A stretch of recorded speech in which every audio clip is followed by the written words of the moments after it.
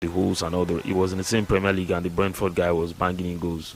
You could call it tap-ins or whatever, but goals are goals. He scored 24 of them. He did 20 something of those, and almost twice the number of the man they want him to play ahead of him, and I think these coaches see these things. Let's leave the whole sentiment of, again, you could sit and talk about some of these things, but when it comes to conversations around seasoned coaches like Carlo, I don't think I want to put myself in a place. Yeah, you can question some of their decisions, but you don't want to put yourself in a place where you'll be asking if you think he's sentimental towards Igor Thiago, or if you think João Pedro would have been a better option. I think that conversation is long gone, and but yes, the injuries.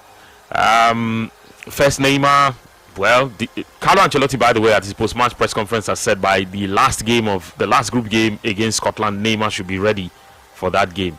I don't think that's the kind of game you want to play Neymar, because Scotland will be fighting for something. You play him in that kind of game now, I hope it doesn't get too physical for him and then he gets injured, and then the conversation around, oh, he shouldn't have played, he should have played, then that will start again. I saw Scotland yesterday. They were also not special, which makes me give credit to Morocco.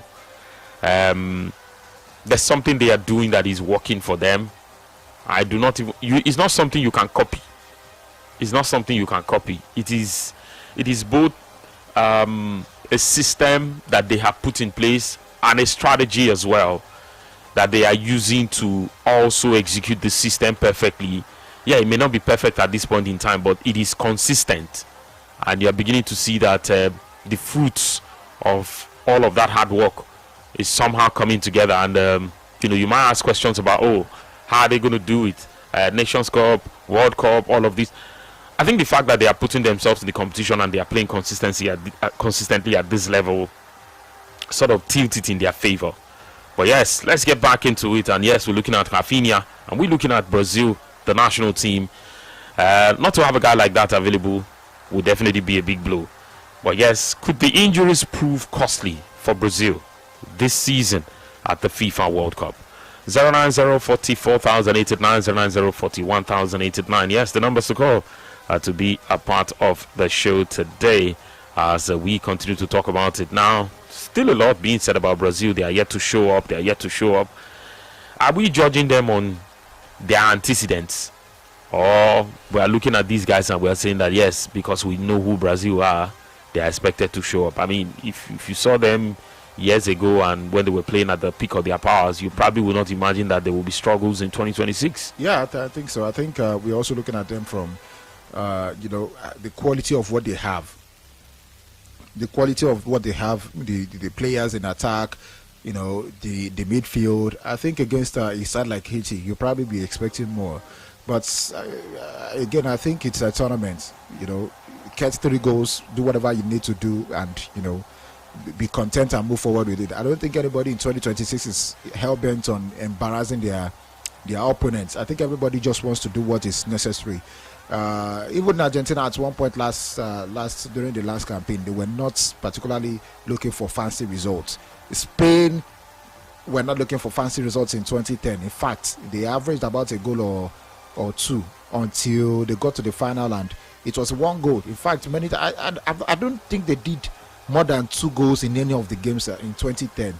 So most times it's just 1 goal, 2-1 at best, and that's about it. So I think we are holding them to all of these standards, rightfully so, because they have some of the brightest young players in the world, the best experienced players in the world, and of course you look at the quality they have. I don't think anybody would say, okay, they are maybe on the same level as the entire, apart from the other elite sides. They are an elite side, and you can also understand that argument. So I think for me, it's based on the quality that they have, not even about what they've achieved before. 5 World Cups, yes, they've got that reputation, but it's a new what's the word now? It's entirely new now. In terms of the expectation, it's a new era, and I don't think anybody should be holding them to that regard.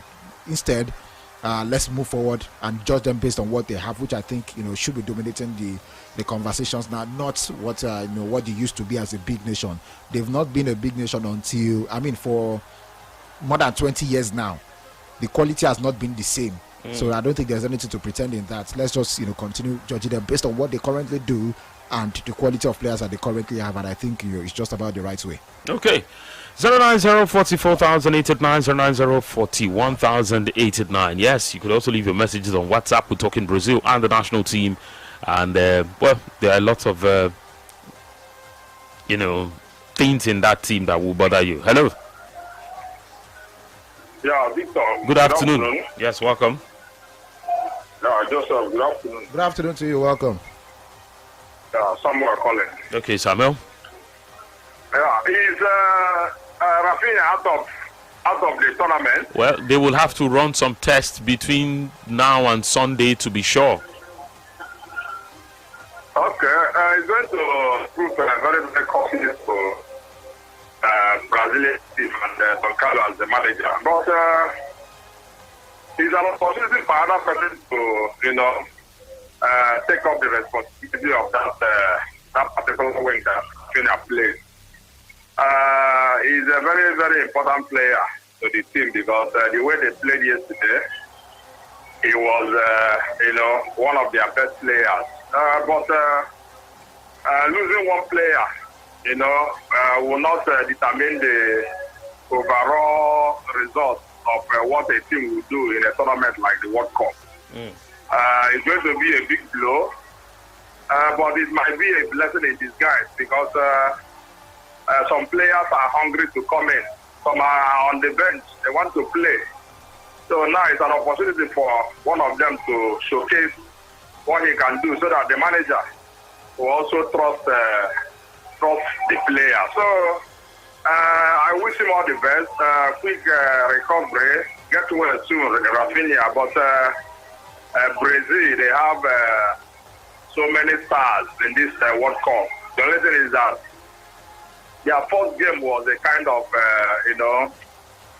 maybe they've not understood what Don Carlo asked them to do. Or they played a very, maybe a big opposition because yesterday they played against a team that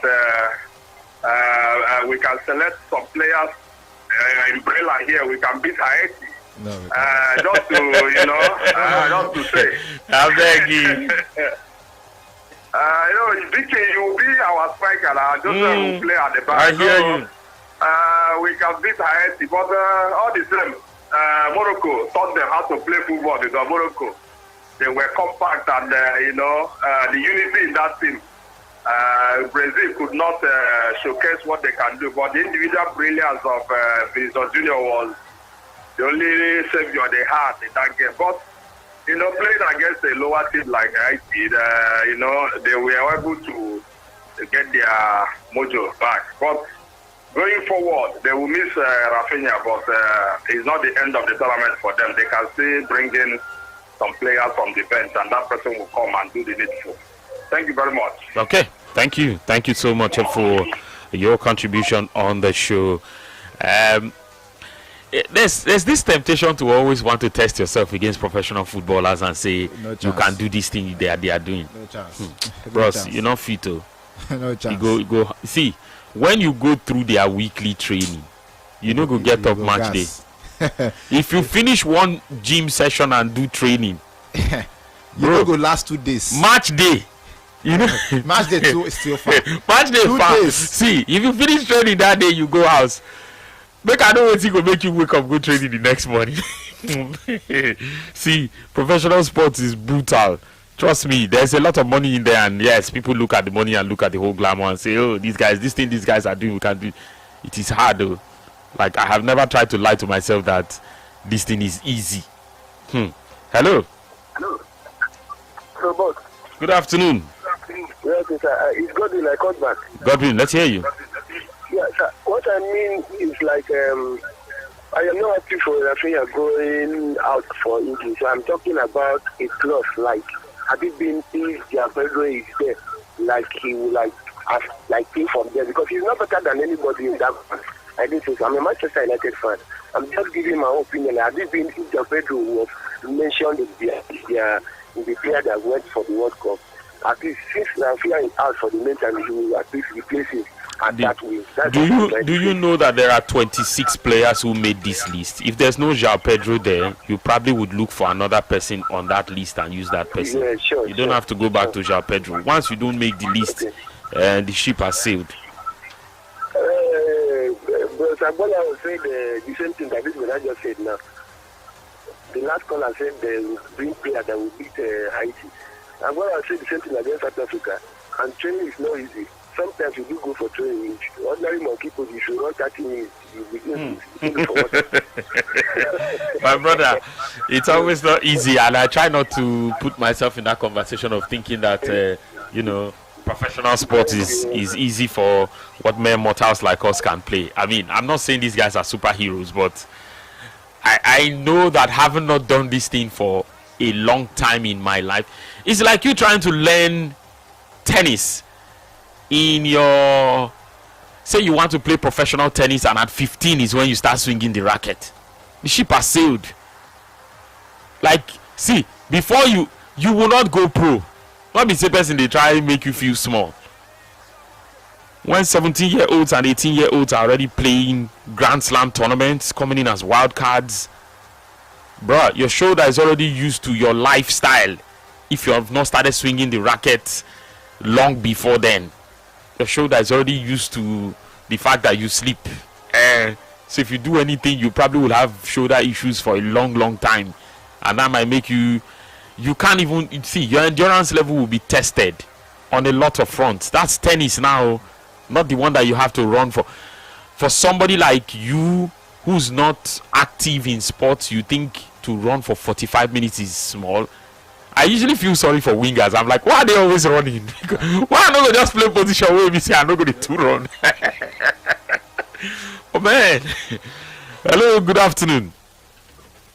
Good afternoon, Victor. Yes, you're welcome.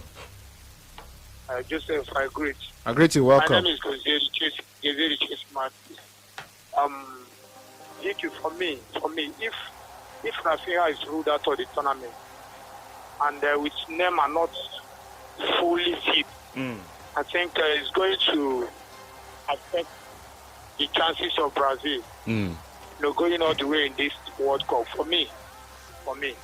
And when you people say we should not talk about Pedro and you end up slighting him, I think I'm not comfortable with it. What do you mean slighting? I said he didn't make the list. He didn't make the list. Thiago scored more goals. That was what I said. I didn't say he slighted him. Making reference to Thiago and Endrick. Are they better than Pedro?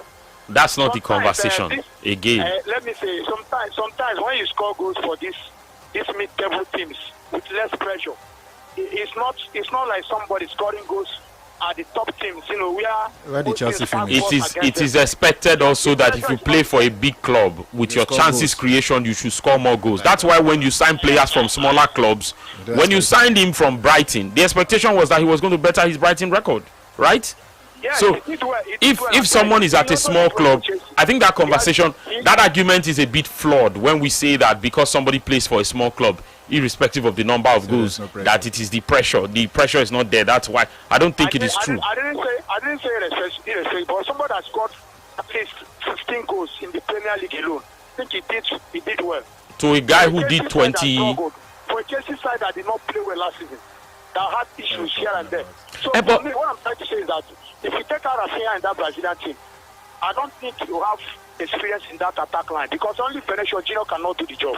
All those Thiago, Endrick, those guys are untested at this level. For me, I don't know how anybody will convince me. They are really likely untested. So Rafinha, they can't handle the pressure. But I don't think also that Joao Pedro is tested at this level too. This is a World Cup. He's never played at the World Cup. Because for somebody that has gone to the Club World Cup, there we go again. There we go again. Look. They handle the pressure well. I agree. But one of your best players. Yes, but one of your best players at the Club World Cup was not deemed good enough to play for England. I didn't see this whole. Because of the situation at Chelsea, yeah. But now it's an isolated case. leave because Palmer did not injuries and whatever. He did not play much games as expected. So I don't blame Tuchel for because dropping of the him. guy. I've not seen any Chelsea player come here to complain that Palmer was not called up. I have not heard it. But for Joao Pedro, for me, I still stand my ground. He was supposed to be there. Okay, thank you. Let's not make this conversation about Joao Pedro. That's your opinion. But I honestly do not agree that Joao Pedro should be there ahead of a guy who scored more goals than him. On. Are you kidding? Ahead of a guy who scored more goals than him.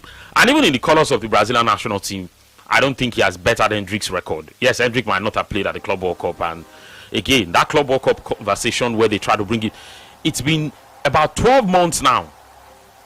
If he's maintained the same form at the Club World Cup where he brings that same form and he's maintained it over 12 months. 12 months is a long time in football. I don't think he's done anything in that period of time. Is it fair to take for somebody who scored 15 goals over another person in the same league over 22 with 22 goals? Come on. How do you even justify it? Brentford, who lost their captain, their coach, their their top scorer, their main striker, 4 key players, 3 key players and a coach left that team, and a guy they signed the previous season who did his ACL came up and did like 20 something goals. No, I don't think I want to throw that away because I think that Joao Pedro plays for, or he played at the Club World Cup and he had a great season. No, if Thiago had done the same thing for, say, Palmeiras at the Club World Cup, we'll probably be saying, okay, we don't know him much, but he's done so well, and you should, because these are not numbers you want to ignore. It is goals we are talking about here, not defensive blocks, not tackles won. Goals. And I think for Carlo Ancelotti and his team to sit down and say would rather take this guy than this guy, whether he performs at the World Cup is a different story entirely. But in the build up to the World Cup, I think it will not make any sense to drop a guy like that who was playing in the same league. Maybe if he was doing it in Portugal or in the Eredivisie, we would say, okay, these are not leagues where you have a lot of, but in the Prem, no, I don't think I want to rule that out. Hello, good afternoon. Hello, good afternoon. Good afternoon. Yeah, the problem here is that what's your name, sir? Brazil in this World Cup. What's your name? My name is Gideon. Okay. Whenever you talk about Brazil in this World Cup, the Joao Pedro case will always come up. That's just the key. So if you don't want us to talk about Joao Pedro, don't talk about Brazil. No. That's not going to happen. People are not happy with that's not going to happen. And the truth is that. Look, listen. The truth is that. I did not make the list. I don't. The people's grievance about whether Joao Pedro was picked for the World Cup can be reserved for the outcome of Brazil's performance at the World Cup in general, when you want to talk about the mistakes Carlo Ancelotti made. But whether him not making the World Cup squad for a game that they have played 2 matches already should dominate this conversation, I don't agree. The question is, even Ancelotti deep down his heart is regretting his action. You've not been to his heart, bro. Please, can we stick to Brazil? Can we stick to Brazil? He scored 22. 22 in the Premier League. What are you talking about? 22. It doesn't change the fact that this guy is a better striker. No, he cannot be a better striker. He cannot be. It doesn't change the fact that no, please. Joao Pedro can play from the midfield. He can play from the right. We need him to play from the right or midfield. You people have midfielders. You wanted him to play as a striker, and he did 14 goals compared to a guy who did 22. That cannot be a conversation about who's a better goal scorer. Well, for me, and for most of us, I'm not a Chelsea fan. No, for you. The conversation cannot be about you. You are boxing us into a small corner if you say for you. We are all not in that same corner. Well, like I said, whenever you bring out the Brazil story, as far as this World Cup is concerned, Joao Pedro case must come up. No, it's a sentimental argument if you bring it up all the time. You cannot ignore the entire 26 players and take it to Joao Pedro just because you want to make it look as if, Joao Pedro's case is making the headline in no, it's not. No, it's not. He's not making headlines anywhere. It's a sentimental argument. It's not. Nobody cares about it except you. Listen. Sentimental justified. The argument, the conversation we've had because of Neymar's injury alone dwarfs the entire list of players that were called up. Well, do you agree with that Neymar was a mistake? No, he's not. Do you agree with that Neymar was political? Whatever it is, there's no player in that Brazilian team that is touching him. whether it is past glory or what he can do. This team was political. Listen. I don't want us to have this argument because you're taking us off course, right? But whether you think he's political or not, ask yourself if there's anybody in that team that is as talented as he is. That's Brazil's record goal scorer right there. Whether or not anybody agrees, a coach who manages the Brazilian national team would rather fail with Neymar in the team than not to take Neymar at all and expect that, oh, things are going to change. That's not the whole thing. Again, let's stick to this conversation. It is sentimental if you try to always bring João Pedro into the conversation, and I think from going forward, anybody who's trying to bring in João Pedro, who was dropped from the list about 4 weeks ago or 3 weeks ago, to make it look as if, look, this coach has even spoken to this player to say, oh, you were not called up, and I think it's that's the case.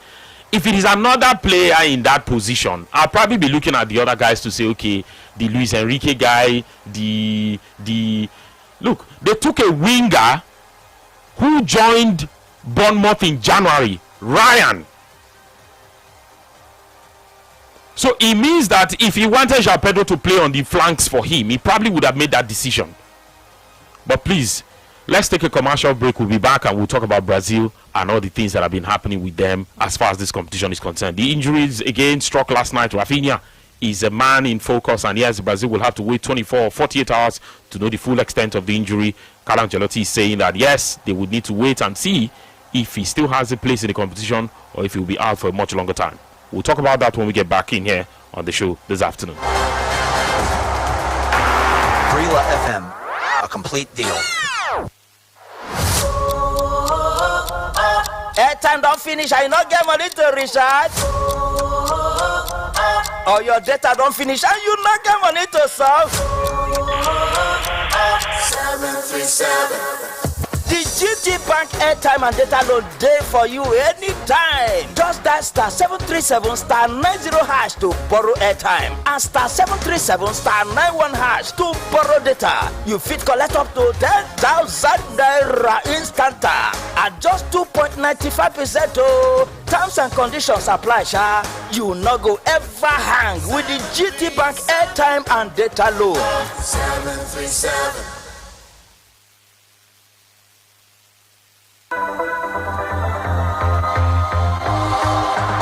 Around the grounds every Saturday and Sunday afternoon on Football Live. Hear about the goals as they go in as we follow all of the big action around the Premier League and the big leagues around Europe, including Bundesliga, Serie A and La Liga. Football Live.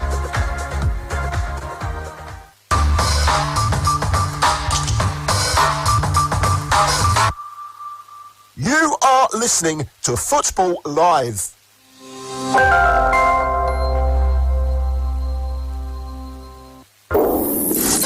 Football Live. There's nothing like it on weekends. Football Live.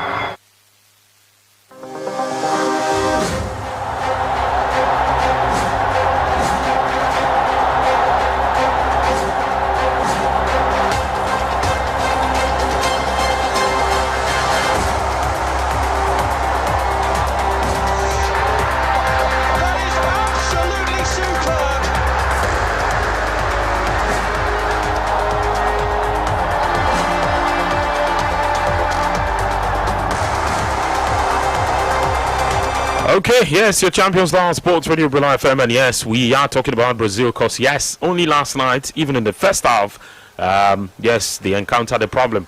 An injury concern has led to further questions around Brazil and their chances at the World Cup after Rafinha limped off in the game against Haiti.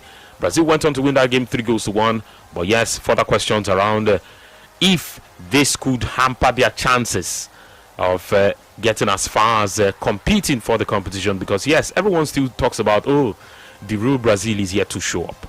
Now, could this prove to be something that affects Brazil's chances of probably competing for the World Cup? Yes, do you think this hampers Brazil's chances now that he's injured from doing something in this competition? 090-44,089, 090-41,089. The numbers to call on the show this afternoon. Hello, good afternoon. Hello. Good afternoon. Yes, welcome. Hello. Good afternoon. Yeah, my name is Daniel Blossom. Welcome. Yeah, Joseph, I greet you. I agree to you.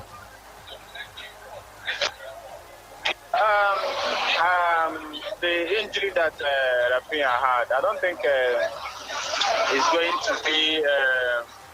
It's a concern, but I think it's going to be a blessing in disguise for some other players because they have at least 26 man, Abi.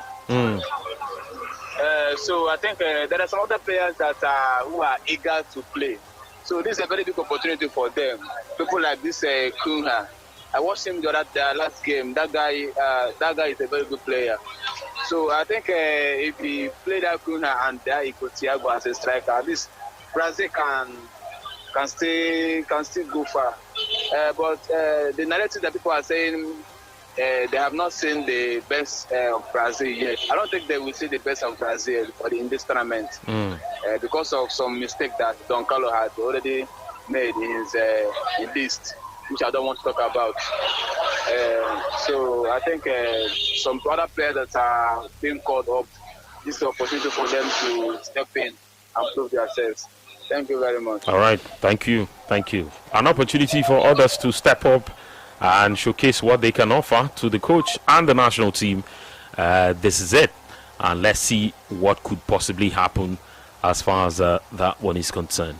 090-44,089, 090-41,089. We're still looking at Brazil and what it could turn out to be for them in this situation, given that Rafinha has been reportedly injured and could be out of the competition. But we are yet to they would run tests from now till Sunday. Carlo Ancelotti says they should have an update by Sunday on the player's condition, so that of course they will be able to tell how many weeks he'll be out for, and if it's going to be much longer than the World Cup, he'll probably just start his rehabilitation and just go back home. Of course, at this stage of the competition, you can no longer replace a player, but yes, that's what it is right now. Hello. Good afternoon. Good afternoon. Welcome. Thank you. It's Anthony. Victor here. Victor and Joseph. Okay, Victor. Sorry. You know, like the present Brazilian team now. What's your name? Factor that people have in them. Can you hear me? What's your name, please? My name is David. Okay, David. That fear factor that people have in that Brazilian team that we know before is not this present Brazilian team. They have a very excellent coach, a good coach. But the team, we have a complicated issue because they are not together like the team we know before from the angle of play. So the only person that can keep that team or their dream now is the coach. So you need to introduce discipline, not by name, who can play, who can win matches, and who can make them to gain what they are there for. That's the only thing that can work for them for now. Even though you want to talk about players, Brazil, they cannot compare their team presently with France or other teams. So they just let the team use his own personal head, his own that is wisdom, and as a coach to do the right thing, and they should allow him to do the right thing for the competition. If not, I don't see them progressing after the first round. Thank you. God bless you. And bless you too. Thank you for your contribution on the show today. Yes, more contributions are coming in. Yes, we'll go to the phone lines and we'll take some also on our WhatsApp channel. Good afternoon, guys. With regards to João Pedro, he has 8 caps for Brazil and 0 goals. All the others have scored even with less caps. Wale from Akonjo. Okay, Wale. Thanks for that one. This one says, greetings to you guys, Mr. VQ and Joseph. He says, my name is Uche, the amazing Chelsea fan. Joseph, I was waiting for you to talk about João Pedro better than Cunha. It's not Igor Thiago we watched against Morocco. No goal attempt, losing the ball. The entire team scored one goal. One goal. You can't put it down to Igor Thiago. Uche. Let's not go down this route. You are talking as if you've not seen your team play goalless before, and a striker will miss a chance, and everybody will be angry and say, if only that striker had scored that goal, that would have been the difference. No, let's not do that. This one says, a total football to play João Pedro. A complaint about total football to play João Pedro. Injury will cost Brazil a lot. Okay, back to the topic. It says injury will cost Brazil a lot in this kind of tournament. You pick players mostly based on their injury track record. Pedro hardly gets injured, no matter the tackle. But for me, Brazil as a nation don't want to go far. If they don't want to go farther, they would have picked the domestic players who are very fit and they play samba football, and there they know what they are known for. They have picked players now. Why won't you? Okay. Let's leave that out of Uche. You succeeded in confusing all of us. I'll be honest to you. Good afternoon, VQ and Joseph. Please leave all these Chelsea fans alone. They don't want to know the value of Neymar for this team. They fail to understand that Neymar is just like Ronaldo to the entire nation of Brazil. He is there. He's their legend. João Pedro is out of this list. Period. No going back on it. Okay. Vini, will he bench Vini or will he bench anybody else? Ahmed Silva from Lekki. This one is coming from you. Let's take this one. This one says, good day, guys. Nobody cares. Tell Joseph to stop using the phrase nobody cares when he's speaking about most topic you are talking.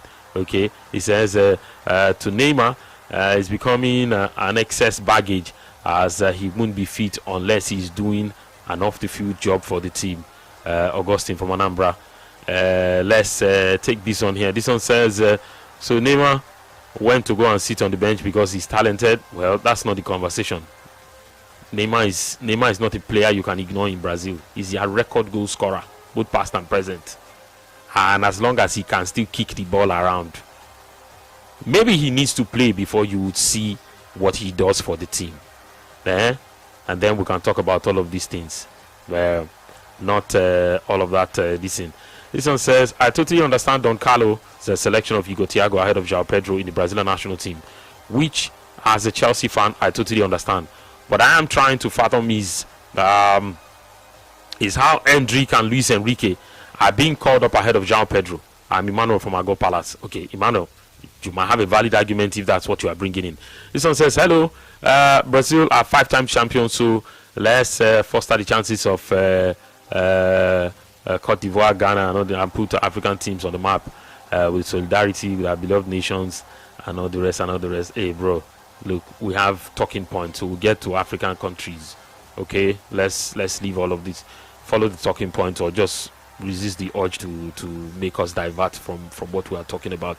Henry from Abuja says, good day, brothers. I feel sorry for Rafinha and for Brazil because I personally do not think that they have enough quality to do something meaningful in this tournament. Igor Thiago, for me, is 100% justified to be on that list. However, in the World Cup semi-final, Igor is tired after 90 minutes of no goals, extra time, and next you look at the bench and you see João Pedro and Endrick, and you are confident to pick one going into extra time.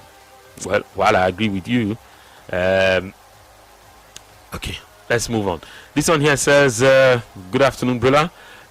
C from PH. It says, Brazil called up is almost all political. Rafinha and Neymar, this past season has dealt injuries with them, and he says, yet both of them still got called up. Take one or leave one. Now, almost two of them cannot play in this team. Okay, he says, but if we are using numbers, João Pedro is better than Cunha. Numbers, okay. Goals now, okay. All right. Let's take more of the contributions. Yes, we'll go to the phone lines and take the contributions once again. Yes, the topic, yes, the talking point once again is Brazil. Yes, in this competition. Brazil in this competition. We're looking at what they are doing in this particular competition. We're asking the question, if you think that the injuries could prove costly for Brazil, if you think the injuries could prove costly for Brazil as the competition continues. Yes, if you think the injuries could prove costly for Brazil at this World Cup. Hello. Hello, good morning. Good afternoon. Good morning. Yeah, good afternoon, sorry. Welcome. My name is Emmanuel. Emmanuel, from Airport. welcome. Yeah. I don't think so. I think to me, is not even like a talisman or something that people should be worried about. Fine, he was able to play, but Vinicius is their main man. Everybody knows. If Vinicius was injured now, they will start saying, okay, but not Rafinha. There are many people that are on the bench, wingers on the bench. There's Martinelli, there's Hendrick, you can play on the wing as well. Then Winger can play anywhere in the front four. You saw it in Man U, he plays from the wing, from the left, the right, center. So I don't see it's an issue. Unless someone else gets into the hand like Vinicius. And hopefully Neymar will come back in the next round. So I don't see it as an issue, shall. But if like maybe the defense maybe like one of the defenders like maybe Marquinhos now getting injured. But I cannot say they should be worried. But if it's that any problem there, I don't. And, okay. I don't go. This I keep thinking that Pedro up into every kind of what is this jumping for that Pedro? This match finished. He finished on 10th. Because when did he finish this season? That's the season, please. They finished 10th. Hello? Yeah, they finished 10th. 10th. It's 10th by being here. Brentford finished higher than them. This level striker, he had more goals than him. So what is the issue? I don't understand. The people is like, I don't really start for Brazil. I say, okay, I'll be worried. Neymar is Brazil. And you can see who has more record for Brazil than João Pedro. So I don't really understand why they are calling that Pedro because it's just not make money. There's no reason. There's no reason to, and there's no argument at all. At all. Neymar should be there because it's Neymar. Neymar was Neymar. I'm happy that time good. At time for you to play, you'll be ready for the knockout. But I don't think to play this against Scotland. I think you get injured in place against Scotland. Those guys are very, very physical. Even Morocco said fear from them yesterday. Morocco felt the physicality in Scottish players yesterday. I don't think Neymar should be in that match. Honestly, maybe he should play Martinelli or one of those. But I don't think Neymar should be in that match yet. Let's keep it for the main knockout stages. That's my contribution. Okay, thank you so much for your contribution on the show this afternoon. Let's take more of the contributions. Yes, they're coming in, definitely. We have some on WhatsApp. This one says, good afternoon, guys. I don't think the injuries in the Brazil team will affect them because the coach will always have a plan B and C for every position on the pitch. And after all, they've not lost any match. He says, after all, they've not lost any match. Now, Don Carlo will talk here. He knows what he is doing. Just the same way we are all good with our different professions. Yes, we don't know the team more than the coach does. City man from Onitsha. Okay, yes, this one is coming from you. This one says, good afternoon, my name is Francis de Macheda. He says, Newcastle United's first son. Yes, the injuries will likely prove costly against the elite oppositions. While Brazil has enough of firepower to navigate the group that includes Morocco, Haiti and Scotland, trying to win the World Cup without a fully fit Neymar takes away the unpredictable brilliance and the playmaking ability of the player needed to unlock tight matches in the knockout phases. Okay, Francis, that one is well noted. Again, quality of opposition will also throw a lot to the fore, where people will raise questions about. I mean, again, the man is also having to look at the competition with every stage of it and making corrections. For instance, the first game they played against Morocco, there were mistakes by a guy like Casemiro, and you just knew that, okay, this guy has had this sort of season where it looks like he needs a bit of time off. And then he came on yesterday, but what they were able to do was to, maybe because again the quality of opposition, there was Bruno G, who of course didn't have to advance forward too many times yesterday, and then there was Lucas Paquetá joining the attack. So they had four guys there and a double pivot sitting and not having to be too adventurous. And I think not letting him play as a single controller helped the game to a certain extent, because to a large extent, in all honesty, because it meant that Bruno G was also helping to cover. You cannot leave all of that whole play out of the back and defensive work for just a single man who plays in front of the back four, and then expect that Casemiro will be the guy who will be doing all of that running. He's not 26. I think he's 34 now. Yes, he's 34. In fact, he's gone to Inter Miami. He said yes to them already. And that news has just broken somewhere about a few minutes ago that Casemiro has said yes to Inter Miami. So he'll be playing in the MLS after the World Cup. Yes, he'll be playing in the MLS after the World Cup, Casemiro. By the way, just some updates on his future right there. So, yeah, looking at how they played yesterday, a few things have changed. There were calls that, Carlo Ancelotti has to drop him for the next game. No, he cannot play the next game. Again, on the strength of how the guy finished in the Premier League last season, he was in form at Man United. You don't want to throw all of that away just because you know that, again, if he cannot play a game against Haiti, then I think that's when you begin to question the choice of actually bringing him for a competition of this nature. But then again, that's fine. Let's take some of the contributions right here. 090-44,889, 090-41,889. Hello, good afternoon. Hello. Good afternoon. Good afternoon. This is Louis. Louis, welcome. Yeah, I think Brazil will do well. I don't see Brazil not qualified for this group stage on the second round. I don't know the Neymar we're talking about. It's not the same Neymar that played for the PSG after PSG went to Arab League. What did he do that is exceptional that we are people expected Neymar to carry Brazil through?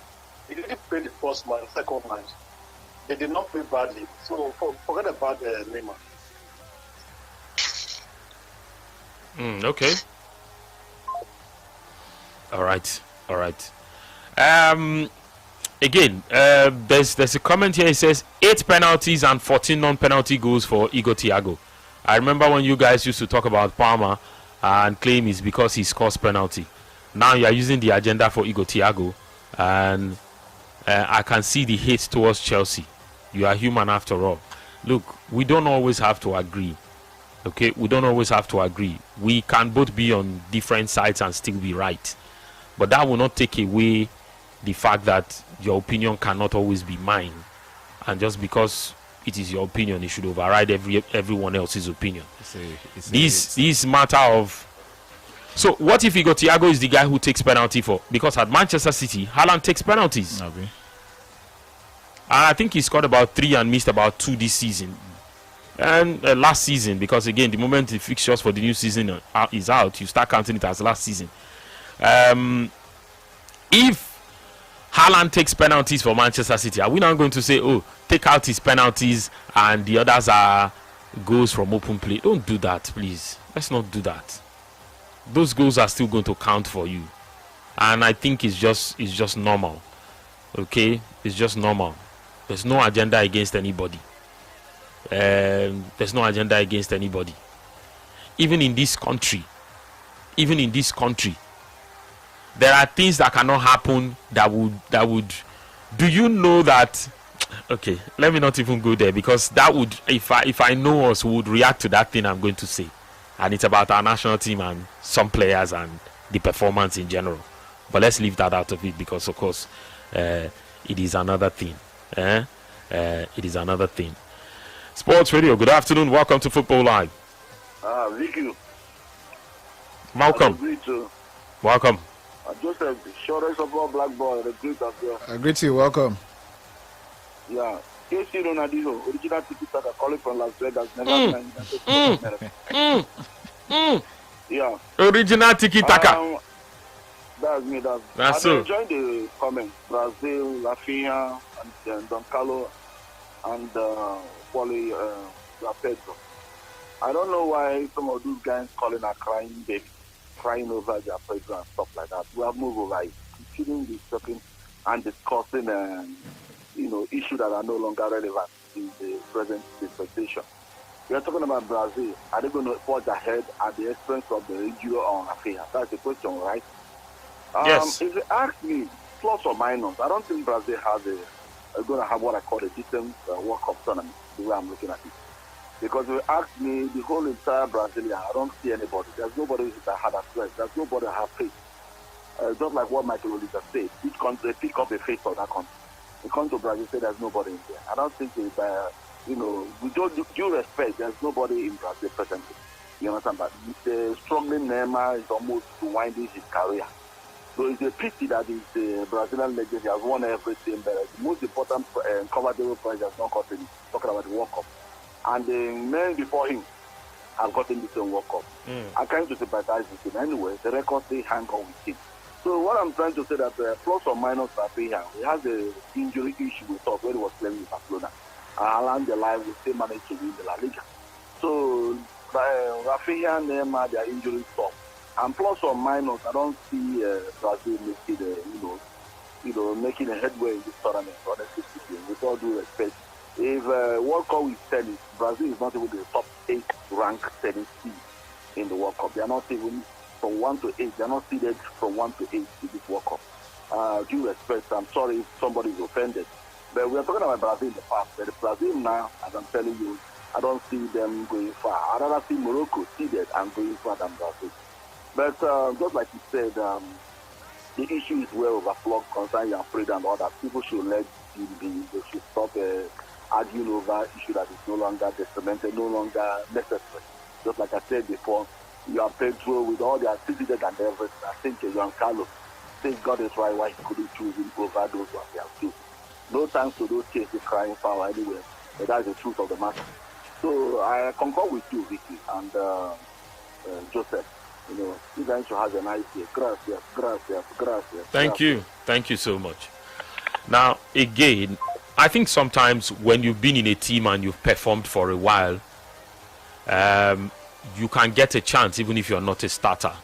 You can get a chance and then you'll be in a place where people would say, oh, let's not rule out the fact that he's contributed to this team in the past. A typical example would be Morocco not dropping Ayoub El Kabi. They know that he's a ready guy who they can go to at any point in time and say, hey, bro, get on the field and give us what a striker would give us. But at the last African Cup of Nations, despite being the main striker, he didn't score the most goals. Did he score goals? Yes, he did. But he didn't score the most goals. Yeah. And this time around, the coach has decided to say, you know what, an attacking midfielder who plays just on the shoulders of a striker is a guy I prefer to start for me. And has he paid off? Yes. 2 goals already. By the way, that guy has signed for Bayern Munich already. Now, if in the past, let's say, I think he has like 8 caps for Brazil. Let's say he has like 20, 25 caps and he's done like 10, 15 goals. You may not particularly judge him on his form at Chelsea. But for Igor Thiago, he may not have had that same record coming into this season for Brazil. But the numbers are too good to ignore. Again, in every situation, this logic doesn't apply. The one I said I wasn't going to say initially, let's even bring it to the fore. This season, do you know Onuachu scored more goals than Osimhen in the Turkish league? But would we be bold enough to say Onuachu should start ahead of a Victor Osimhen in Nigeria? You think anybody would see that as a good idea? And then your logic would be that, oh, he scored more goals than him in the Turkish league this season. They only need to point you the national team list or the record of goal scorers in Nigeria. And then you see where Osimhen ranks and you see how close he is to even doing better than that. Or they serve you the recency bias of back-to-back AFCONs and games he's carried us practically on his shoulders. And then you would know for certain that, okay, this is not a debate in the first place. Now, if we had a situation like that where we were saying, okay, João Pedro has had this in the past and things are not just looking good for... Let's be honest. Whatever happens to your football club at every point in time must affect you for your national team. If your team is fighting relegation, trust me, if you make the national team list, people will say, in team they fight relegation, oh, they don't see another person call. We've said that before in this country. His team is in the championship, oh, why are we calling him? We've said that before. I mean, this is where I work. I hear all the comments. We read them out sometimes, and it's also part of the feedback of what we get when we announce list and tell you, okay, this is what has been done, this is who made the list, and then we take reactions. So it's not a matter of somebody wanting to hang anybody just because you want to talk about them in a certain way. I mean, Ivan Toney, Thomas Tuchel says he's going to go for the World Cup with him. People had problems with, Dominic Calvert-Lewin, he plays in the Premier League, he did this, he did that. The man said, look, can you guys let me pick my list? By the way, England played an indoor game, a game behind closed doors yesterday against Kansas City, and they won that game. It was reported that Ivan Toney netted a hat-trick in that game, and talks are that he probably will start the next game against Ghana, but again, starting that game against Ghana, I don't think it is in the conversation at all because of one thing: Harry Kane is already on 2 goals. You cannot take him out of that one. Okay, let's get straight into it. 090-44,889, 090-41,889. Don't let me even use the stats. You will not like it. Don't let me use the stats. You will not like it. You will see that your argument is sentimental. Don't be going back and forth on your comment about the João Pedro thing. Don't let us do that, please. You know who you are. Stop it. Hello, good afternoon. Hello, good afternoon. Good afternoon. Yeah, my name is Michael. Yeah, hello? Yes, go on, Michael. Yeah, in the issue of Brazil, now that we are saying that Pedro should go to the World Cup, should be first level, please, don't to be a soft. Can we talk about Brazilian national team, the players at the World Cup, please?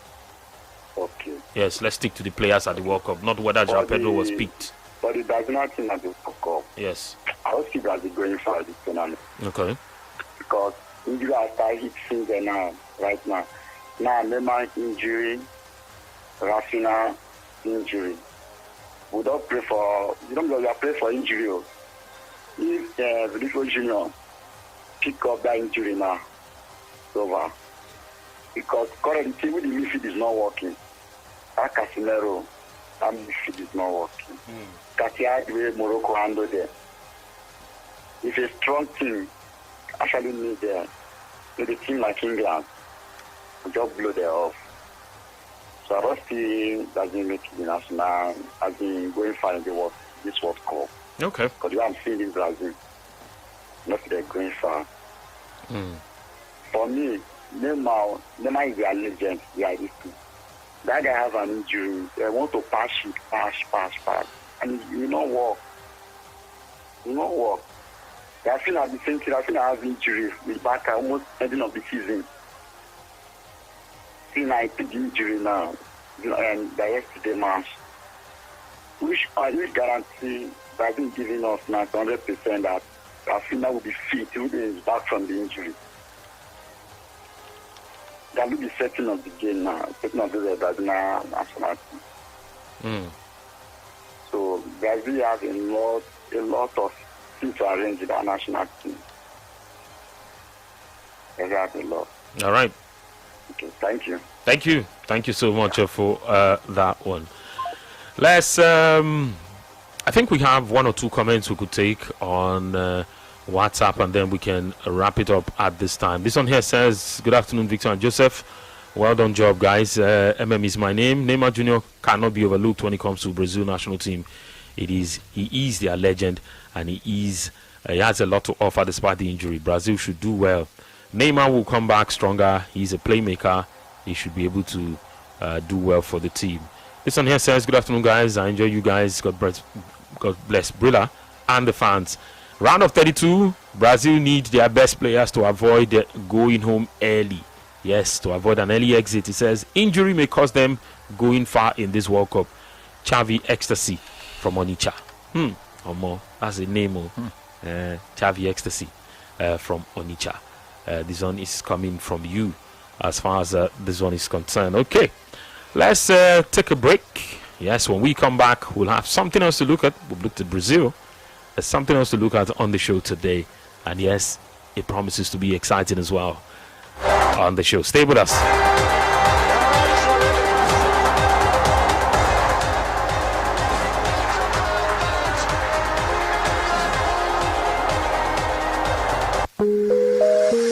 Take care of the corner kick. Shooting star still looking for the 3-point here. And oh, fantastic header. The WBC interim heavyweight champion of the world, the Nigerian Nightmare. In this very moment, I'm king. And Carroll's there, and he's won it for Liverpool. Much criticised club record signing comes up with a header that lifts their spirits. Higher with the crown, yes. They'll be looking to switch it quickly here for Ronaldo, who's got the better of Diego Alves. And Ronaldo scores brilliantly. The finish of a master, a craftsman at work. Shout out to my haters, sorry that you couldn't faze me. Head on the back to Kano. He's got the captain has won the game for Nigeria. The man who's saved the game for Nigeria takes them into the final. Nwankwo Kanu, what a moment for him. Greatness is what we on the brink of. I don't believe it. Aguero, with seconds of the season remaining, has won the Premier League title for Manchester City. Hollywood, make this movie. They have become the first African side to win Olympic gold and to win a major world footballing tournament. And no wonder they'll celebrate. Nigeria with the gold medal. I'm really trying to make it more than what it is, because everybody dies, but not everybody lives. Messi scores! Another Messi milestone, a half-century of goals in the Champions League, and he's the youngest player to reach that figure. This is my moment. Every moment is a treasure with Sports Radio 88.9 Brila FM. I wish that I could have this moment for life. Brila FM, a complete deal. 'Cause in this moment I just feel so alive.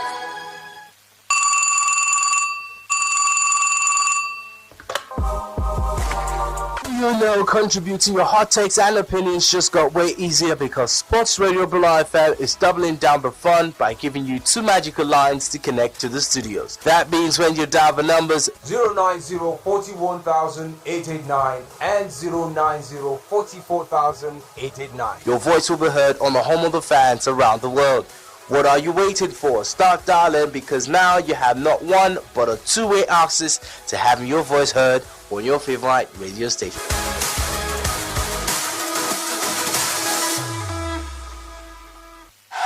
48 teams, one winner will ultimately emerge. The 2026 FIFA World Cup is here, and Brila Media will always take you closer to the action as we celebrate the unity, diversity, and passion of the world's most beloved sport, and the unique cultural and artistic spirit of the 16 host cities in Canada, Mexico, and the United States of America. Follow on Instagram at Brila Media, X at Brila Media, TikTok at Brila Media, Facebook, Sports Radio Brila FM, and YouTube Brila Media TV. It promises to be a historic moment on Brila and the largest FIFA World Cup. For sponsorship and advert placement, contact hello@brila.net. Brila Media, home of the fans. One fire burning in every soul.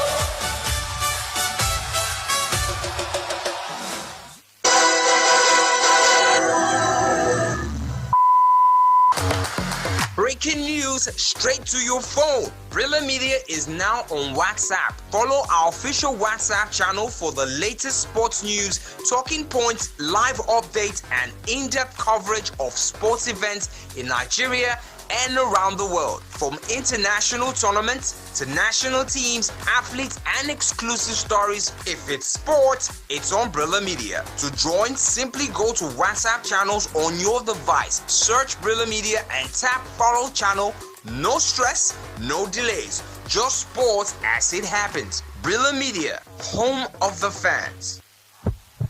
They are the heartbeat of a game. The voices that roar from Lagos to London, from the streets to the screens. They are more than fans. They are family. They are Brila Nation. You cheer, you chant, you celebrate every goal, every victory, every moment that matters. And every single day, Brila Media celebrates you. The power, the passion, the pride of Brila Nation. Brila Media, the home of champions, the voice of the fans. United we stand, together we win. Because we are Brila Nation. sent it in with that gorgeous left foot of his. Have you heard anything quite like this? Absolutely not. From London to Lagos. It was a long ball over the top. Oh, it's gone by the form book. Yeah, it's a superb performance from Arsenal, really. Unbelievable. Boom. Big goal in the relegation scrap. Wow. Nigerian Frank Onyeka returns to the substitutes bench for Brentford. That's why we stand out from the crowd. If you're a Tottenham fan, you'll be jumping up and down. Yeah, it was an absolute screamer. Fair play to Mikel Antonio. Pick that one out. It's been a pleasure having you with us. And when's it all going to end? Football Live on Brilla FM. Live and exclusive to Brilla FM. You are tuned in to Football Live. So we've got so much coming up on Football Live. We're covering everything in England, in Germany, in Italy, in Spain, in Saudi Arabia, in Nigeria. You name it, we've got it covered here on Football Live. Our fantastic team of reporters will be bringing you all the goals as they go in the biggest games across the footballing world. We love a bit of drama here on Football Live, and we've plenty of it this afternoon.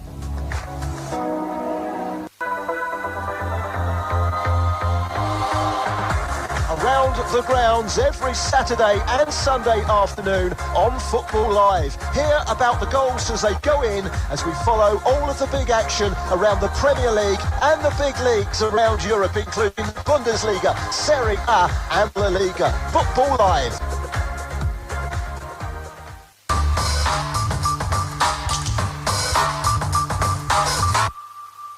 You are listening to Football Live.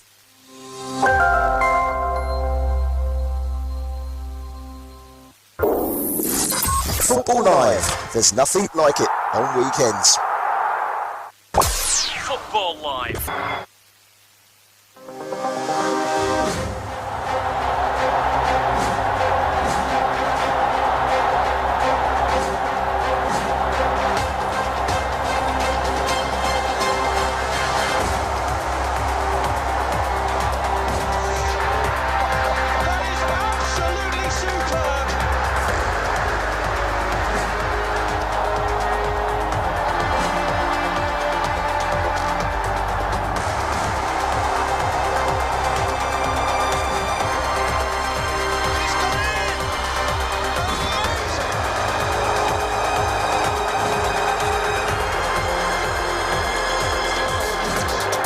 Yes, of course, the action continues right here, your Champion Star Sports Radio Real FM. And yes, let's get right into the conversation as it continues right here as well on the show this afternoon.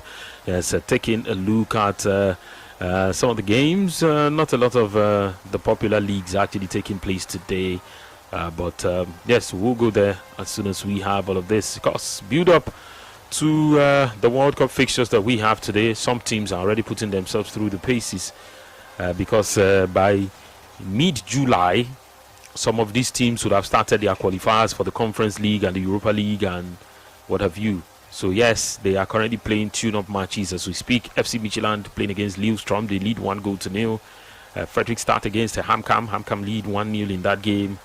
Stranraer against Lan. It's goalless 51 minutes.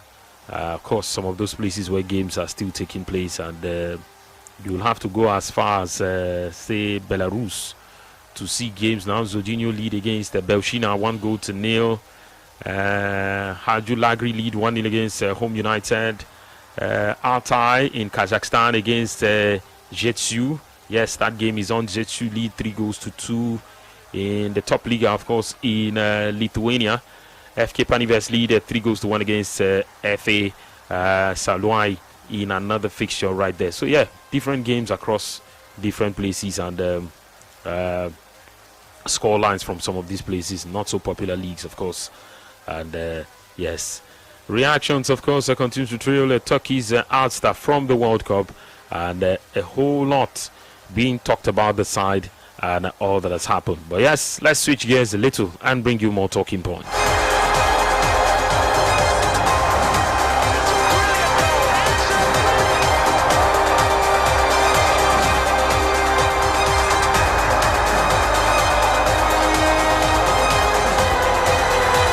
Only last season, Spain's international, Spain international agreed official. Yes, he agreed financial terms without extending his contract.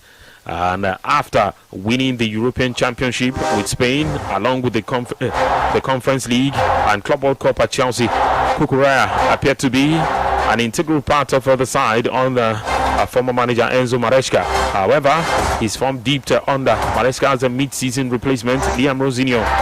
And amid a run of poor results, Cucurella criticized the managerial uncertainty and the running of the club. Unlike Enzo Fernandez, who made similar comments in March, Cucurella was not formally punished. Yet, despite saying in recent days that he had spoken to incoming boss Xabi Alonso and liked the idea of playing under him, he has opted to leave for Real Madrid. Yes, of course. Even his teammates said they didn't see this signing coming. They only knew a day to it happening.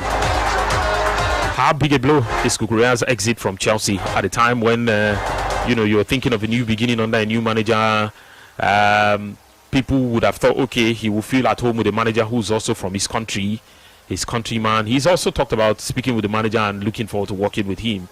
But a few weeks down the line or 2 weeks down the line, you're no longer there. Sincerely, from a sporting merit, it's obviously a big blow.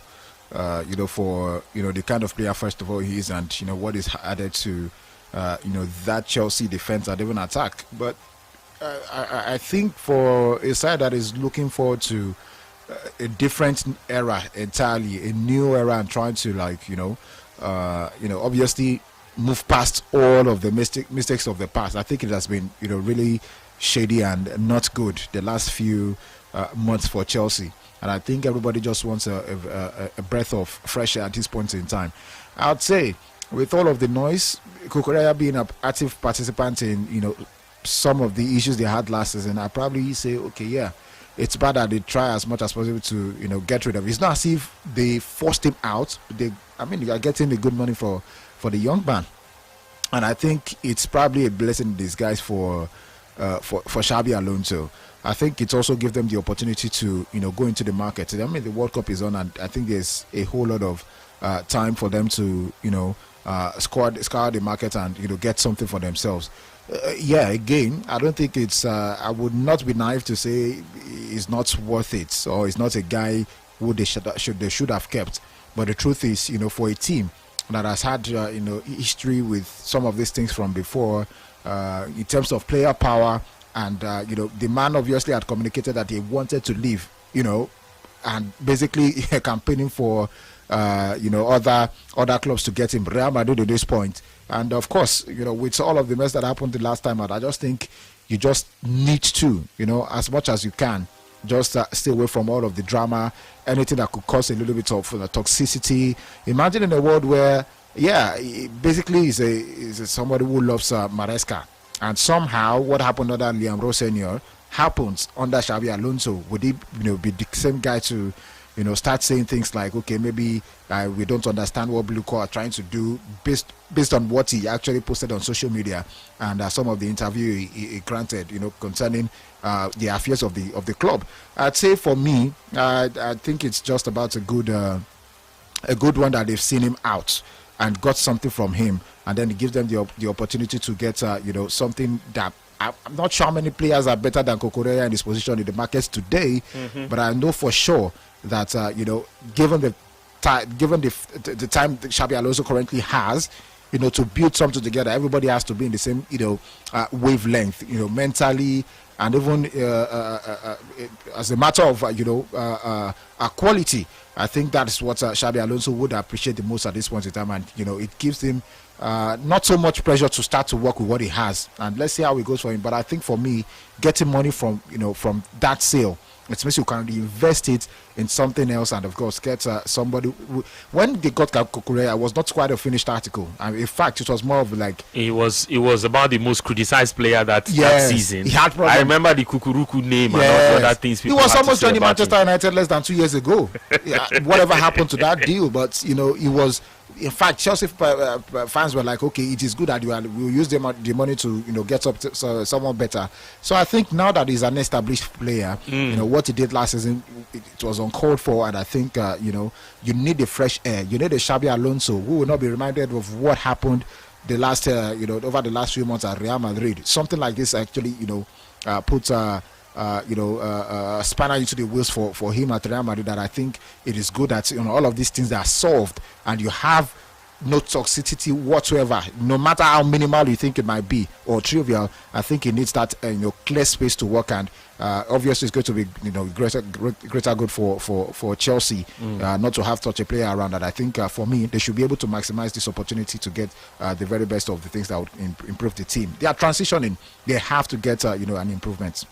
Okay, let's see how that goes. And yes, he says they are transitioning; they will have to get an improvement. For someone who's grown from a big part player who almost left the club at some point to a key member of the team, an integral member of the team. Yes, how big a blow is the exit of Marc Cucurella from Chelsea? Yes, talks have started that, they should have a replacement for him.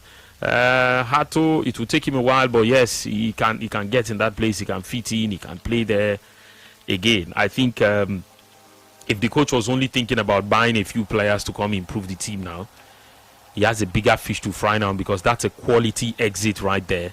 And you just mentioned that how many players of his quality are actually on the market now who are also playing at their peak. He's 27. I mean, so you probably want to get a guy like that, and you know that, okay, you don't have a left back problem, you don't have a defense problem as far as the left back position is concerned. How big a concern is this? His exit from Chelsea Football Club. Hello, good afternoon. Good afternoon. Good afternoon, welcome. My name is Victor. Victor, how are you doing today? Thank God, on a rain. Nabi, welcome. So Madrid, they are carrying everybody.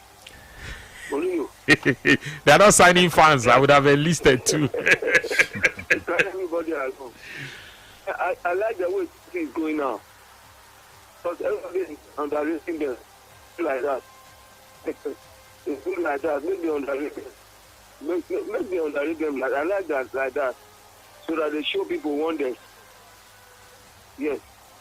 All right. Have a nice day. Okay, thank you. Thank you so much for that one. But yes, how big a blow is this, especially considering that a new manager is expected to come and build on this project and, take the team to another level.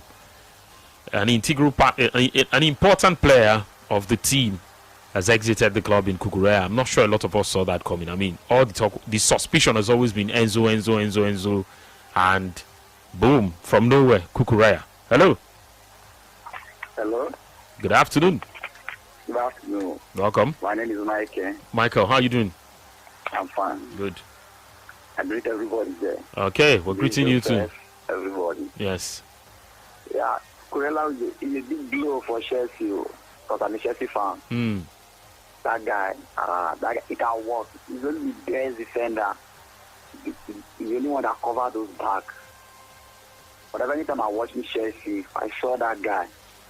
I have the rest of my dad back. The senior man did, yeah. Senior man did there. I can see his performance at the Club World Cup. Even last 2 seasons, both the Conference League, you can see his performance. Both for league, you can see his performance.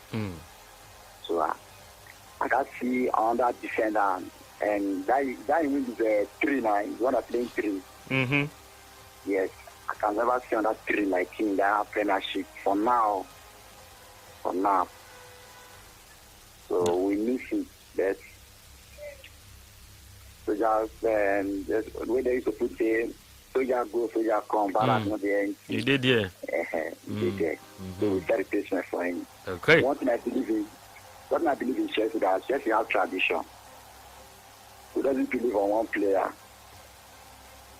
Our star player can go there, we see peak. As they done it to us, we peak. We allow Drogba go. We allow Matic, Mata, plenty of them. We see peak. There are plenty.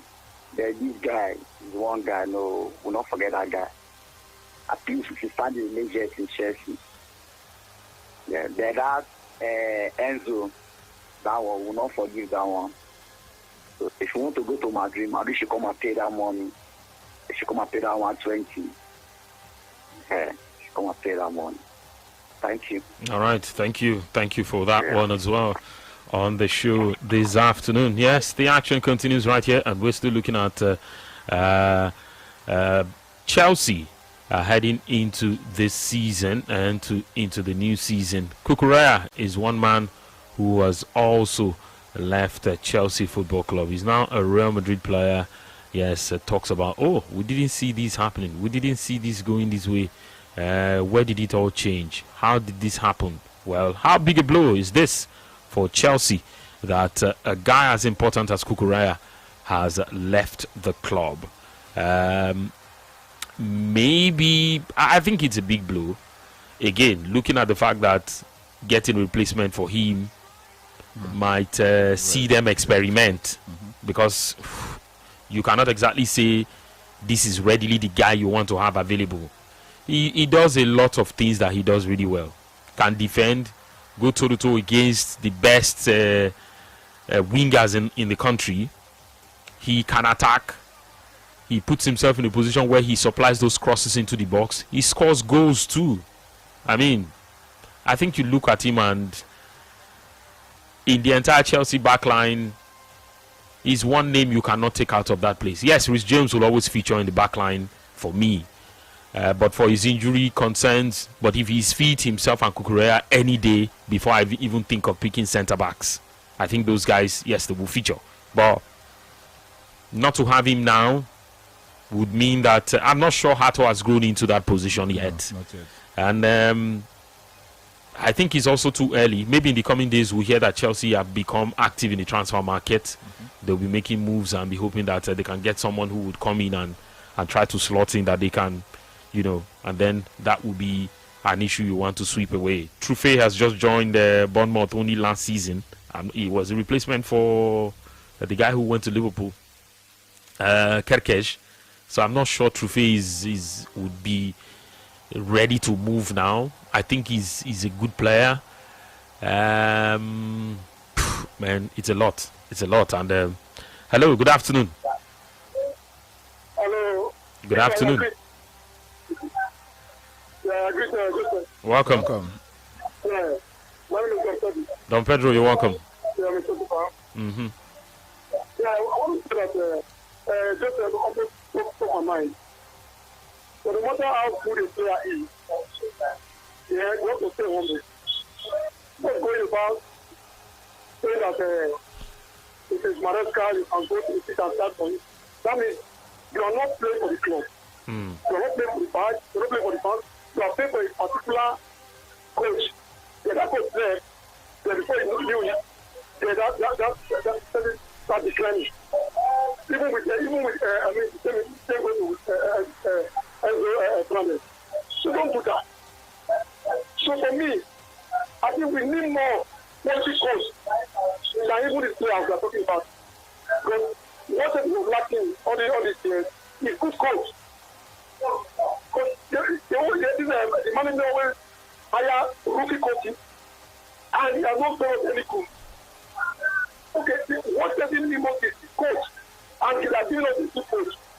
So let this coach do his bit and like players that he can work with. That a player is there, but his mind is not there. So, unlike Enzo now, I would like to be telling let me go where it's like this, so that the coach will have a time to buy this kind of players. There are players there, they are there. So just to count them and buy. That they would have wait. This is a philosophy. So you can move the club forward. So we don't have a player that will come and become mutiny in the dressing room. They are causing a kind of power in that team. So that's what this guy did last season. They don't do well. Even though they have the quality, in terms of characteristics, these guys, they take that. So that's why they already put them in the blacklist that these guys will solve. So they're causing problems that they do. So I'm very happy. If we're now, instead of taking the active in the market, buying all of players, then now they don't push, but you cannot spend for it. But the coach, that's what do the business himself. So that is, I'm very happy that what is happening. Chelsea will do well, and I'm very sure they will do well. Thank you very much. All right, thank you very much for your contribution on the show this afternoon. Yes, Football Live, more contributions coming in.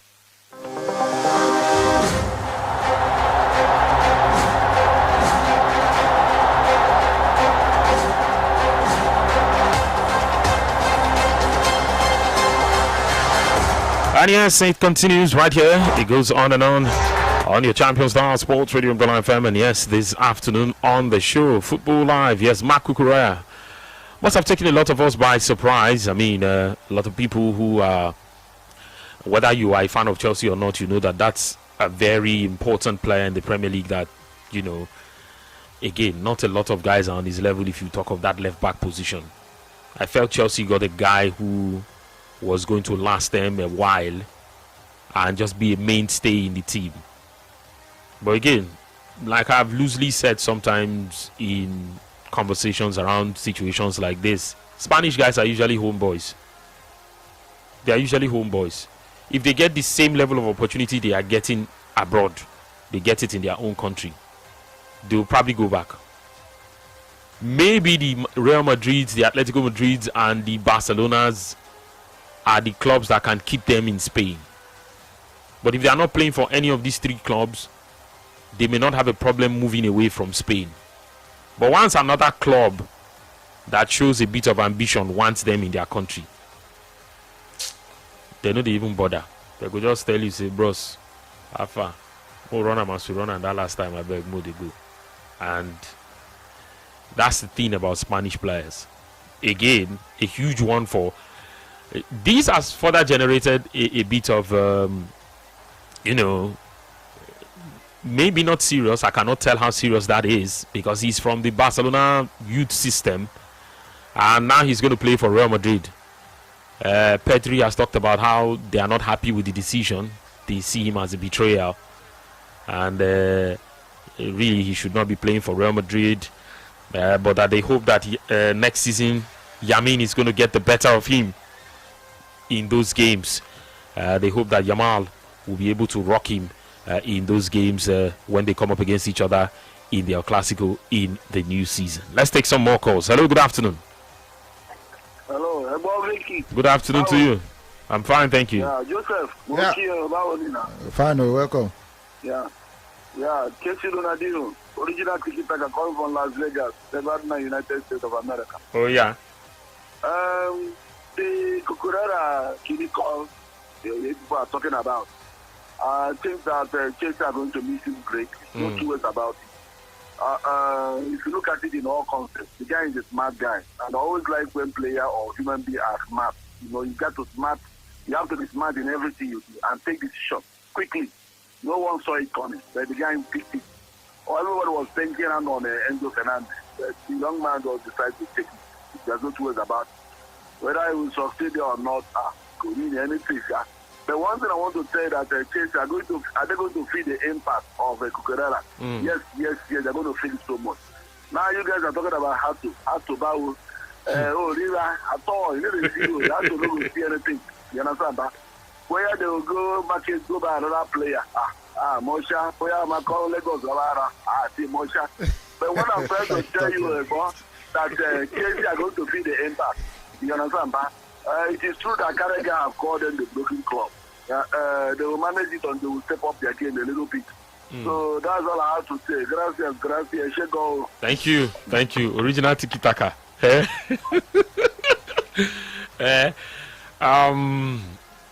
Again, I think one of the other reasons why it is not a good idea to have a bad season is that somehow, especially when your players look forward and they see that on the strength of how they have finished, they have fallen a few steps behind, they probably begin to analyze in their minds if this team can come back and compete next season. Because again, for their respective countries, they don't want to lose their spot to, trust me, he's not playing Conference League, Europa League or Champions League next season.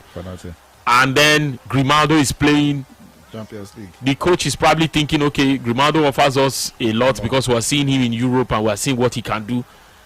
That's a crazy coach there, because again, a lot of people have raised dust about, oh, why is Raya not in goal? Exactly. And the guy is just sticking to what he wants to do. There's been questions around, are there no goal scorers in this team? Why is Merino playing? Merino's not played since January. He's barely played 45 minutes. Why is he playing? He's barely played 90 minutes since January, and why is he playing?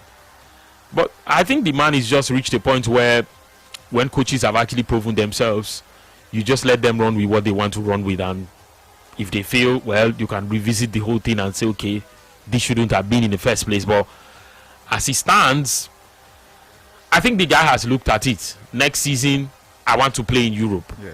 And then he said the deal was too good to turn down.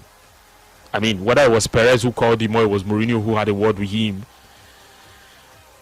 whether or not we agree, from the starting phase of this project, this Real Madrid we're about to see, of recruitment happening, a coach has been recruited already, they're already getting players on board, whether free transfer or having to spend money, and there's still the big money man who's going to come. We're not sure who that person is going to be, whether Ulisse or somebody else. There's still talks about them being attractive, being that club that people want to play for. And if that remains the case, when you do not finish in top competitions like this, it is hard to sell a big dream or a bigger dream to your players and still want to keep them.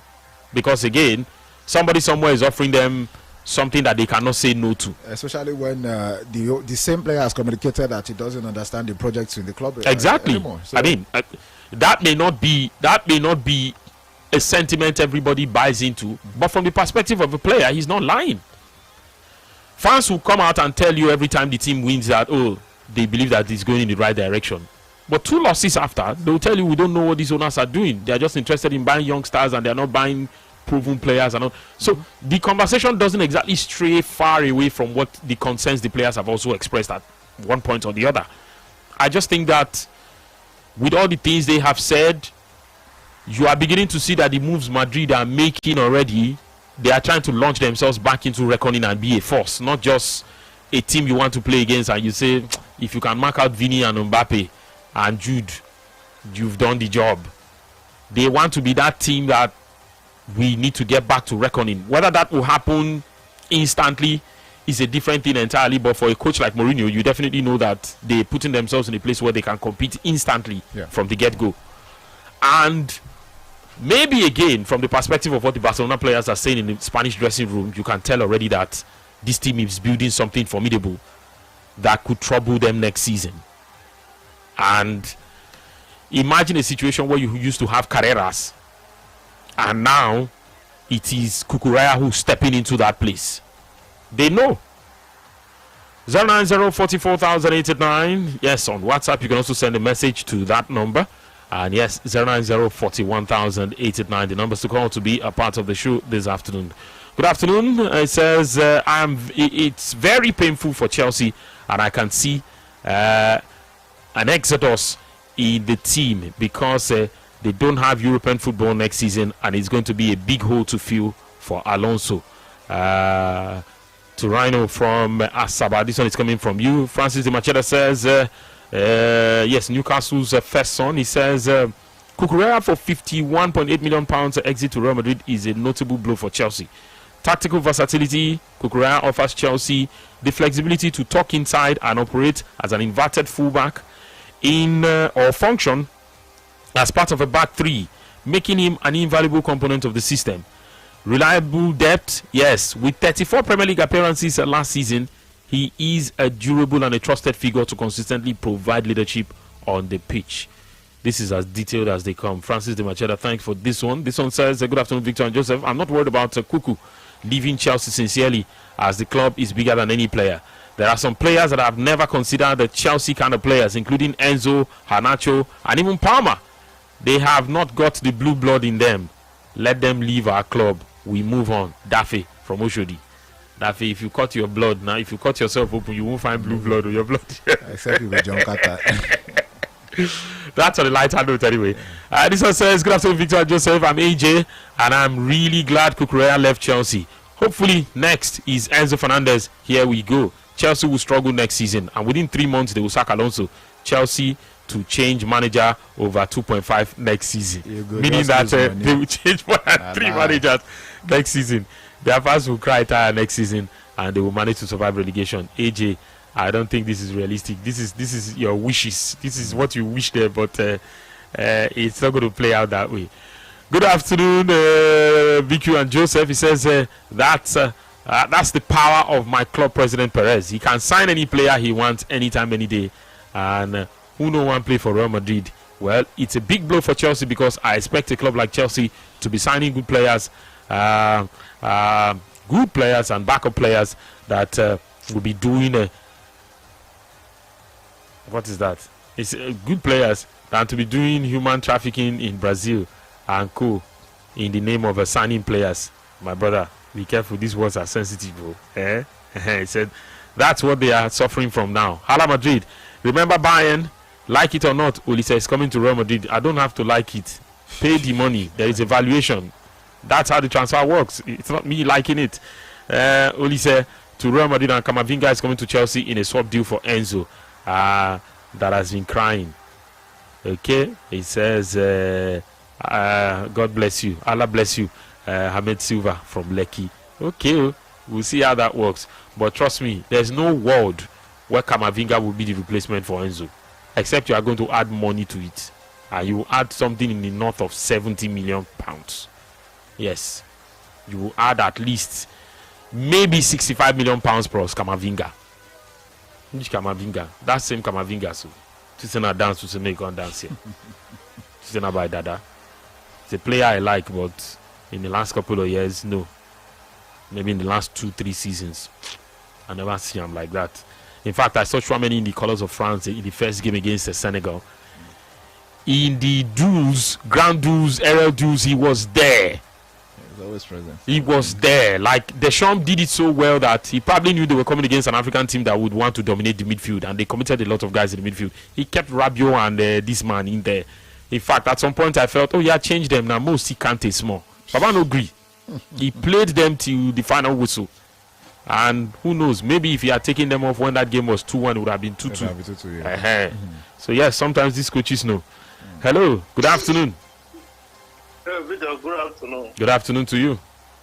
Louis here. Welcome. Joseph. Yeah? Good afternoon. Good afternoon to you. Are you speaking based on your wish for Chelsea now, be what you are saying? That's what you are analyzing here today. My wish as well. For Cucurella, he should go to Madrid. I think this one you guys are saying is a surprise. I don't think it's a surprise. If the coach actually need him and it's part of their plan, do you think they will just willingly, without even negotiating with him, they should just go like that? If the coach wants, I'm sure. But the coach and the player also have to agree. If the player doesn't agree with the coach, there's nothing the coach can do. That's what I'm saying. That should have been little argument. Look, it's still, don't still. But it was just as if they approve it immediately. That means it's not. They don't consider him as important as the project. It has nothing to do with the coach. It has something to do with the player instead. It's not the coach. It's the player. Is it under contract? Well, I'm not saying they will force it to stay, but that should have been. If they actually need him, it's part of the Chelsea project in this coming season. It will not be. It will not have been as easy as the way it is. They just allow it to go like that. That's the point I'm making. Okay. It's not as if I'm saying that they will force it to stay, but there was no argument. Okay, stay increase the price or that. They just allow it to go. That means not part of the plan for Chelsea in this coming season. Okay. As long as Chelsea have Reece James, Cole, Cancelo, some of these important players still available. I don't think anybody is so valuable that Chelsea will miss. Besides, we have a new coach who's now in charge of players that are going and coming in. So Chelsea of previous last season is on the Chelsea that we are going to see this season. So I expect Chelsea to do well. Besides, Chelsea will even have money to buy players. Now we are the World Cup. There are some players that the coach will identify now. Have a replacement for Cucurella. After all, before Cucurella came in, we have other players in Chelsea. It wasn't as if Cucurella was born in Chelsea and he had to live all his life in Chelsea. So I don't see him affecting Chelsea in any way. He's a good player, no doubt about it, but it will not affect Chelsea. Thank you. Okay, all right. Thank you so much for that one. Again, the guy has a contract until 2029, summer 2029, and I think the value for how much he's going for, it looks good money if you consider the fact that the strategy of the Chelsea guys is that anybody who's getting close to that side of 20, if the money is good, sell. Get a replacement and invest back in the team and let's see how it goes. I think the plan has always been, at least as far as I can tell from the outside, is the strategy is to also make sure the team is as young as they can be, so that market value can always be high. If Cucurella hits 28, maybe they're also looking at it from a marketing perspective to say that nobody's going to pay the valuation we're asking for now when he turns 28. It was, I don't know, it makes it easier for negotiations, especially when what they do is try to divest. Obviously, Cucurella will not give you. I think we saw the best of Cucurella last season. I don't think any more version of Cucurella. It's going to be 28 in July. So it's probably hit his peak, or maybe he's in his. This is peak football for him. This is peak. He's 27. You allow this tariff for another year or 2 years. His market value is going, so it's rolling back. So I think it makes every economic sense. Yeah, it does. It does. Sell him now. If they had a buyback clause, for instance, in the contracts of guys like Lewis Hall. Okay, yeah. Probably this is the time to utilize that. Bring him back. Bring him back from Newcastle United. Have him stay in the team. Impressive player. Had a great season last time out, and Livramento as well. Livramento, yeah, but I'm not sure these days the injuries. It's beginning to look like Ben White to me, but quality player any day. When he's fit, yes, quality player. I like him. Can defend, he can attack, can play the ball. He really can play. What a guy like Cucurella does is the understanding of the tactics as well. I saw one of the games they played last season. Why am I saying one of the games? I know the particular game. The FA Cup. You and I were here. The FA Cup against Manchester City. He was played high up the pitch as a winger, and then somebody else was played right in behind. Yeah. He was so good in that position that I started feeling sorry for Matheus Nunes. And the moment something changed about that game and Chelsea started pushing the fullback to invert so that there will be space, Semenyo exploited that place. And he brought about that goal. And you were worried that, okay, maybe if it was Cuckoo, it would have been a different case and things would have gone. But again, Chelsea probably had a chance to get back in the game, didn't work out, and the game will go the way it will go. But people talking about, how much of a blow this is. Alonso coming into the team, they probably be thinking, before coaches take up a job, they're probably thinking leaders in different positions. In the defense, it's always going to be Reece James. And then Leverkusen, if he's available to you, yes, that's a dependable player. You always want to have a guy like Cuckoo. You look at the midfield and say, whatever happens with Enzo, if he comes back, fine. If he doesn't, there's a Caicedo to build around. The front line, you say Palmer is there. Especially for a club where this season, a lot of people are not impressed with the way things turned out at Chelsea, and people are like, okay, you know what? If you conduct a poll of in different departments and say those who should stay, those who should be kept, those who should be sold, you'll be shocked at how many players will be left. Yes. And so, I think for a guy who's probably already having a mental idea or a mental calculation or a mental picture of what he would want to improve in the team and areas he would want to bring in players, this will come as a bit of a surprise for him. I'm not saying one player is bigger than the club, but again, the setback is always it could be costly because it sets you back a yard or two, and that yard or two might be the difference in why you didn't make top four or why you crashed out of it when it mattered. That could be the thing. It is sports. Sometimes just that move the person made before you can be equally as good as the person, but your start not good. Now why the person finish ahead of you, or your finish not too strong, and now why the person just, or maybe you lost endurance at some point and then something went wrong.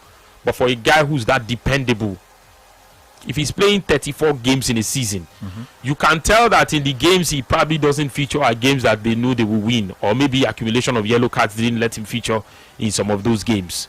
And then you say, okay, that should be the reason why he probably didn't do 38 games. But I mean, how much of a blow is the exit of Marc Cucurella to this Chelsea project? This afternoon on Football Live, 090-41,089, 090-44,089. We're taking your thoughts on this matter, and let's hear from you this afternoon. Hello, good afternoon.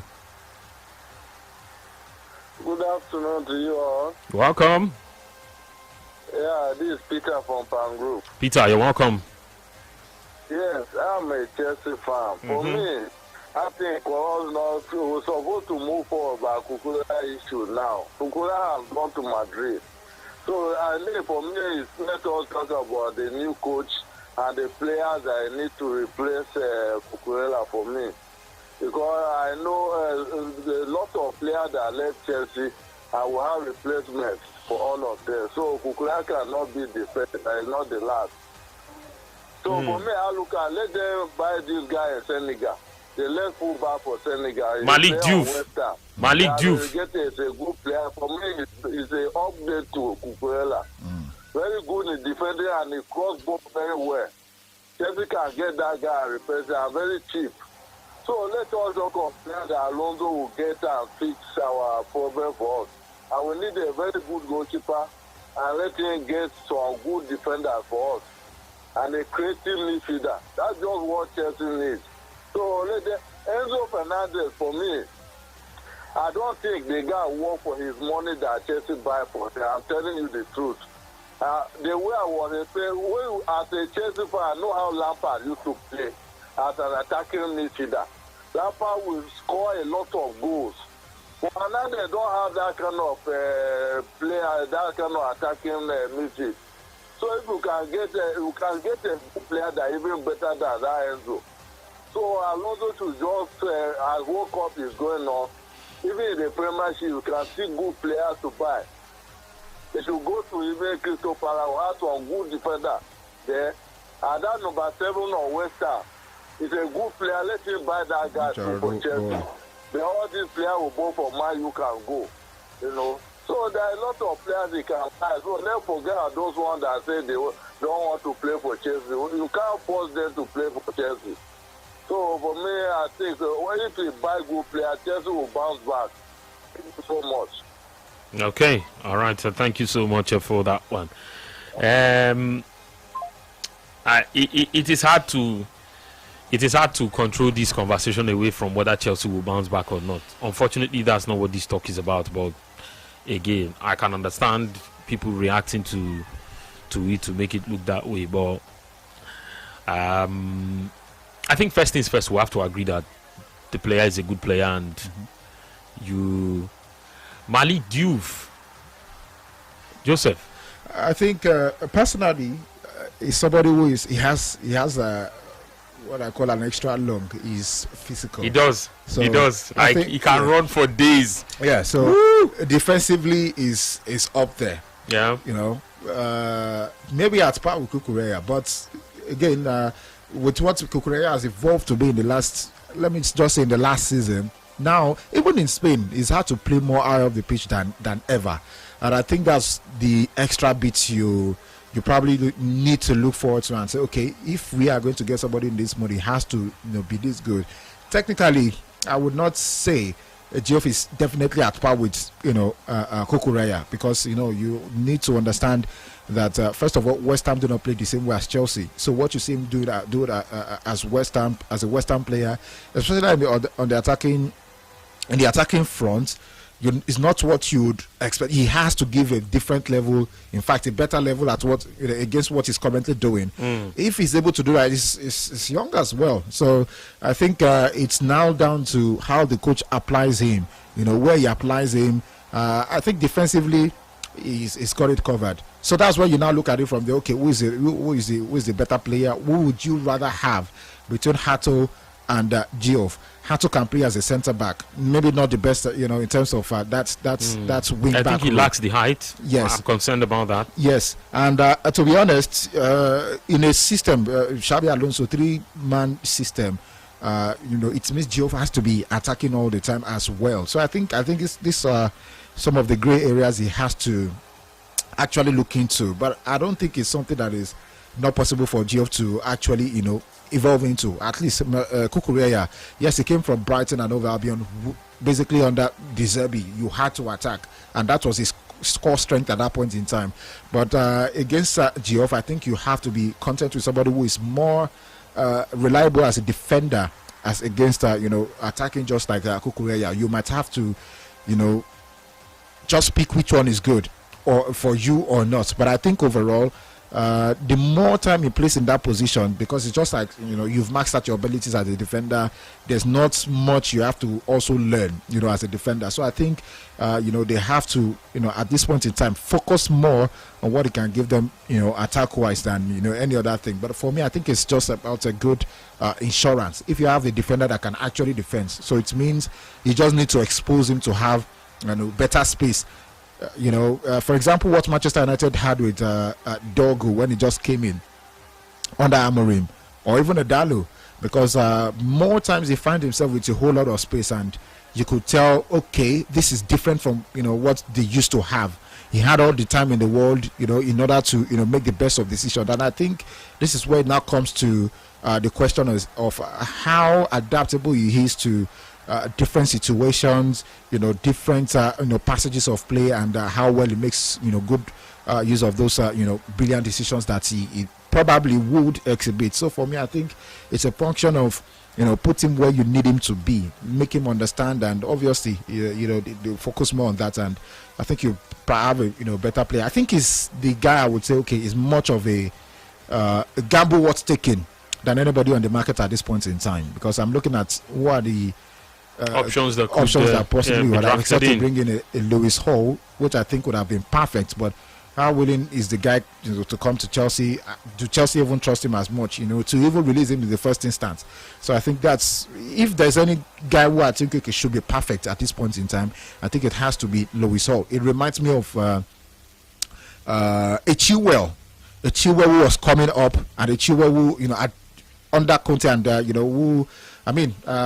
Tuchel, who basically owned that position. Yeah. And I think that's what he could add to Chelsea at this point in time. It looks like it's not a finished product, somebody who would grow into a very big performer for Chelsea. But again, I think I would either go for Lewis Hall or Malik Diouf. Malik Diouf, obviously, you have to work him into being that perfect player you want him to be. He is eventually. It could take a bit of time, but if it's adaptable, is where the problem might be. But I don't think he's going to be doing wrong if he gets a Malik Diouf to Chelsea, for instance. Okay, let's see how that goes and what could change as far as that one is concerned. Let's get right into the stories, of course, once again. But before then, let's take a look at some of the comments coming in at this point in time. Good afternoon. Are Chelsea not eligible to sign players? Why not? They will sign players. I hope we'll start hearing that happening. Adam from Onitsha, this one's coming from you. This one says, good afternoon, VQ. 100% spot on about Spanish players. That's why I'm so happy Apollo renewed his contract with us. I already thought he was going to be a Madrid player. Marvelous from Delta State. Marvelous, you are a Tottenham Hotspur fan? Or more? I think he will be the second Tottenham Hotspur fan because there was he's a regular caller. I don't know why, where he is nowadays, but he was a regular caller. Let me just put it like that. That's a good one. Tottenham Hotspur. I met him also at one of the events. I was like, oh, I'm this guy. I'm the Tottenham Hotspur. I was like, wow. Oh, yeah. Okay. This one says, good afternoon. Good day, Brilla. Says, good day, Vicky and Joseph. This is Adam from Akoka. Adams from Akoka. He says, for Chelsea, I think they are setting up for the failure of Alonso. I am really sorry for Chelsea. I pity the coming 3 seasons. To my understanding, one of the positions to get a quick and a better replacement is for the left wing back. Since Ashley Cole left, Cucurella has been the one who's looking likely to step up to his quality, and yet the Blue Co ignorantly decided to allow him go. sorry will be their case. Then go hear them next season. For Real Madrid, I hope these signings, both the free and the ones they are paying fees for, is not going to be just for the classical match wins only, but for the total European football dominance. Okay, let's see how that. I think Chelsea can also go for, for his age now, Grimaldo is a ready product. Yeah, he's 30 now, but I think probably give you what's the same thing Cucurella will basically give you. A guy I would have said they should go for, Bayern Munich has tied up that deal already. Brown. Yeah, that kid is good. Is good. Brown is I think Eintracht Frankfurt. He's heading to Bayern Munich also. Yes, he's heading to Bayern Munich already. A deal has been agreed already, so he's heading to Bayern Munich. Where else would they have to look at now? Not a lot of places. Rafael Guerrero. Okay. Guerrero will not be bad.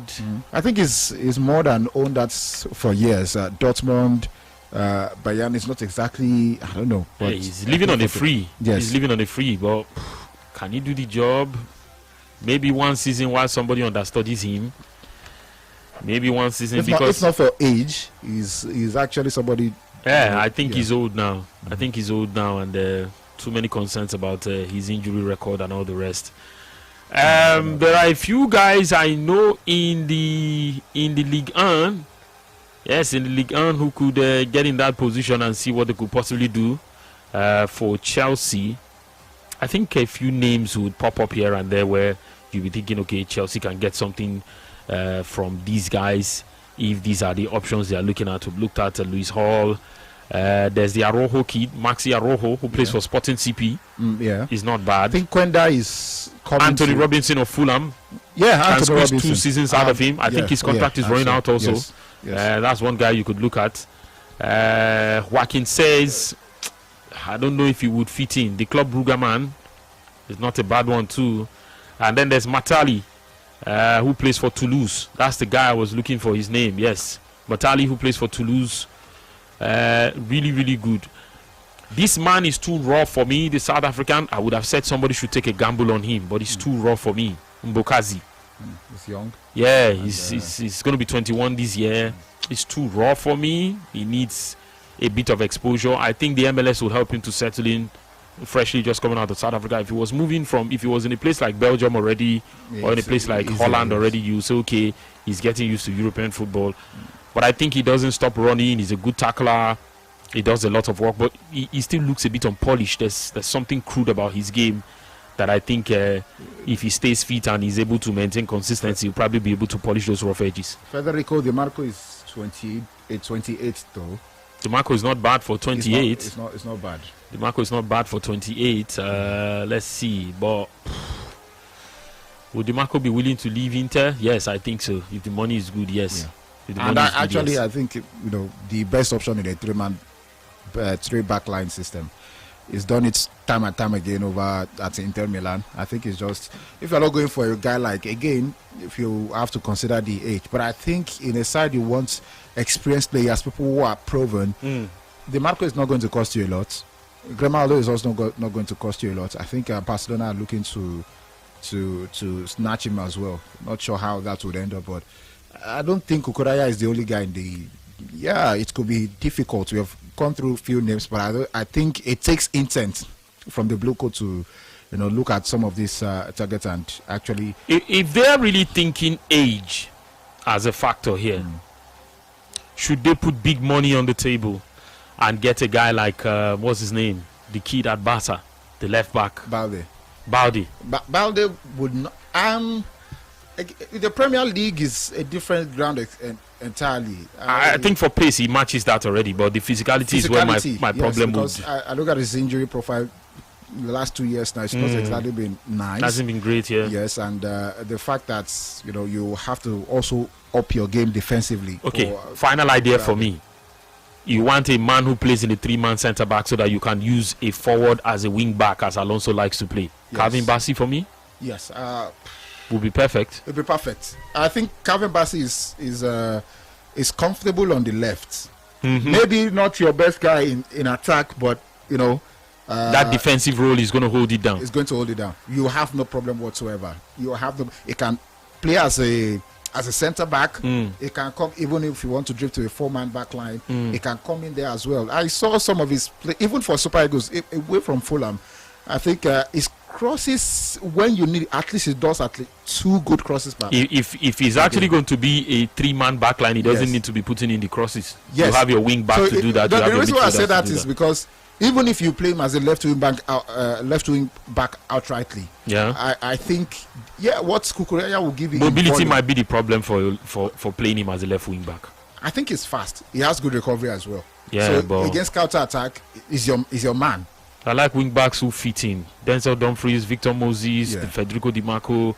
They are not too tall. They are not too short. They are just perfect for the job, and they just do it. And you don't even have to think about the profile, because again, you look at some of those things and you are considering profiling the player the best way possible. Sometimes when I see this guy Dan Burn at left back, I'm like, But if you be comfortable with having Gerald Hato, I think you probably should have no problem with Calvin Bassey in that same role. Okay. Gerald Hato would also give you that centre back position, not polished as a left wing back, but he's played there many times this season for Chelsea. When Cucurella was not around. So I think if you would have a Gerald Hato there, you should be paying good money for Bassey in the same position. Yes. 090-41,089, 090-44,089. We're still stuck in the Chelsea conversation. And yes, Cucurella, how much of a blow this is. In fact, we've moved away from that now because we know clearly it is a blow. But what can we do? We can't be stuck there. It's 2:30. And yes, we're looking at possible options that could be signed. If you know any of these names now, it's time to talk about it. Be the scout and be the man. So talk about, yes, I mentioned this name and Chelsea eventually did it. Who knows? We could let you come here, come tell us about your scouting notes, and let's compare notes in the future. If the man you mentioned is the man Chelsea eventually signs. Hello, good afternoon. Hello, good afternoon, Victor. Good afternoon to you. Good afternoon, Joseph. Good afternoon to you. Yeah, my name is Terry, calling from Aja. Okay. Well, for me, the Corona living Chelsea is a very, very big blow.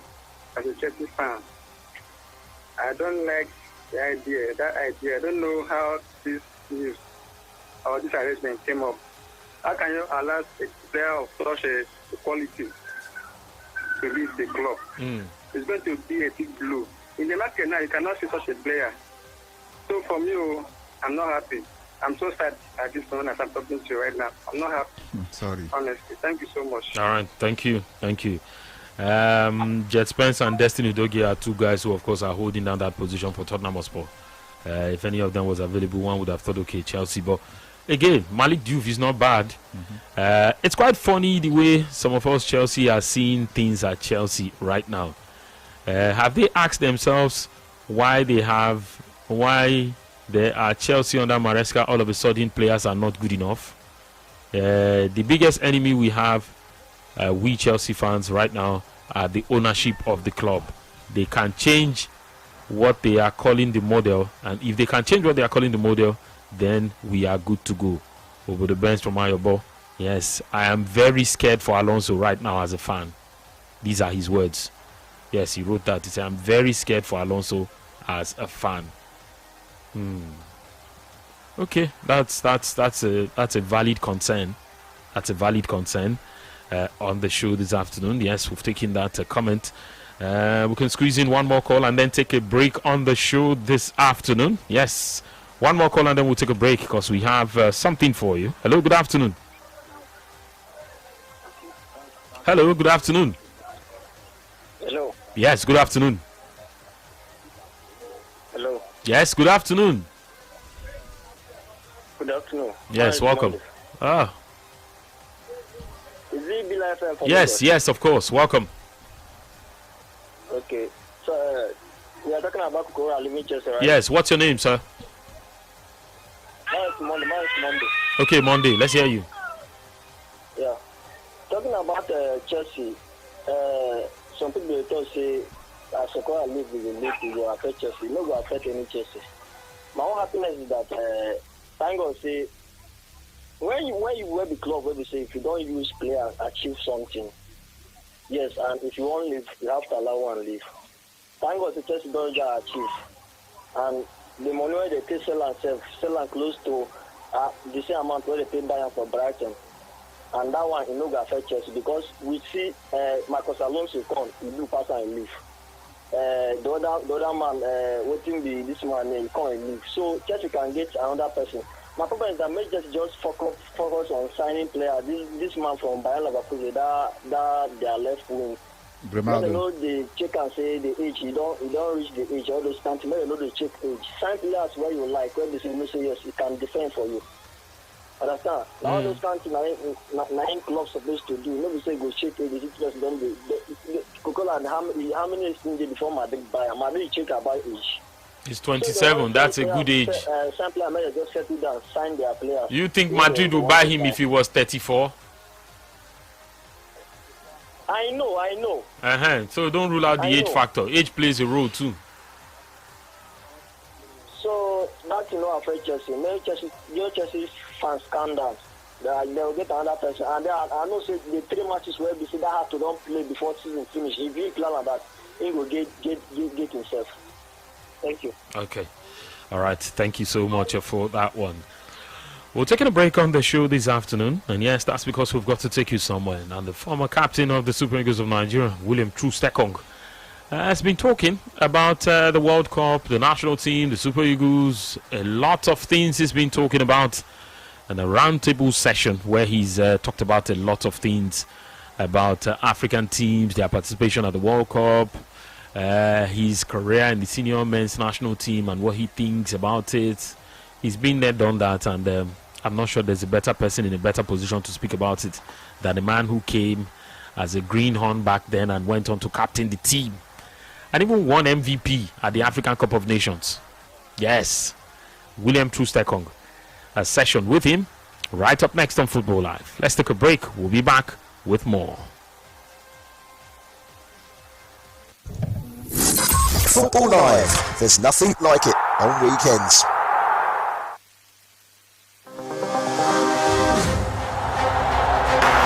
Brila FM, a complete deal. Football Live. Thank you to all of you who have taken time to join us. We are going to be getting into a conversation with William Troost-Ekong, one of Africa's most iconic defenders, Super Eagle captain during his heyday, and a man who at the Africa Cup of Nations has the record for the most goals scored by a defender. He's here, and of course he's going to be showing plenty of expertise, as he already has been, over the FIFA World Cup that is currently ongoing over in the Americas. William, thank you so much for your time. Appreciate it. And I have to start by, I guess, asking you a question. Your insights and what you think of the World Cup to date. Yeah, hi, thanks for having me on. It's been an exciting start. I think it's been fun to watch also maybe some of the teams that we didn't know too much about, or being on the World Cup for the first time. Doing well, surprising, which has been really cool. And I think also the essence of the tournament, because this is where stars are born and everybody wants to compete on the highest level. So it's been a really interesting start. And also I think from Africa in general, it's been a great showing. And I think I'm hopeful that this year could be a year where we could see an African team go beyond what Morocco did in the last World Cup. Yeah, it certainly has been one of the standout, I guess, talking points about what we've seen so far at the FIFA World Cup. Africa, and at the very least their stubbornness, and they're just basically just saying it's going to be very hard to beat. Do you think there is a lot to take out of that from the majority of the 10 teams that we are hoping are going to be progressing? Yeah, I think it's also the progression of the football on the continent. I think we've seen that now in the last 2 AFCON editions as well. The standards getting higher and higher, and I think that the teams are turning up now also for the first time aren't intimidated by the world stage and want to compete against the best players. We see a lot of those teams also full with players that are playing on the top level in great clubs where they might be facing some of the stars from the teams that we have as our favourites for the tournament historically. Week in, week out, playing club football with them or against them, so they they're all looking like they're saying let's bring it on, and that's what we want to see. And I think it's been a great start for Africa. Any of the individual players from an African perspective that have caught your eye? I think there has been a few, especially with the young players, but I think it's most especially the number 6 for Morocco. Especially he made this change from France under 21s to Morocco just before the tournament to come in to start the first game as he did against Brazil. I think it's been a revelation for them, but they've also looked like they've got a very dynamic playing style with a lot of youngsters, players that progress through the under 20s as well, which I think is really exciting. And I know this is the day after Bafana Bafana played their second game, so for the South African journalists, perhaps they would love to hear your immediate thoughts on South Africa's performance. I think there was, of course, a lot more positive than the opening game. I think they've given themselves a chance now for the group stage, obviously, to progress. But they seem less encumbered by the occasion, because I think the opening game, everybody watched that. Yeah. And I think that wasn't the Bafana team that I know or played against. They seemed like they were just off the pace, and then now I thought they looked better and they were competing, and I think that's the team hopefully that can take the positives from that for the next game. But I think there's a lot of work to do still, and it's also better to see them playing in a more classic formation and how they usually probably feel more comfortable playing, and they look like they were expressing themselves more. And finally, from a World Cup point of view, as far as you're concerned, what would be a successful World Cup from the African continent? Is it a case of Morocco getting back to the semi-finals or another team going that deep? Do you feel that maybe there is an African side that has what it takes to even go further this time? I think it's really difficult to say early in the tournament, because there's so many variables in the sense of what other teams progress, but I think success will be having a team definitely in the semi-finals again. And I think if someone can get there, then why not go all the way? And I think we will have to see how the tournament progresses. But I think it will be time for an African team to win the World Cup. Those are some of the FIFA World Cup insights from William Chusikong. So we are going to now open the floor to our journalists across the African continent. So question number 1 is from Sishen Debele from the Sowetan, and his question is, what have you made of the comments that Bafana Bafana have been poor, as many people say they are surprised that South Africa qualified ahead of Nigeria? It's 2 questions in one. I think I probably have to agree in the sense that the opening game for Bafana Bafana wasn't where everyone expected them to be, but I do know them to be a strong team. I think they normally have a very clear playing style. I think somewhat disappointed. I think the second game has given them a chance to rectify that, and it was good to see that they did that. And the second part of the question, of course, for Bafana Bafana to qualify and Nigeria not to qualify, I don't know if I can say that it's one or the other, because of course they were consistent in the qualification games, and we were playing catch up from the first games where we dropped a lot of points.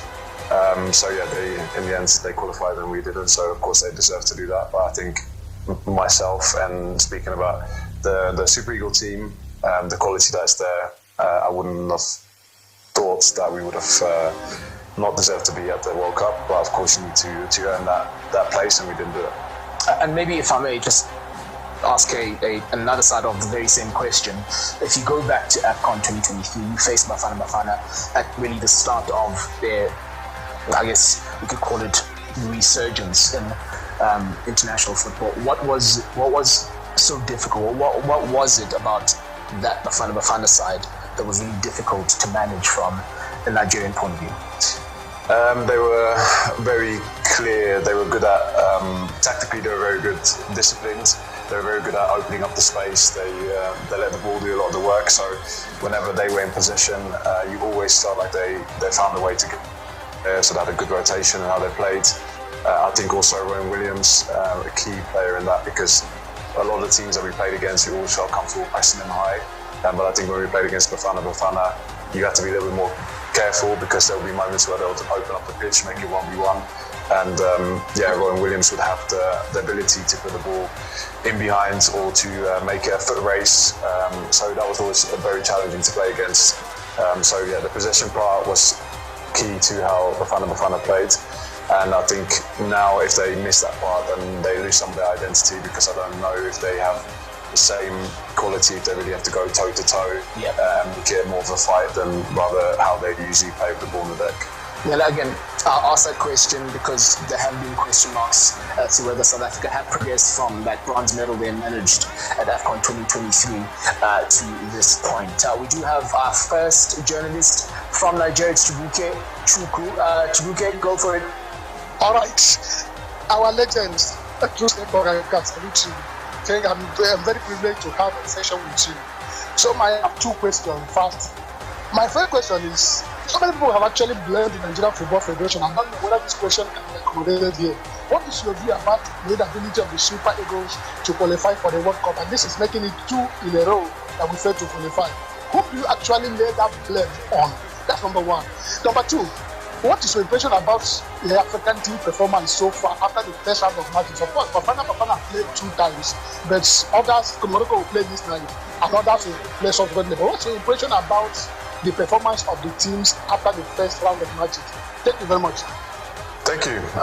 First question, who's to blame? I think all of us are. I think there's a share in all of it. I think we have to take responsibility as players, as the coaching staff, as a federation, and I think everyone has done that. I don't think there's been a moment where someone hasn't put their hands up.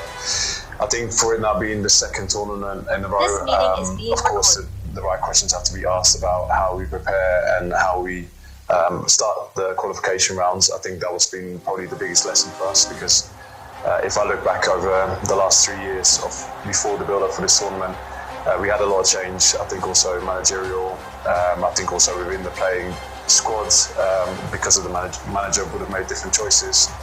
And I think that now, as soon as we started working with Coach Eric Schell, there was a bit more stability, and I think identity for the team, because I think the quality of the players and the willingness of the players, from my opinion and my insight of being in the team, can't be questioned. You know, the players go through a lot, but they all want to perform, and there's no one that's selfish in any way to put anything on the line to be there. So that's one part, but I think they need the guidance and the structure around it for it to be more consistent. So in the long term and looking forward now, I think that's where we need to try and see if there can be some change. I think lay the platform for the team to perform well. And if you really want to look a little bit further than the next World Cup, you have to think about the generation of players that will be playing in that, which is going to be part of the younger generations, the younger age groups. So the focus needs to be on those teams and preparing them with a clear playing style and a smooth transition to go from under 17, 19, 20 to Super Eagles, because those are the players that we have to prepare for. And they will be part of the generation that hopefully will continue to qualify again and again and again. And I think maybe the mismanagement that we had over the last years, relying on just the quality of the players, has cost us in the end. All right, Chibuke, I hope you are satisfied with that answer from William. We're going to move on to Leonard Salz of ESPN Africa. Leonard. William, thank you so much for your time. I know many of my colleagues who are from Nigeria are very, very proud of the work that you did for the country as captain. And from an Africa perspective, it's fantastic to hear you speaking so positively, even about other teams. But I'm wondering, that game, England versus Ghana, do you have any mixed feelings about that, or do you still want Ghana to do well despite the rivalry with Nigeria? And would you be able to give a score prediction for that game? Oof, very good question. Thank you. A score prediction. I would love Ghana to do well. I think the beauty of the World Cup, and I think all the teams, even when we've been at the World Cup before, we want to see the other African teams do well. I think it's very important for the continent. And besides the rivalry when we play against each other, often there's also a lot of love for each other, because we know the players well. And maybe from my perspective now, as retired from the national team, it's easier to say that. Of course I want Ghana to do well, and I was very happy with their performance against Panama. Panama. And I think leading up now for the game against England, there was a lot of positives. I thought they looked very resilient. in that game. I think the introduction of the substitutions in the second half, especially with Thomas Asante and I think Fatoru who came in, those players made a really big difference, and I think they've given them something to think about. And hopefully, I'm not sure if Thomas Partey is going to be part of the next game. So it's going to be very key. I think picking up the 3 points will give them a chance to play confidently against England. And I think against England, when I've seen them play, there's definitely opportunities to take advantage. So if I was predicting that game, I'm probably going to say a draw because I can see both teams score. All right, so he's going for a draw. I think that's going to be the big headline after this, heading into that game. We've got Izechukwu Akaon with a question for William. Hello, Truce. Izechukwu here.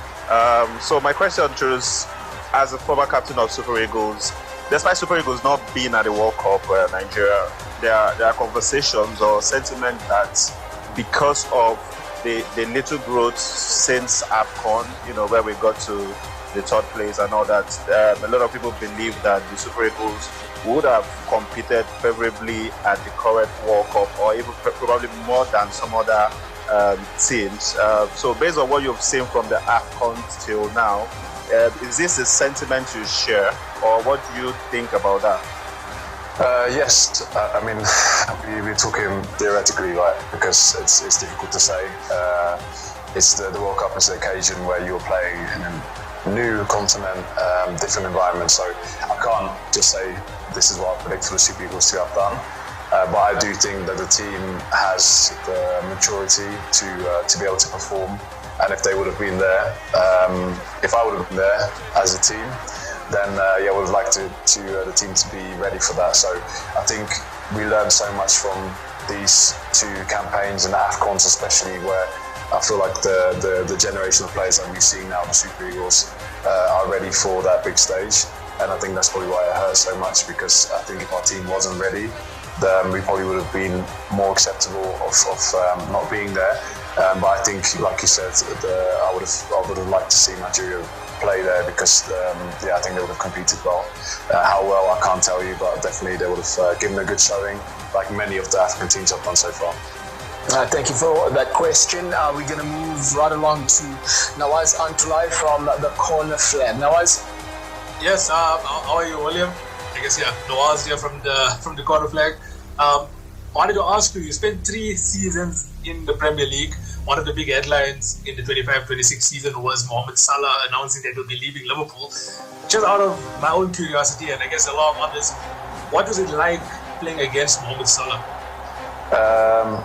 Good question, and it's not fun, because of course he's a fantastic player. I think there's been so much talk about Mohamed Salah, and I think from my perspective, it's a legend, it's an icon for the continent. I think he's achieved so much, both at club level, but now hopefully also with Egypt at the World Cup, because I think it's a player that has changed so much and has given us all an opportunity to dream about playing on that level so consistently.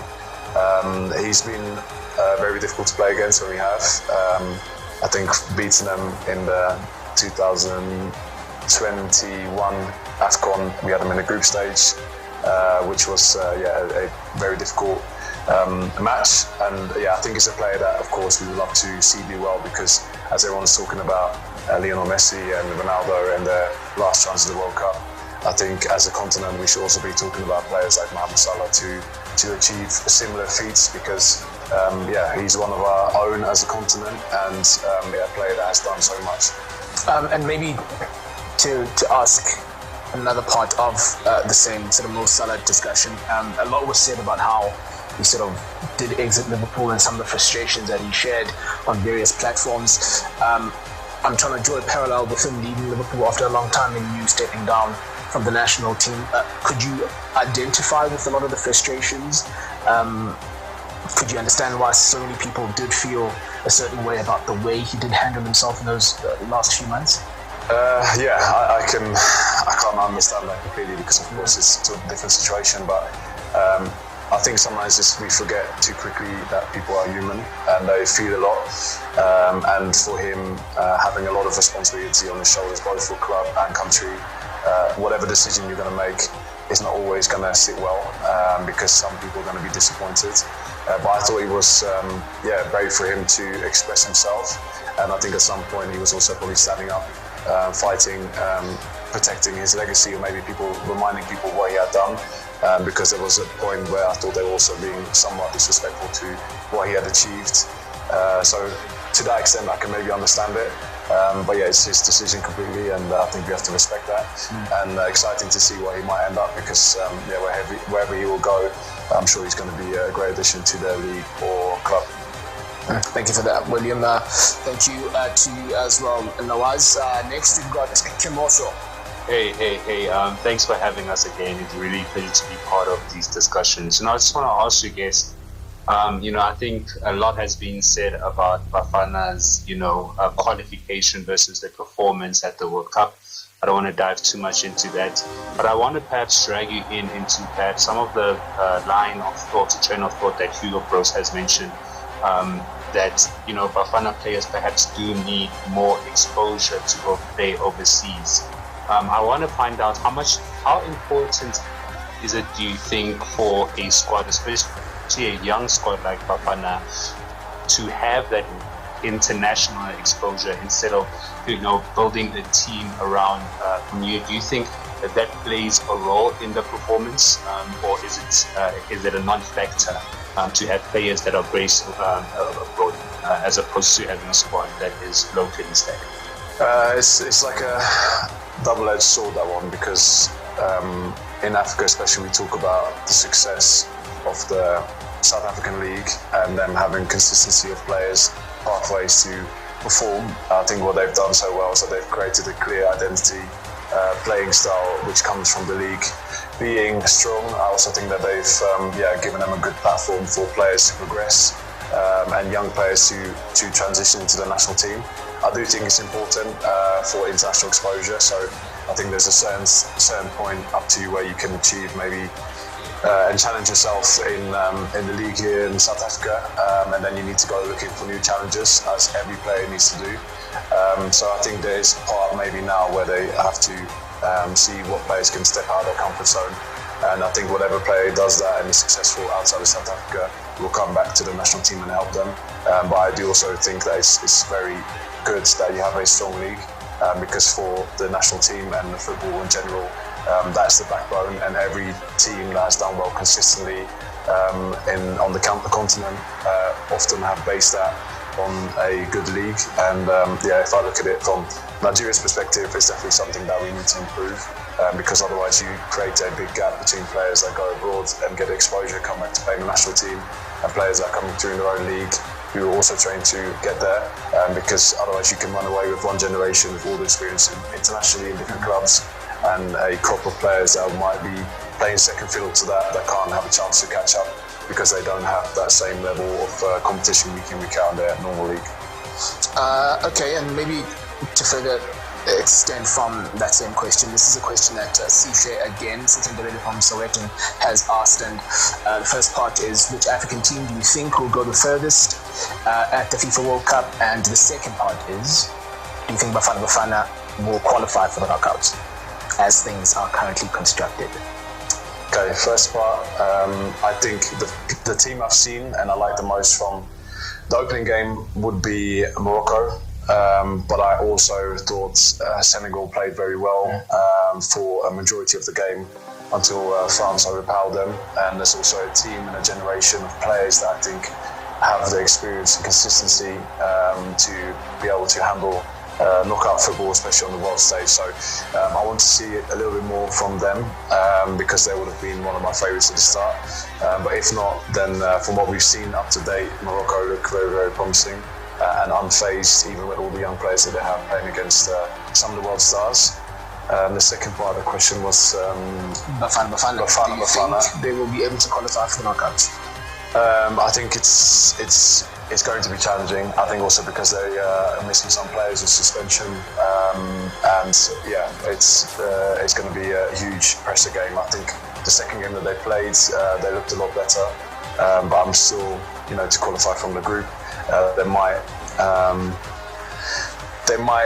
be able to, but I don't think it's going to be easy because they're going to have to win the last game, because even a draw won't be enough for them to get out of the group stage. So hopeful, but I'm not as sure as that they will compared to some of the other teams that we've seen. All right, another one of the questions we have been sent is from Tony Bekederemo of Brilliant Media over in Nigeria. And this is very much personal to you. What does it feel like to be watching the World Cup without Nigeria? Very strange, and I think maybe combined with being in studio and of course watching, analysing some of the games, it feels really strange because of course you get more of the impact and maybe experience of the tournament, whereas I probably would have maybe watched a little bit less and tried to tune out, because it's still something painful. Of course we would have loved to be there, and that was my aim and goal for the last 4 years, so it's very painful, and I'm sure the Nigerians feel that with us. I think sometimes I try to remind people that first and foremost I'm a Super Eagles fan. Of course you have the opportunity to steer the team and be part of it and give your best, but you want the team to do well at all times. So all of us are upset about it, but you have to carry on and you have to look at things that you can improve. So that is one thing which is not on my forefront of my mind. I'm just busy watching the tournament, and of course I want to, like I said, see African teams do well, because it's going to be important for the continent, and that's what we want to see. Moving on to Essence, your opportunity. Okay, thank you very much. Truth, how are you? Good, thank you, sir. How are you? I'm cool. I'm from Nigeria, and I'm taking a cue from Tony Bekederemo's question, but in a different way. You've seen how the teams have been playing. I think the first round of games have been done and dusted. And looking at the Super Eagles, first the team that played at the AFCON in 2024 and the team that played at the AFCON this year, and looking at what has happened at the World Cup so far, how far do you think the Super Eagles will have gone if they are there? That's number one. Then number two, I'm sure you've seen a lot of Nigerian footballers in the past, from the Sheikh Wadegba, Miss Christian Chukwus up to now. I'm putting you on the spot now. Pick your all-time best 11, the Nigerian team. So, short answer, so I don't repeat myself for the first one. If Nigeria would have been at the World Cup, then we would have gone all the way and won it. That's my headline there. No, we would have been there, of course, to compete, to try and make history and go beyond the group stages into the knockouts, and see where the tournament will take us. I think it's such a big distance to talk about. But I think Nigeria would have been competitive if we would have been at the World Cup now. But we're not, so I can't talk about it that way. And for the best 11... Start old goalkeeper. Yes, goalkeeper. I would go for Vincent Nyama. Some of this is maybe a little bit more personal, because I try to read in some players I've played with. Right back... Very difficult. I'll start from the top then. I don't know if that makes it any easier. I would have Yekini, probably played with two strikers. I would have to say Victor Osimhen, just because I think he's on course to break every record. And of course, a world-class player doing it in this day and age is not easy at all. Midfields, on the wing, JJ Kocha. Midfields, I'll put John Obi Mikel, Sunday Oliseh, and then on the other wing, Victor Moses.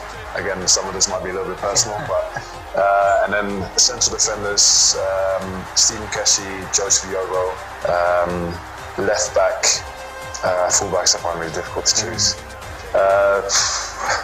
Tayo Taiwo now. Tayo Taiwo can have a spot in there, and then right back, I'm going to say, this is going to be pretty controversial, Ola Aina. I think he's a fantastic player. And someone of my generation. I had to have someone of my generation in there.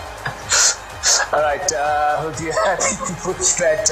Actually, it will be very interesting to see how many people are in agreement with William regarding his all-time Super Eagles lineup. Up next, we've got Zalith Minti. Yeah, guys, I'm really loving the chat so far. I'm from the Bot Media, and I just have a question for you, Drewster. if Nigeria could steal one player from any national team for the World Cup, who would it be? Love it. Good question. Can we steal Mehdi? Is that a player that we can have? That would be the obvious choice. I think for me, greatest player of all time, arguably. We're very privileged to see that in this day and age. If not, I will go for Olise. I think as he is also Nigerian, I think that's a choice. That would be great.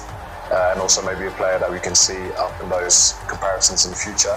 And an easy steal because, of course, he's partly Nigerian.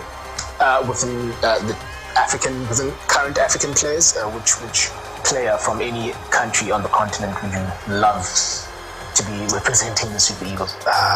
Who else could we steal? That's a very good question. This is so hard because if I say anyone, that means that I don't like our Nigerian version of that player. So very difficult. Maybe I would add Yan Diomande. I think just because I believe in his potential, and he doesn't necessarily have to start, so that means I don't have to take someone out of the team yet. Yeah. Because I can't do that to any of our attackers. But if you have Diomande there, then let him compete and earn his Super Eagle jersey. Incidentally, he's a player, Yan Diomande, that I thought was going to be Africa's player of the tournament at the FIFA World Cup. And again, based on what we've seen so far, I might be correct. We are back to Leonard Sauls of ESPN Africa. Thanks so much. William, on Victor Osimhen, who you had such high praise for a moment ago, he's been linked with the likes of Manchester United and Real Madrid recently. Chelsea a little while ago. John Obi Mikel has obviously been very vocal about wanting him to play for Chelsea. Is there anywhere in particular you would like to see him play and you think he would do a good job? I know where he's going. No, I'm joking. That'll be a headline. I think Victor Osimhen makes any team in world football better. So I think there's not many strikers out there comparison. I think also maybe part of the guilt that we have as a team, or I definitely feel part of it, is that he's not at the World Cup right now to make a name for himself, because he's a player of a different caliber and someone that I've seen grow into that role and into that person, which is not easy, again, coming from where he's come from. He's a player I think that will make any team better. So all the teams that you named before, if they were to sign him, I wouldn't be surprised. And I think that we will see maybe even more than what he's produced now consistently, winning the league of Galatasaray and Napoli, which are also two very difficult environments to be in and to do that. Because as long as you can keep him fit, I think he's every defender's nightmare. And he certainly did prove it in the UEFA Champions League as well, scoring goals for fun for Galatasaray. We are back with Chibuike Chukwu. Yes, thank you very much. So, a quick one. Morocco have actually shown that the gap between African and European football is very closing. As a legend of the football, as an ex-international who has played the game at the highest level, what do you think Africa can do to actually get closer to what obtains in Europe in terms of national team? Because Morocco getting to a semi-final and the way they play, even the way they play against Mali, has shown that yes, with commitments on the side of the football administrators, we can get there. What do you think, as experienced footballers, what Africa can do to get closer or even be at par with Europeans? Thank you very much. Thank you. Great question, because I think if we talk about talent comparison between Africa and Europe or South America, I don't think that's where the gap lies. I think if we look at Morocco and what they've done well is that they've invested heavily in the infrastructure and the planning of their football in the last 10 years, which has come from the King's interest in the sport and love for the national team. And they are definitely reaping the rewards from that, but it takes patience. There's several other federations that are also doing that in the right way. I know Mali's invested a lot in their national teams, and I think you need to have that base layer.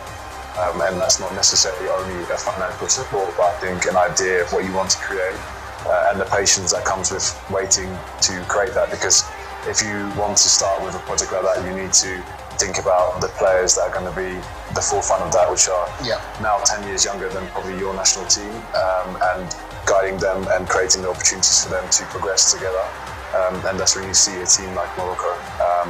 And all of those players and the national team facilities that they have there are on par with what we see in Europe. And that's why I think they can maximise the potential of their team. And I'd like to see more national teams and federations in Africa do that. All right, guys, we've got time for more questions. The first of which will belong to Izechukwu Akaore. Okay, hi, Troops. My question is this: as a defender, we know that it's quite easy for attackers to, at all times get all the praises and sort of during tournaments like this. And as an accomplished defender that you are, who are the standout defenders for you so far, African defenders so far at the World Cup?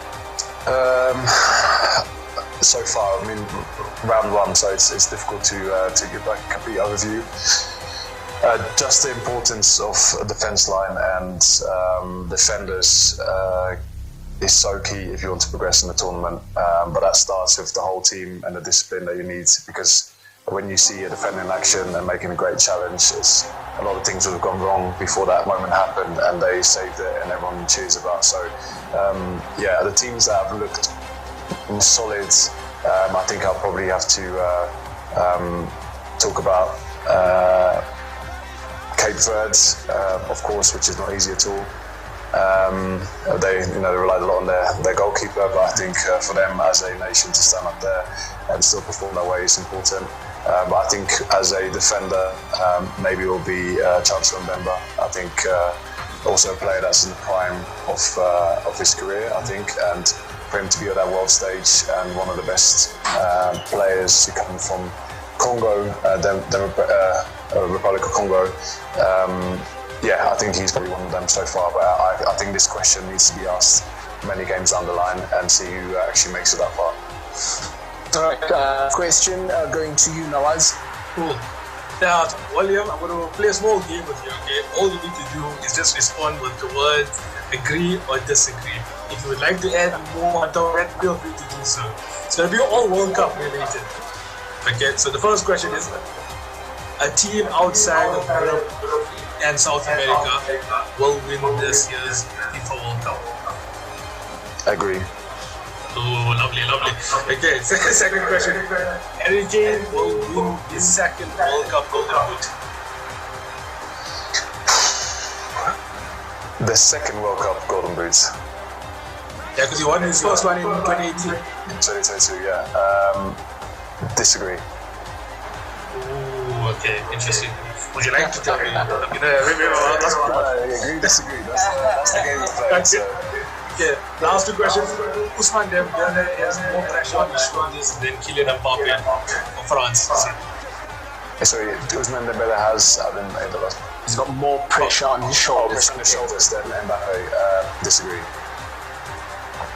Okay, then last one. The young player of the tournament will be either Lamine Yamal or Endrick. Disagree. Thank you for your time. Yeah, this is getting some people to think about. So I'm feeling it in my way, but let's see what other people think about it too. But it's a difficult question, of course. Two fantastic players, but I disagree. I have someone else in mind. Willing to share? Disagree. Thank you very much, Nawaz. And thank you very much to everyone. I do have one question, a written one. Again, it's from Sihle, and it's got to do with from a teammate of yours with the Super Eagles, that is Stanley Nabani. Yes. Had a fantastic AFCON, left Chippa United a few months ago, has struggled to find a football club. But what do you make of the whole situation? Yeah, it's a difficult one. I think seeing Stanley's rise over the last years has been amazing. I think he's been an answer that we needed for the national team. Again, fantastic AFCON twice in a row is very difficult to do. I think probably the situation that happened at Chippa hasn't been favourable for him because I think the time he terminated his contract with the club was outside of the transfer windows, which made it very difficult for him to find a new club because, of course, you can only sign someone if that happens during the transfer window. So yeah, it's been tough. I've spoken to Stanley a lot as well. I know he's been training, keeping fit. Hopefully there's going to be a good opportunity to come to play in the summer. But I think maybe if we would have gone back to the AFCON, and if he was in the situation again, obviously I can't speak for Stanley, but how things have unfolded now, maybe it would have been a better decision to remain with Chipper. But I'm only speaking from what I can see from the outside, because of course we don't know what occurred for him or for that to happen between him and the club. So yeah, it's a difficult one. I'm sure he's going to find a club and return back to playing for his club football, because we need him for the national team, and also for me, he is too much of a good goalkeeper to be without a club. So hopefully we're going to have some good news about that soon. Yeah, so we will be keeping a close eye on that. Once again, thank you very much to all of you, and yeah, brilliant questions that were asked of William Chusikong. I'm going to ask one last one as we close, and it's got to do with the FIFA World Cup. According to William, if anything goes according to plan, and you can look into a crystal ball and tell us, come the final, who the two teams are and who wins it all. One of the two teams will be France in the final. And the second team will be an African team, and people can look in their own crystal ball and fill that in. So, because I know many people watching this, of course you're going to be hopeful for your own nation, but I think, yeah, that'll be the final. There it is. It's France up against an African team. That's what William Chusikong feels will be the final come the end of the FIFA World Cup. William, thank you very much for your time. And again, thank you to all the journalists who made some time to join us. Certainly hope you got to the answers you were looking for. This has been the Round Table. They could go with the corner. Kane Shooting Star still looking for the 3-point here. And oh, fantastic header. The WBC interim heavyweight champion of the world, the Nigerian Nightmare, in this stubby moment, I'm king. And Carroll's in, and he's won it for Liverpool.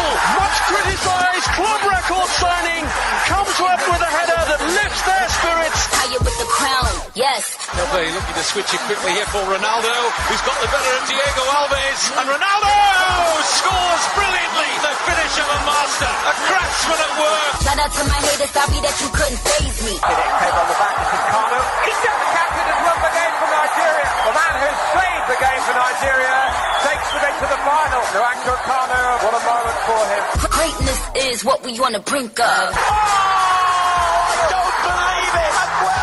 With seconds of the season remaining, has won the Premier League title for Manchester City. Hollywood, make this movie. They have become the first African side to win Olympic gold and to win a major world footballing tournament. And no wonder they'll celebrate. Nigeria with the gold medal. I'm really trying to make it more than what it is, because everybody dies, but not everybody lives. Messi scores! Another massive milestone, a half-century of goals in the Champions League, and he's the youngest player to reach that figure. This is my moment. Every moment is a treasure in Sports Radio 88.9 Brila FM. I wish that I could have this moment for life. Brila FM, a complete deal. 'Cause in this moment I just feel so alive.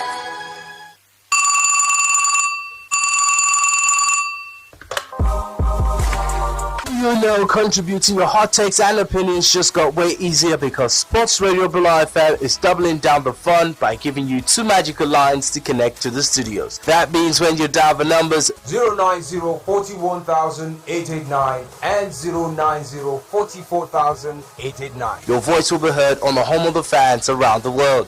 What are you waiting for? Start dialing, because now you have not one but a two-way access to having your voice heard on your favorite radio station.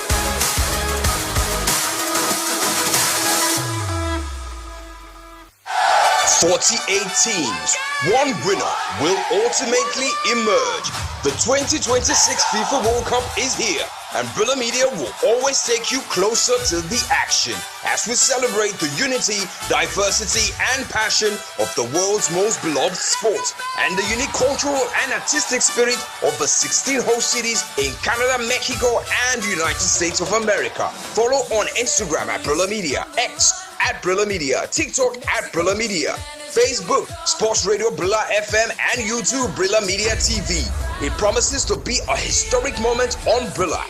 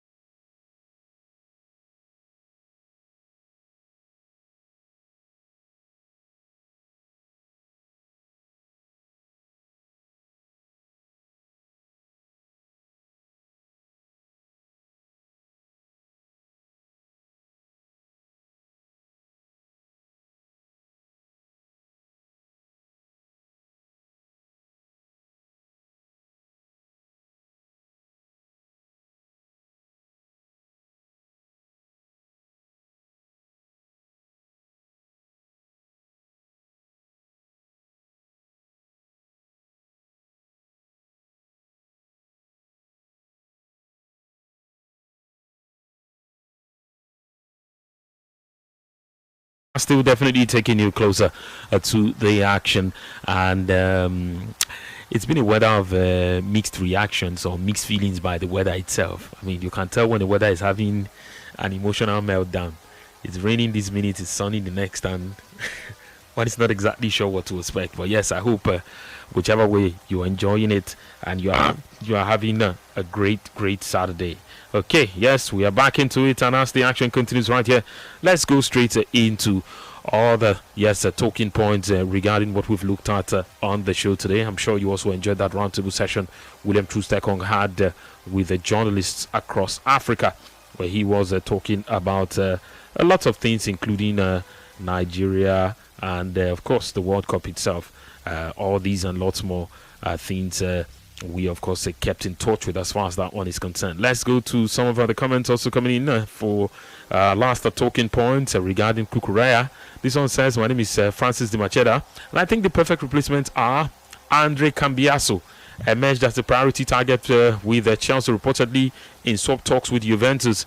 The Italian international is highly versatile, comfortable defending in a back four, and capable of operating as an inverted fullback or a wing back, closely mirroring the vertical profile of Cucurella. Yes, City were said to be interested in him at some point last season after Guardiola got that injury. This one here says Valentin Bako. Yes, the Argentine young star is another versatile option, capable of stepping into the midfield and defensive roles to boost the squad. Maxi Araujo, Sporting CP, is a standout and Uruguayan international.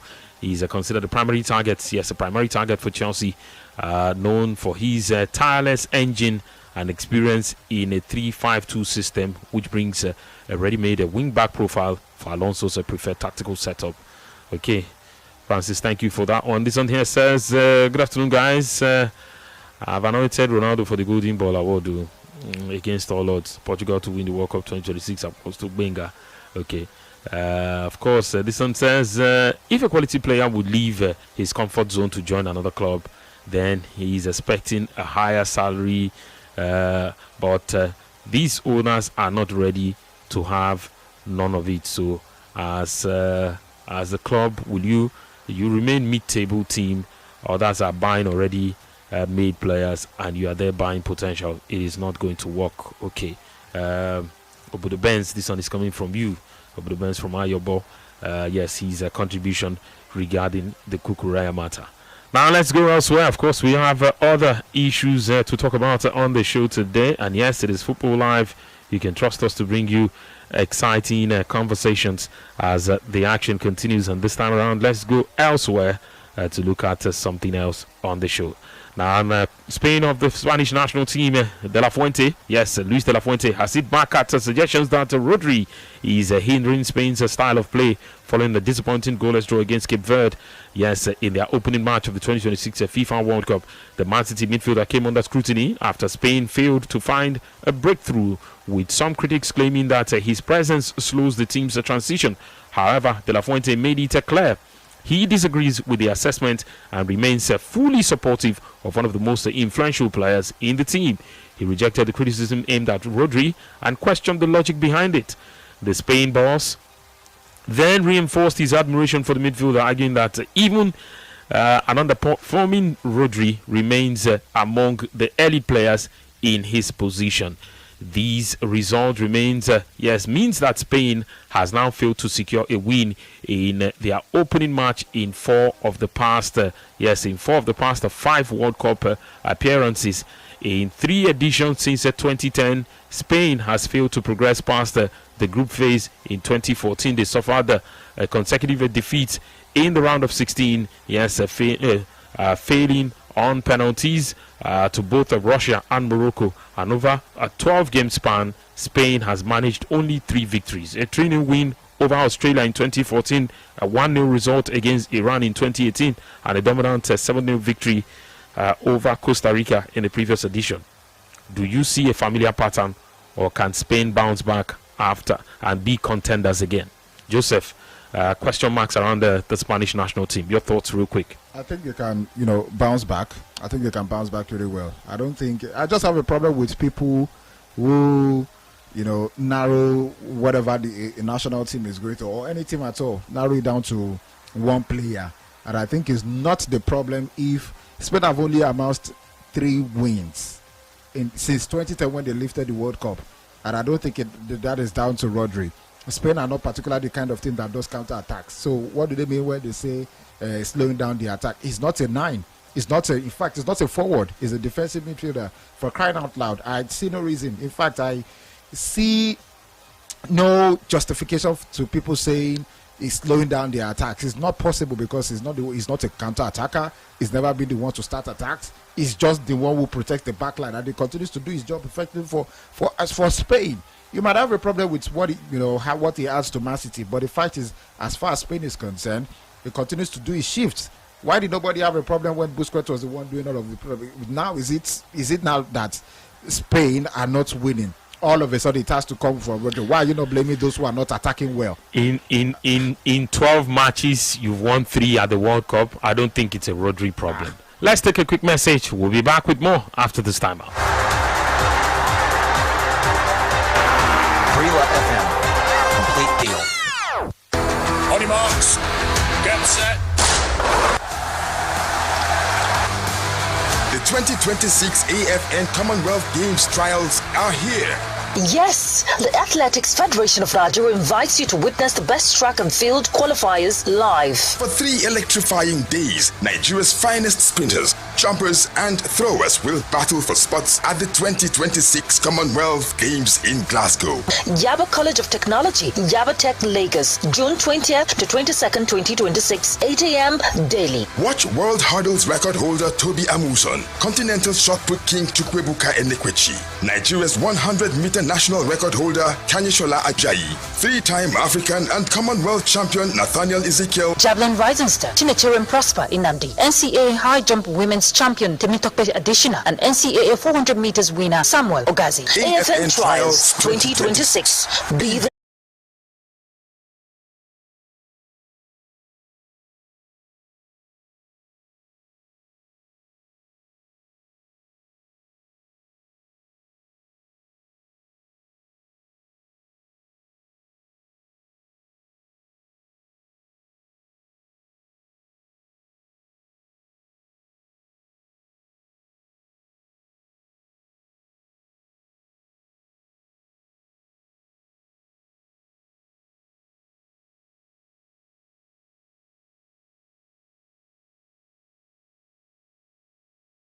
Joseph says he sees them bouncing back. This should not be a problem.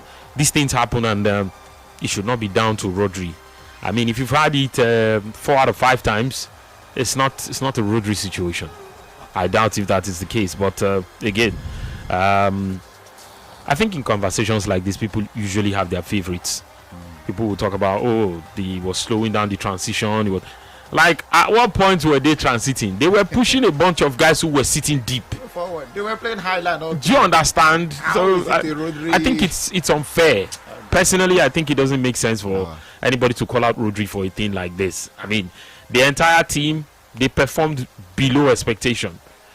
Should they have waited until that time to start making the sort of pressure we saw? Maybe not. Do people even watch football these days without trying to pin down problems? Do you understand? Do you understand? Like, there's always like a premeditated anger towards one person.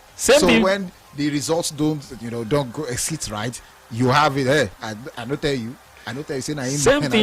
Same thing for people who buy literary works, and the literary works, and they want to read literature for the sake of, this writer didn't put the story out there, should have been done differently, bro. Like, or you watch a movie and the first thing you want to do is, why did they not do it like this? Don't first watch it for the enjoyment. First enjoy it and try to see yourself in the story first things first, and then maybe we can extend the conversation to other places and say, okay, this was this, this was that, this was this. But I don't think it makes sense for. Again, I don't watch football with the mind of wanting to understand what the coaches are doing, because it is twice as tasking when you need to interpret the tactics or analyze it and say, okay, just watch the game first things first. And it gets to a point where you say to yourself, this is a game I'd like to watch again. But all of that, you watch the game because you want to have an opinion on how the guys are playing. No, I'm not doing scouting job for all of these guys now. Hello, good afternoon. Vicky, good afternoon. Good afternoon. Yeah. Michael Carrick, Joseph, good afternoon. Welcome. One boy calling. Welcome. Vicky, one thing, the Spanish team, if anything that wants to play them should do what Cape Verde did in their first game. I believe they will mark them out. They have one playing pattern, you know. They pass the ball to like having 1,000 passes in a game. I'm looking at that Spanish team as a team that has no plan B. If you can be able to, you know, contain them, you know, soak that pressure, I believe at a point they will be frustrated. You watch their first game now. Cape Verde frustrated them to the last. So it's not as if they will win, but if they continue to play this way, you know, pattern, you know, some of the managers will surely do what Cape Verde did, you know, and when you frustrate them, like 60 minutes. The other day I was listening to Mata in one of the stations, you know, and he was like, they didn't play well. I didn't understand what he meant by they didn't play well. They were passing the ball. They had all the possessions, but the only thing is that the killer instinct, the goal did not come. So if they should continue playing that their passes and they are not trying to change one or two things, you know, anything that should frustrate them for 60 minutes will get a point. And this is not it is not going to be a good one for the Spanish team because most of us expect them to do well in this tournament. Not really being the favorite to win, but they are one of the biggest countries in Europe. But they play like a team in Spain. They play like Barcelona, you know, having most of the Barcelona team in that sport. So they managed to change one or two things. Stop passing. You have 1,000 passes and nothing happened at the end of the day. It might cost them, you know, dearly in this tournament. They will bounce back. I see them bouncing back, but not these their passes. The passes are too much. So sometimes you play direct football and not tiki-taka every time. So they will bounce back, but some things will learn how to mark them out and frustrate them. And at a point, they will be tired. Thank you very much. Okay, thank you. Thank you so much for that one on the show this afternoon. Right here on your Champions Now Sports Radio Real FM. And yes, we still have more contributions coming in this afternoon on Football Live. Hello, good afternoon. Hello. Good afternoon. Yes, good afternoon. Greet you and the Victor. How was today? Happy weekend. Well, still going on good. Welcome. Up to World Cup, up to Portugal. What's your name? I don't know where Corona will be a problem. What's your name? Tell us your name, please. No other person than Spoba from here, local government. Welcome. Yes, Spoba of United. Yes, welcome. I don't know why Corona will take over all the day. Commenting on the player have gone to Madrid. Forgot of player that complain, a Brazil player that complained of the water he took during the match. Let's complain that is a matter of life. Let's leave Cocorella with those useless things. The boy have left. The fans condemned the whole player, including the new coach. They just signed of recent that will have the first match with the Fulham. Shame on to them. They don't know what they are doing. But their problem is getting worse because the fans, all their fans condemn all the players at the team. It's a shameful thing to them. Somebody called in the morning, he said that his blood is blue. How can a blood that's supposed to be red be blue? Don't you see that they don't know what they're doing? Up United, no money, no football. And we let them leave Portugal alone against the DR Congo. Portugal has been ready since that they played draw. Ronaldo didn't do anything. Messi scored 20 goals. Congratulations. But now they leave Portugal alone. Please. See Ronaldo and Bruno Fernandes. 21 assists is a 21 goal. But the one he scored. It's not easy. Up United, someone you know football. Up with the World Cup. Up Portugal to carry World Cup. Yes, not France. No power of France. No France national team. France will not go far. Because power is the greater they have as the team. A wonderful maker. It's no problem. Let's be watching. But let Brazil take time. Let them not condemn, put any obstacles on this World Cup. Anything that they put involved, US will protest on it. And the other team, Canada, and the other team, they will protest. Let Brazil take time. No put a problem, obstacles in this World Cup. Up Man U, up my Carrick. I know that England this season no they finish. Not so you know they finish. Very tough. Will be very tough. The whole team are setting their own, and the whole team now in England, that 21 team now is having fans now. 20 teams, 20, say 21. What of football? We are progressing. Progress of World Cup. Let the play and go back to the team. The team list have come out for England. Let's start the Premier League. Which carry double trophy or triple? Yes, up United.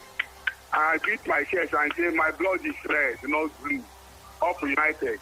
I love you all that is in that studio this right now.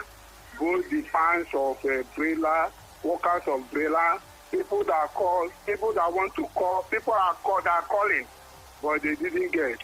Progress to everybody. Amen. We are Thank watching you. this World Cup and we are enjoying it. Let Brazil take time. Let's Juventus. Okay, thank you. Thank you so much for that one. No other than Nonso Pogba from Ihiala local government. Yes, Nonso Pogba.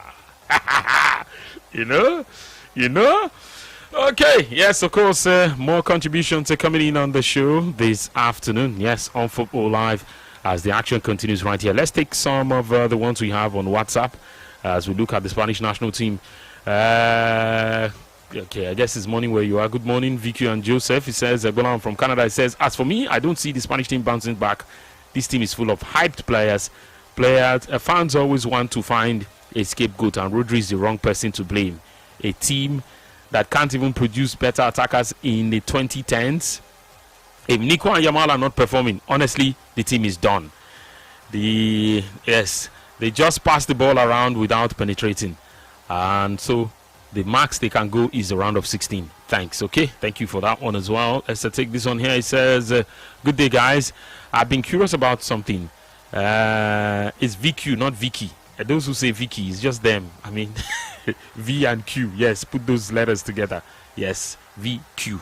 Thank you so much. Warm regards to you too, Babatunde from the UK. This message is coming in from you. This one here says, this is innocent. Spain won the Euros with the same pattern of play. They were just unlucky against Cape Verde because of the goalkeeper. Vozinha. Yes, Vozinha. Fantastic game he had. Over 14 million followers on Instagram now from 50,000. This one says, I am Paul from Onitsha. As for the Spanish team, they will bounce back, but they will not go very far in these surprise tournaments. God bless Brilla. God bless you too. Thank you. This one here says, good afternoon, Yoba, and the studio tax collector by your side. Joseph. We get tax first. Now you need head out. You send your tax to me. I hope you don't pay your tax because you could collect too. This one says, football and business for both club and players. So who go, don't go. Says, I want to say that those people calling themselves African giants are seeing what Morocco are doing, and not only at the AFCON stage, but at the FIFA level. On a field display and tactics. Yes, on field display and tactics, off field politics. I rest my case. Emmanuel. Yes, Emmanuel, this one is coming from you. Let's take this one here. It says, this one is lengthy. It says, good afternoon, VQ and Joseph. My name is Uche, the amazing Chelsea fan. Rodri is the architect of his own downfall. After the match against Cape Verde, instead of congratulating how those people play, he went on to say that they were playing, they were just packing themselves in one place. As for my team, Chelsea, I'm not a child who runs to the market square crying that a profit have made too much, crying that a profit have been made too much, and he's made too much profit. Any player that wants to leave should be sold and let them go. And Chelsea will still remain Chelsea. As for Portugal, they will never go far in this competition. We'll never talk about Portugal now, bros. Where now they go? This one here says, good day, VQ and Joseph. This is Adams from Akoka. He says, one thing I noticed about the Spanish national team over some period of time and the competition is that they play this tiki-taka so much, and it's sweet, that it is sweeting them. Yes, it is sweet, and it is sweeting them that they forget the major purpose and the prime duty in football is scoring goals. Now I can tell Spain can't play the normal direct football again. The situation where a direct free kick is a chance, a corner kick is a big chance, a unique player with a good shooting accuracy is available, a situation where a player can single-handedly dribble and get a goal. Tiki-taka style is sweet, but too much of it can make you forget the purpose of the game. If they continue with this their tiki-taka, they will fail here again. Well, look, there's no system of football that is the holy grail, to be honest. If another one they play and they work for you, just keep doing your thing. You will not always win, whether you have the almighty formula. You will not always win. Good afternoon, guys. I think the coach is playing the players out of position. Playing a midfielder as winger, like Gavi. He should play wingers, please. Daniel from Satellite Town, he says the coach should please play wingers. Good evening, VQ. My name is Mohammed from Palm Grove. He says, I feel Spain will bounce back, but most likely won't get past the round of 32 or 16. They tend to rely on their wingers too much. And if the coach decides to play more expressive, they will likely go far in the competition. Good afternoon, VQ, and my fellow United fan, Joseph. They will show the show black boy. Yes, the show black skin boy. This is Tochuku from Bega. It says Spain will not see round of 16. Yes, they can have possession in games, but I see them going home early. Up United, up Portugal. Okay, of course, let's see how that goes and what is likely to happen as far as that particular situation is concerned. 090-44,889, 090-41,889. Hello, good afternoon. Vicky. Good afternoon. Good afternoon, Vicky. Welcome. Mm-hmm. Hello, Vicky. Yes, go on. Yes, so I agree to. I agree to. Welcome. Good afternoon. Yes, so Vicky, you see the issue of this Spanish team. Vicky, me I say, could it be the case of the coach got his tactics wrong? If you feel say Yanni Lemar no day fully fit, and later on you bring down in, and Vicky, all this tiki-taka, at the end of the day, by the time they do all this tiki-taka, they can't remind me of my Ghana Arsenal team, where if we play all the ball finish, we will carry and give Saka. If we play and finish, we will carry and give Saka. Okay, now they will play, they will carry and give Lemar. This guy where they know they fully fit. They will carry and give him. When you have a guy like, as much as if his club, sorry, not his former club, he's still in that club, as much as if the club is not even really doing well like that guy not the guy where he was, I don't know why he was benched to that time, to get the extent of that time they brought him in. This Nico Williams. When I see such wingers like that, where don't prove them for now? For Europe, I think it was Europe they unleashed those two guys. Yes. Lemar was fit and Nico Williams. Now these two guys single-handedly lift that trophy for them, if I could remember, Vicky. And Nico Williams did there. When you don't get Lemar, you get this guy as a winger. And even when you brought the guy in, Vicky, they were avoiding giving that guy balls. They said they threw away the ball to Lemar. That guy with a little time where that guy gets, they were not still supplying balls to those guys, to that guy. You understand, Vicky? So sometimes when a team no work as a team, You get us in the deal, Vicky. I keep on saying it. There was a game this Belgium. There was the last game where they play 1-1, where Belgium play 1-1. Vicky, there was a clear chance where they say this guy was supposed to give Lukaku that ball.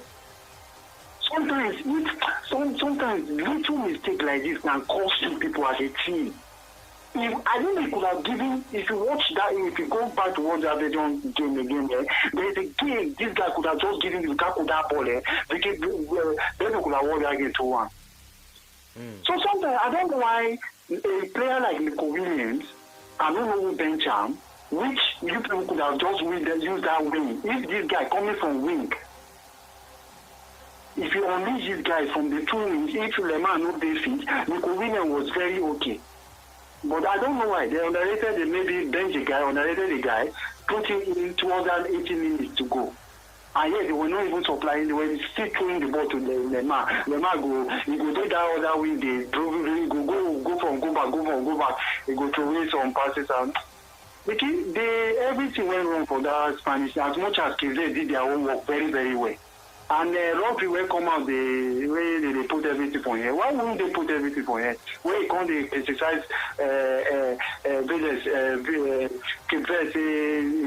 pattern where the ball where they bring come, not the football or this and that. These guys, they came with their own pattern and they did their job very well. It's not to you to come out and tell your team or look waiting happen. You can't be. Why they not go put everything on here? Understand, Vicky? So the coach should wake up and do the needful, make him know because later in team will go do. If not, these guys are no data and they are not going out of that group. Okay. Okay. Players like Nico Williams, players like Rafael for Portugal, those kind of players when they say the key when they do you are in trouble. Agree to now. All right, thank you so much for that one on the show this afternoon. Yes, Nick. That contribution coming from you right there. We still have a few more contributions to take, and let's go there. This one says Spain will surely bounce back. Round of 16 at least. Prince from Lekki. It says Nico Williams is suffering an injury. Hello, Brilla Nation. The truth about Brazil in this 2026 FIFA World Cup is that they are not the Brazil we used to know. For me, the team is just average, and we all saw it against Morocco. A match they were lucky to even run away with a draw in that game. Honestly, they may not go beyond the quarterfinal, and this is relatively a poor Brazil side. And I don't think any other player, including João Pedro, could have made any difference. Uchenna Asham Konye, yes, from Nkwere local government area in Imo State, Nigeria. Okay, yes, this one coming in from you this afternoon. Hello, good afternoon. Hello. Good afternoon. Yes, welcome. Hello, good afternoon, guys. Yes, good afternoon. Yeah, this is Voice of Courage. Okay, that's good. All right. Thank you so much. Talking about the Spanish national side, honestly, I don't think I'm going beyond the quarterfinal. To be honest with you, those guys, they don't have that quality player enough. Apart from the midfield, when you see someone like Fidel Ruiz, Rodri, and this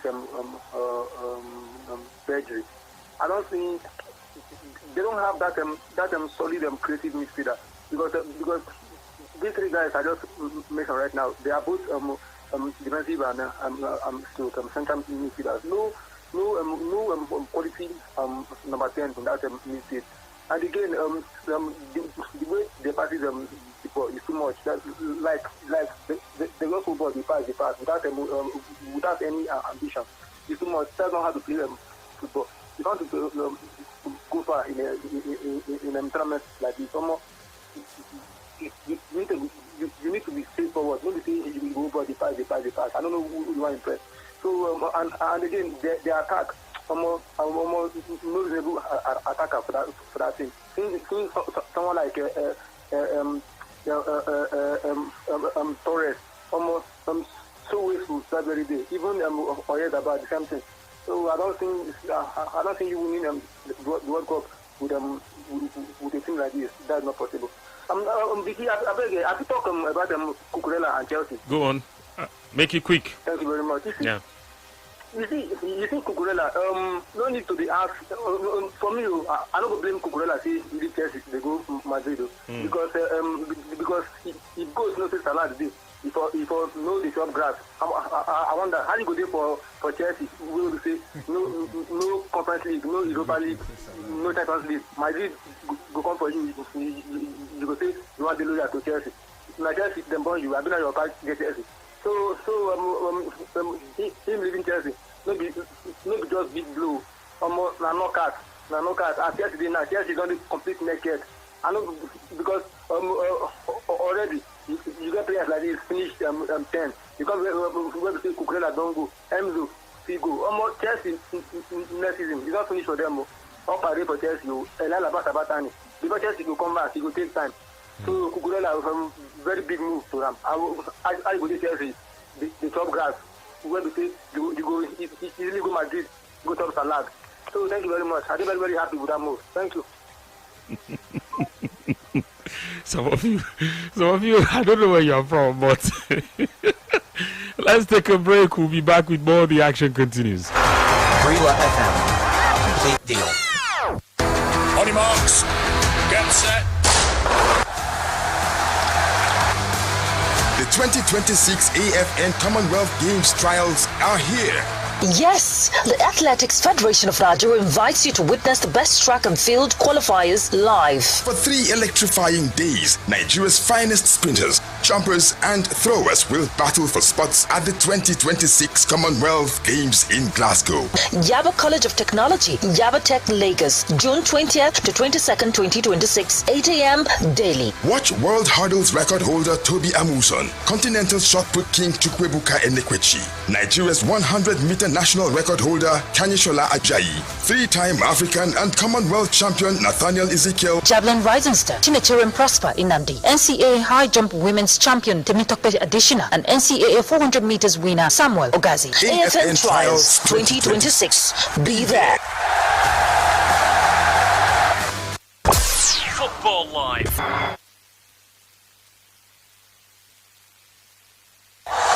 Live and exclusive to Brila FM. You are tuned in to Football Live. So we've got so much coming up on Football Live. We're covering everything in England, in Germany, in Italy, in Spain, in Saudi Arabia, in Nigeria. You name it, we've got it covered here on Football Live. Our fantastic team of reporters will be bringing you all the goals as they go in the biggest games across the footballing world. We love a bit of drama here on Football Live, and we've plenty of it this afternoon.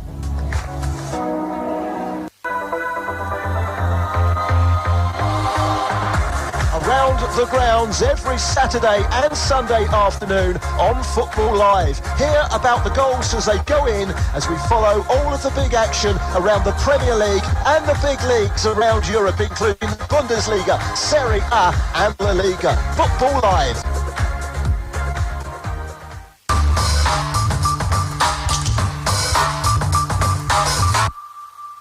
You are listening to Football Live.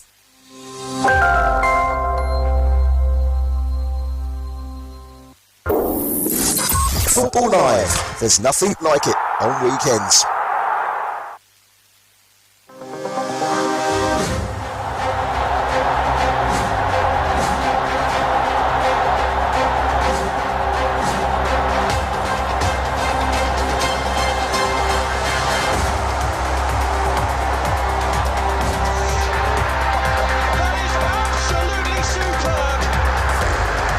Yes, of course, we are back and the action continues right here. Football Live, your Champion Star Sports Radio Reliant Family. Yes, another Saturday. And how many more Saturdays before the new season gets started, Joseph? We still have like 2 in this month. Yeah, I think it's up to 6. Yeah, maybe more than 6. More than 6. This is a World Cup year. It's more than 6. There are 4 in July. 4 in July. And midpoint of August. The season starts on the 22nd of August. Yeah, but we have the Cotton Razor. Cotton Razor. Community Shield. Yeah, that's okay. Well, you have a point. 8, 9. But even before the World Cup ends, qualifiers would have started for the Europa League, the Conference League, and the Champions League playoffs already. So, more ball plenty. Ball plenty. So yes, Spain. Do you foresee a bounce back, or you think it might just be the same old same? I mean, the pattern that we've seen in the last couple of years. Question, of course, the talking points at this morning time on the show right here on Football Live. Keep the calls coming in. Hello. Good afternoon. Hello. Good afternoon. Good afternoon. Yes, welcome. Yes, you're on to Football Live. Huh? You're on to Football Live. Okay. Can I speak? Hello? What's your name? My name. Oh, I'm talking a different. My name is Boniface. Okay. My name is Boniface from Anisha. Okay. Okay. My name is Boniface from Anisha. Go ahead. Go ahead. Go on. Let's hear you. Okay. My name is Boniface from Anisha. You've said that like how many times already? Make your contribution on the topic. Okay. The contribution I want to make is this. What happened to Spain is down to the coach. For me, what I observed from the game, they played draw. Understand? Hmm. Can you hear me now? Yes, I can. Okay, Boniface, thank you so much for your contribution on the show today. Let's, of course, take more contributions as we take a look at the Spanish national team and their performance in the first game of the World Cup. It has generated a lot of talks already. And yes, you find a lot of people who are not impressed with the way Spain have performed in the very first game. And opinions are definitely divided. I mean, it's a national matter. You'd expect opinions to be divided. Hello. Good afternoon. Hello. Good afternoon. Hello. Good afternoon. Hello, thank you. Yes, good afternoon. Hello. Hello. Oh no, poor reception maybe. Okay, try to reach us again as we take a look at this one where we're looking at the Spanish national team, and if you think the pattern of getting knocked out early in the competition. Since they won it in 2010, they've only won 3 times at the World Cup. Only 3 matches they've won out of, I think, 12? Yes, they've won only 3 matches out of 12. Since 2010, you've had 14, 18, 22. So, average of 3 per tournament. That's average of 1 per tournament. I mean, like the matches. Number of matches, yes. Yes. An average of 0.8 something. Let's not do that, please. That's very poor. Hello, good afternoon. Hello, good afternoon. Welcome. Yeah, okay, Chidi from Ilopeji. You're welcome. Well, let's give Spain the benefit of doubt. That was their first match. And they were playing an African team, not well-known African team. And the guys were very resolute in their playing. They did not play defensive game as such, and more especially, their goalkeeper was very good. I could remember one of the World Cup that France lost to Senegal. I think they later gone to win the competition. I think there's other team too that have lost their first match and gone to win the match. It's what they will do today and what they will do in their next match. But they have that quality. There's quality in the team. Then the second, on the other topic, there's this thing of soldier go, soldier come, barracks remain. But that principle may not work well for Chelsea. Because if you look at Chelsea, their competitors are trying to build up. And Chelsea is losing players. And you know the problem Chelsea had last season was a defensive problem. And that defensive problem, you allow one of your best, a reliable defender in your team to go. Yes, there's other players that can replace him, but how sure that Chelsea will get those players, bearing in mind that they are not in Europe, and the players would like to go to the players in Europe. So if there's a competition, consideration will be given to people that plays in Europe, and another money. Another thing is money. Then another thing you ask yourself, what is the issue with Chelsea? It's not only Cucurella that's I think Enzo is not comfortable in the team. And you remember, in as much as a Madeke, the guy is talking as somebody that emphasizes something and that's why that he left. And they come out to say that I left Chelsea to go and win trophies. I'm going to show you, there is no actually, if you look at what happened last season, if I'm correct, they changed 2 or 3 coaches, which means there is no stability in that team. And possibly there may be no stability in that team, because if you have Adrabia, Chaluba, and all these as your defenders, and then you lose Cucurella, who is the best, maybe Reece James is out, you may stay in bet the replacement. And with the way Enzo Fernandez is talking, you see there's a fear in that team. One of the things that give us hope now that returning, because most players say that when they listen to the project, what the coach told them and what they are seeing on the project, it gives them the confidence. So it's like that confidence, the project are not convincing. That's why players are leaving. That's my submission. So they should not be living in the past when Abramovich came with a big money and bamboozle other teams. No, teams even like Man United have a very good team. Arsenal is having a very good team. Liverpool, I think they will bounce back. And the Manchester City is there. Bournemouth, all these small teams are coming up with. So if there's no stability in your team, I doubt how you are going to catch up with all these teams. That is my submission. Thank you. Okay, thank you so much for that one. Yes, interesting submission right there on the show as action continues right here. Yes, we're still talking about the Spanish national team and the possibility of a bounce back. Yes, it's also being debated, and all the things that could happen to them. And let's see. Yes, so much more, of course, right here on the show. And while we're talking about Spain, let's go to the Premier League, where fixtures have been released for the new season. Man United will kick off their 2026-27 Premier League campaign. Yes, season away to newly promoted Hull City. United finished the last season on a high on the Michael Carrick and will hope to continue their momentum when they face the Championship playoffs winner in the 12:30 kickoff on Saturday, the 22nd of August. The Red Devils have finished last season, yes, the best of the rest after Arsenal and Manchester City.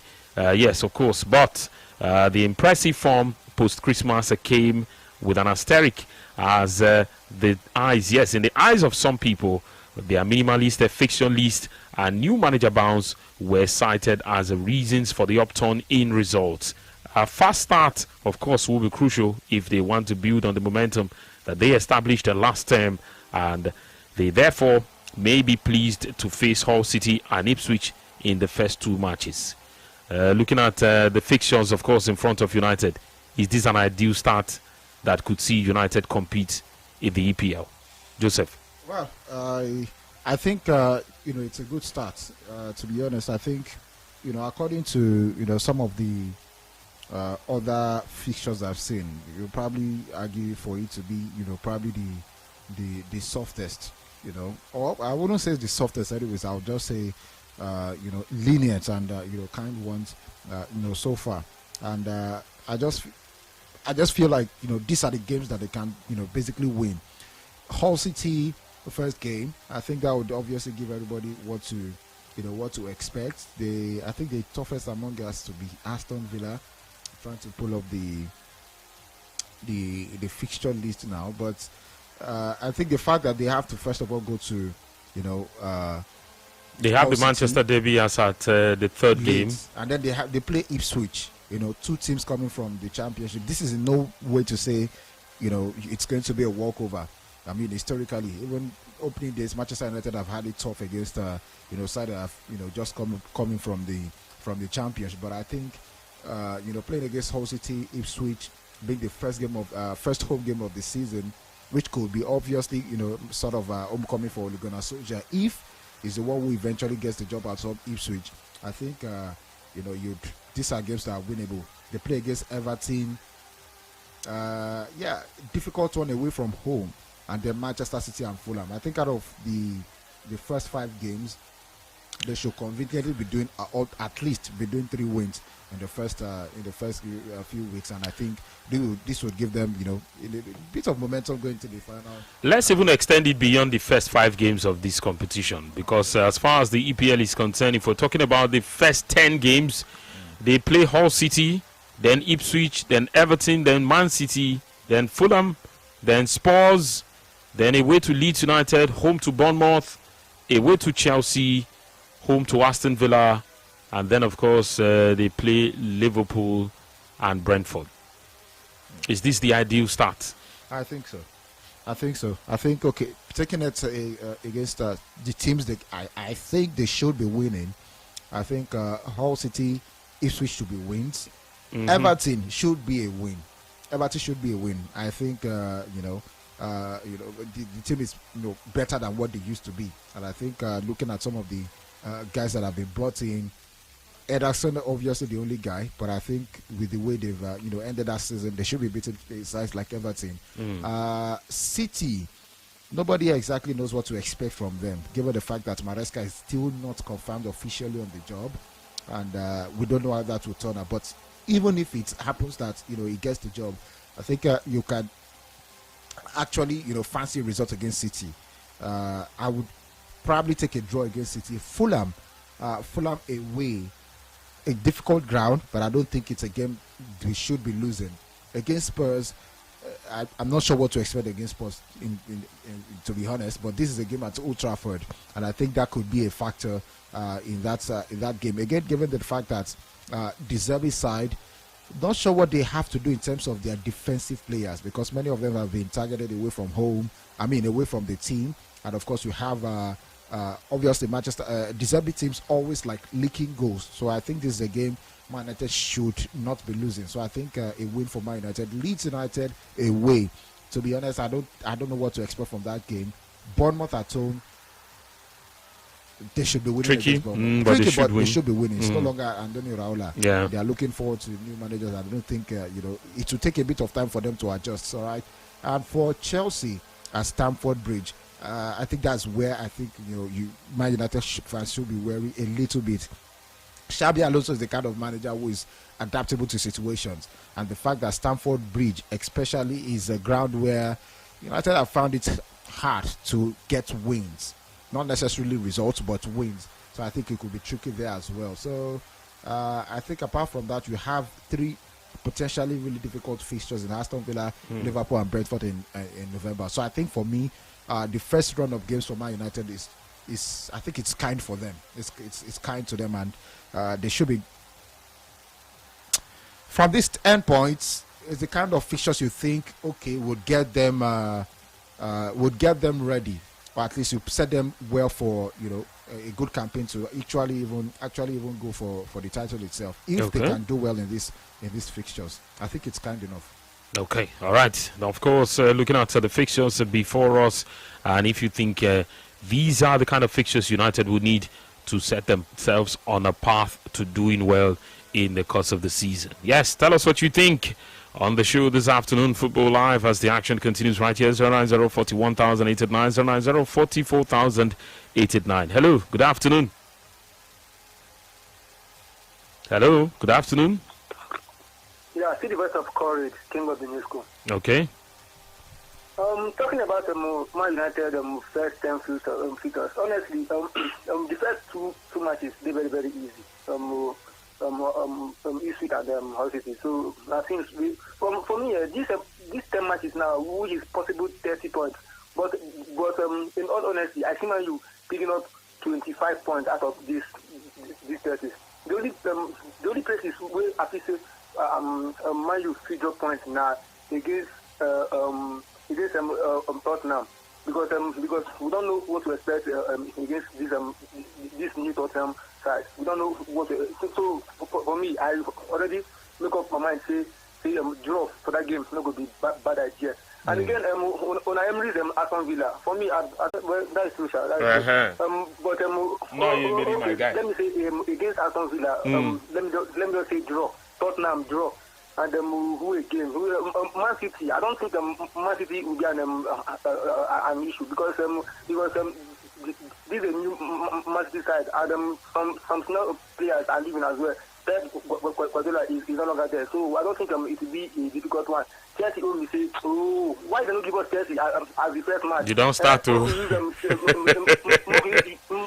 Chelsea test this camp. As we say, they give us Chelsea as first match. Chelsea without Cucurella, Chelsea without Enzo.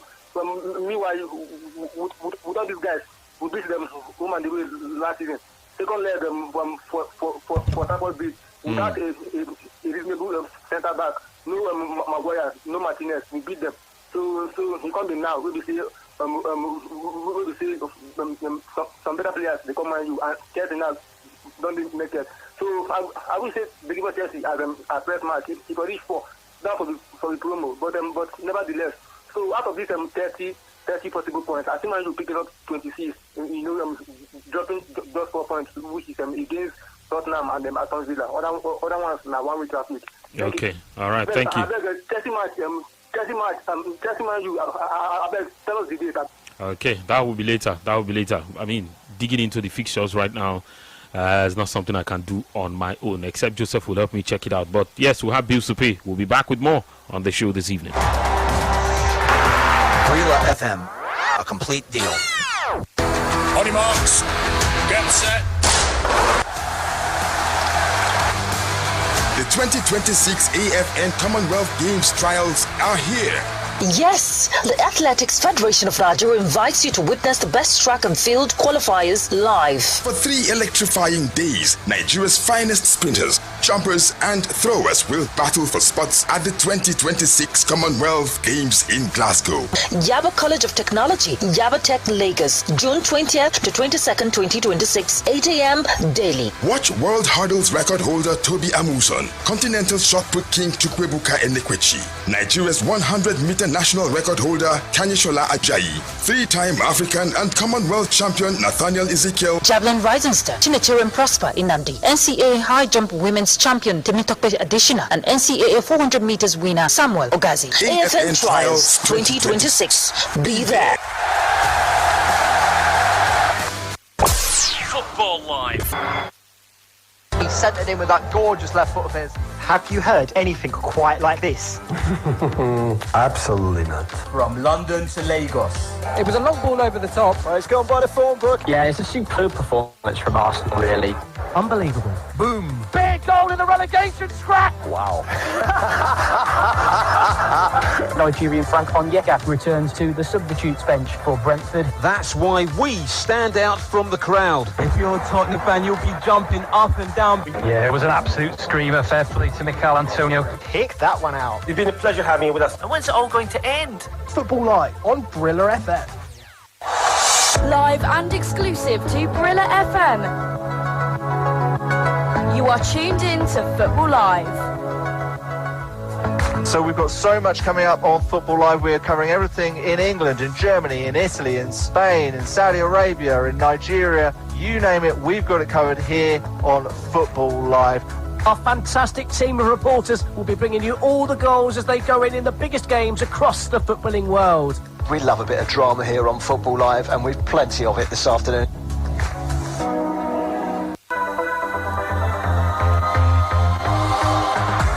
Around the grounds every Saturday and Sunday afternoon on Football Live. Hear about the goals as they go in as we follow all of the big action around the Premier League and the big leagues around Europe, including the Bundesliga, Serie A and La Liga. Football Live.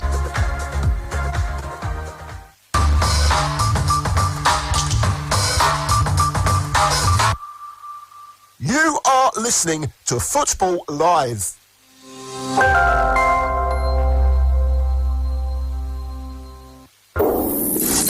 Football Live. There's nothing like it on weekends.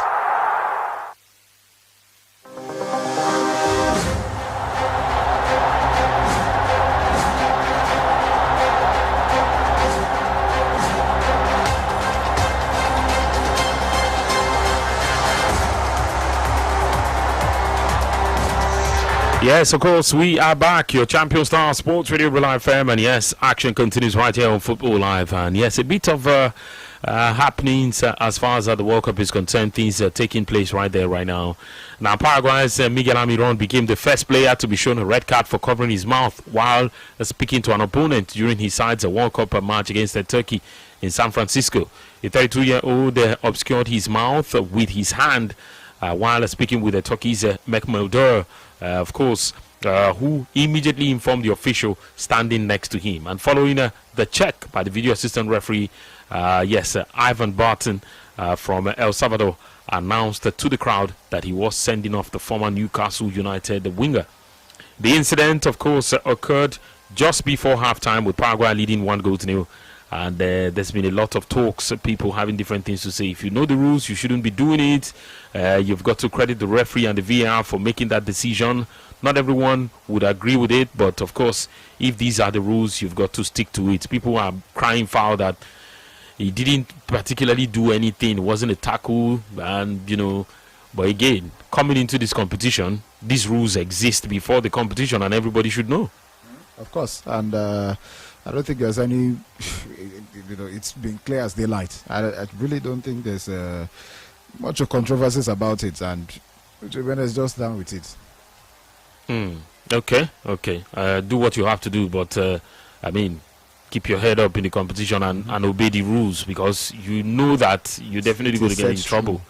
Yes, you know you're going to get in trouble. Happen, like heat of the moment and all of that, yes, but I don't think there's any excuse for it. If before the match you probably go ahead and check it out and you understand the rules before the World Cup even starts, I don't think there's any excuse for flouting them, and you have to pay the consequences. Okay, let's of course go back into it, and yes, we're looking at Spanish national team on one hand, and yes, we're also looking at United with the quality of fixtures in front of United, and if you think this is the sort of start United would need in order for them to find stability again on the strength of how they finished last season, everyone expects that United should get back into form and continue from where they left off last season. And if you think this is the sort of start United would require for them to go all the way and compete for the Premier League title this season. Hello. Good afternoon to everybody. Good afternoon to you. Yes, my name is Mr. Bright, the icon of Manchester City. Okay.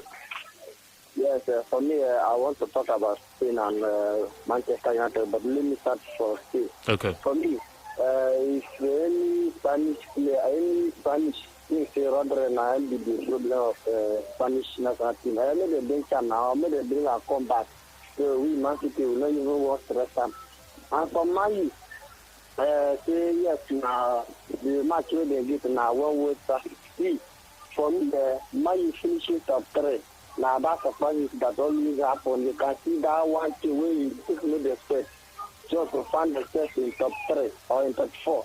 So it can happen to Newcastle or it can happen to anything. So for me, I don't see Man do anything. No. Forget about saying yes. Last week they play only one match in 3 weeks. Sometimes in 4 weeks. Sometimes they don't even go weekend itself, go break. So for me, Man is not doing anything. No. So maybe this have not the say might be challenge for anything, maybe that thing. So might are not doing anything extraordinary. Thank you so much. Okay, thank you. Thank you for your contribution. Just about to take a strip left. But something he didn't do. What did he do? The topic is about United, and he's only talked about United's chances. I mean, on the strength of how United finished, you will not exactly rule them out. Again, the fixtures came out yesterday, and there's been a huge debate as to which side has got a more difficult start than. I think Ipswich has the hardest start to the season. I've seen that of Ipswich, and I'm thinking to myself that who now offend? Hello, good afternoon. Yeah, thank you. Good afternoon to you. Good afternoon. Yes, welcome. Today? I'm fine, thank you. Yeah, thank you very much. My name is David. David, welcome. Mombasa. Welcome. Yeah. I will pick the talking point. The Spanish talking point is still on, right? Yes, we're still looking at it. Yeah, good.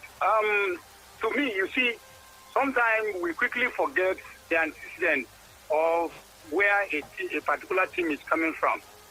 Let us look back. How many record the Spanish national team has ever had. Good record against the African opposition. Are you getting me? This Spanish team that we are talking about, at that time, at the France 98, we played them 3-2. Nigeria played them 3-2, right? Yeah. And then at a point again, they played, was it Cameroon? They could not win Cameroon team. I don't know. I'm not too sure.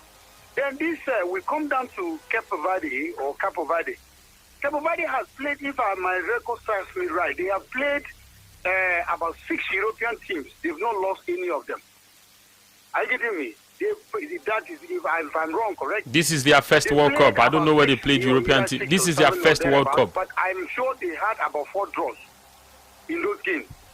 So, and everybody that day before that match, everybody has written them off. That's, the African team from Cape Verde. Now, they went there, they have a game plan. And there is one tricky thing about this football. Football is crazy. When you have your old plan, your game plan well planned out, your opposing team, your opponent, that is the coach, will have his own game plan to his chest. And when that counter game plan comes, your game plan will completely look as if it is not working or it did not work. That's how crazy football is. I get me. So I believe the Spanish national team, they weren't expecting what Cape Verde came with. You understand? That was why it made them look almost like people writing them off. They look ordinary because the game plan didn't work. I get me. And it happens to anything. Just like the Barcelona of old. You understand? Barcelona were very, very good. But when they meet a team that understands their game plan, that very goodness in Barcelona, it seems to be vanishing away. So, but for now, the coach will have to go back to the drawing board and they will do well in their next game. Now, talking about Manchester United, Victor, I must be very frank with you. I am not an English football fan, but I am skeptical. Those 10 fixtures in the next coming season for Manchester United, they are tricky.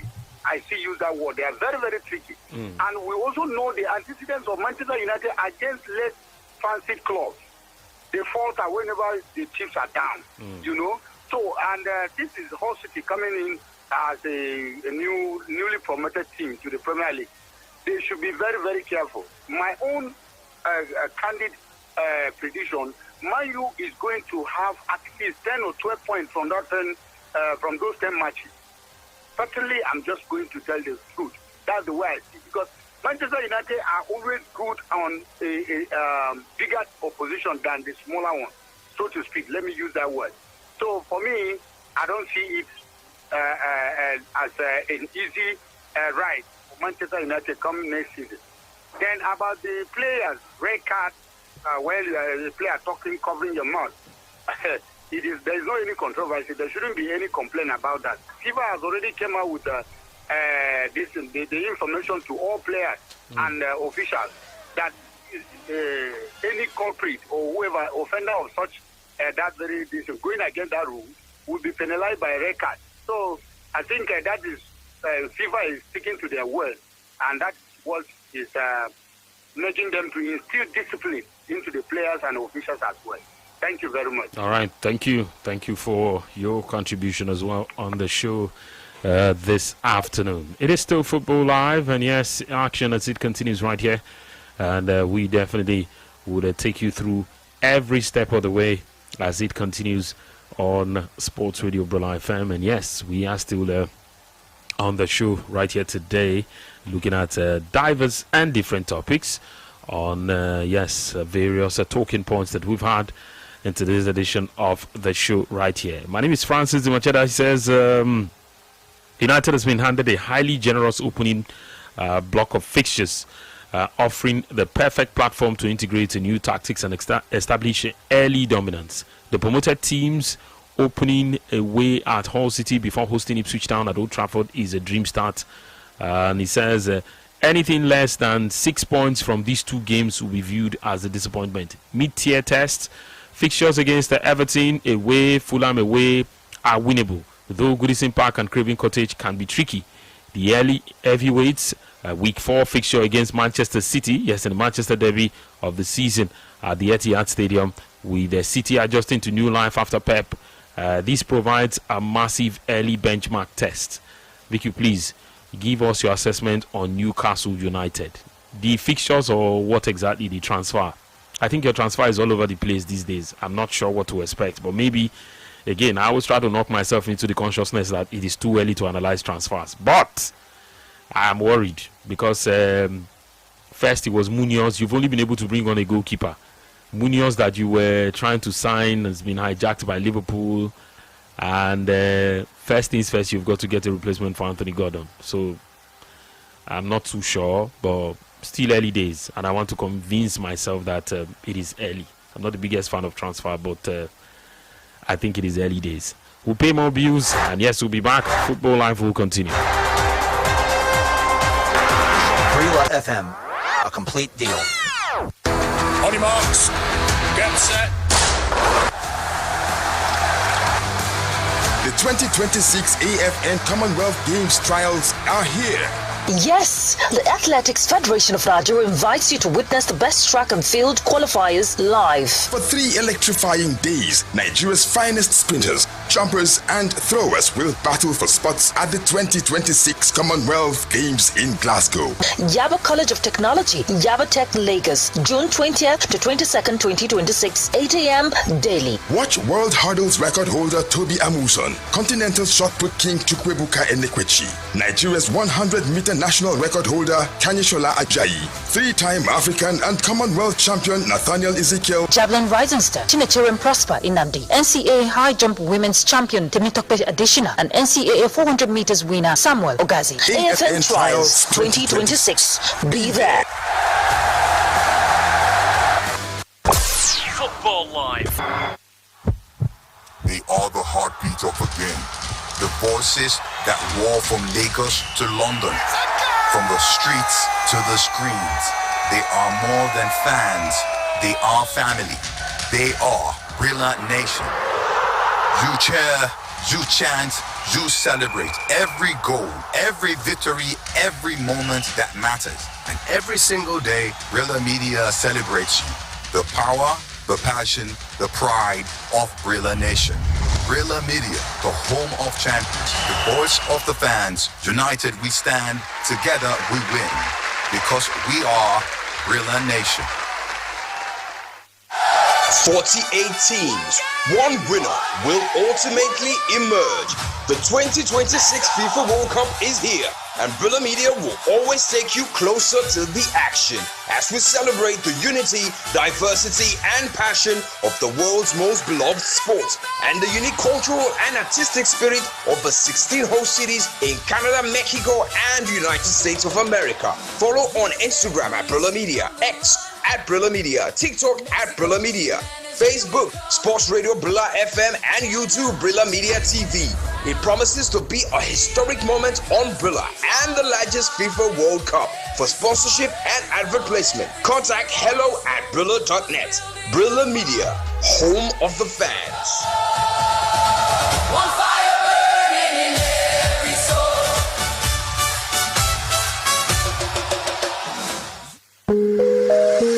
They go with the corner, King Shooting Star still looking for the 3-point here. And no, fantastic header. The WBC interim heavyweight champion of the world, the Nigerian Nightmare, In this very moment, I'm king. Carroll's in! He's won it for Liverpool! Much criticised club record signing comes up with a header that lifts their spirits. Higher with the crown, yes. They'll be looking to switch it quickly here for Ronaldo, who's got the better of Diego Alves, and Ronaldo scores brilliantly. The finish of a master, a craftsman at work. Shout out to my haters, sorry that you couldn't faze me. On the back to Kano. He's got the captain has won the game for Nigeria. The man who's played the game for Nigeria takes them into the final. Nwankwo Kanu, what a moment for him. Greatness is what we on the brink of. Don't believe it! Aguero, with seconds of the season remaining, has won the Premier League title for Manchester City. Hollywood, make this movie. They're become the first African side to win Olympic gold and to win a major world footballing tournament. And no wonder they'll celebrate. Nigeria with the gold medal. I'm really trying to make it more than what it is, because everybody dies, but not everybody lives. Messi scores! Another Messi milestone, a half-century of goals in the Champions League, and he's the youngest player to reach that figure. This is my moment. Every moment is a treasure with Sports Radio 88.9 Brila FM. I wish that I could have this moment for life. Brila FM, a complete deal. 'Cause in this moment I just feel so alive. This is the home of sport. Sports Radio 88.9 Brilla FM. He centred in with that gorgeous left foot of his. Have you heard anything quite like this? Absolutely not. From London to Lagos. It was a long ball over the top. Oh, it's gone by the form book. Yeah, it's a superb performance from Arsenal, really. Unbelievable. Boom. Big goal in the relegation scrap. Wow.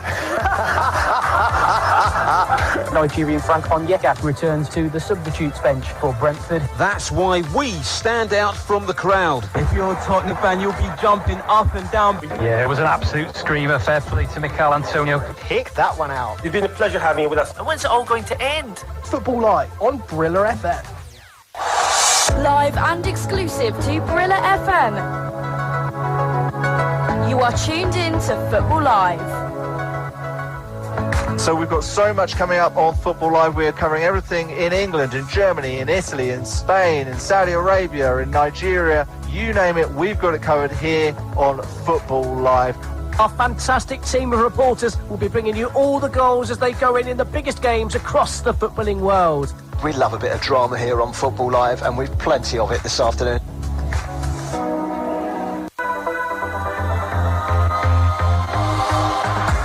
Around the grounds every Saturday and Sunday afternoon on Football Live. Hear about the goals as they go in as we follow all of the big action around the Premier League and the big leagues around Europe, including Bundesliga, Serie A and La Liga. Football Live.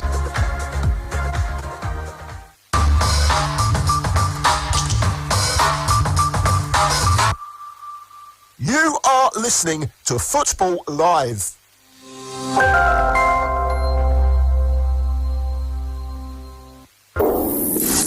Football Live. There's nothing like it on weekends.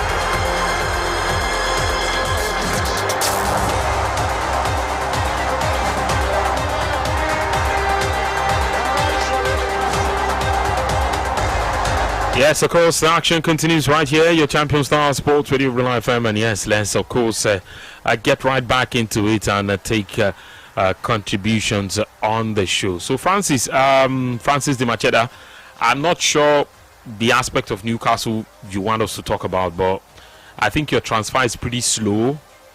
I think you have a good team, but be looking out for changes you might make in the event that some players leave.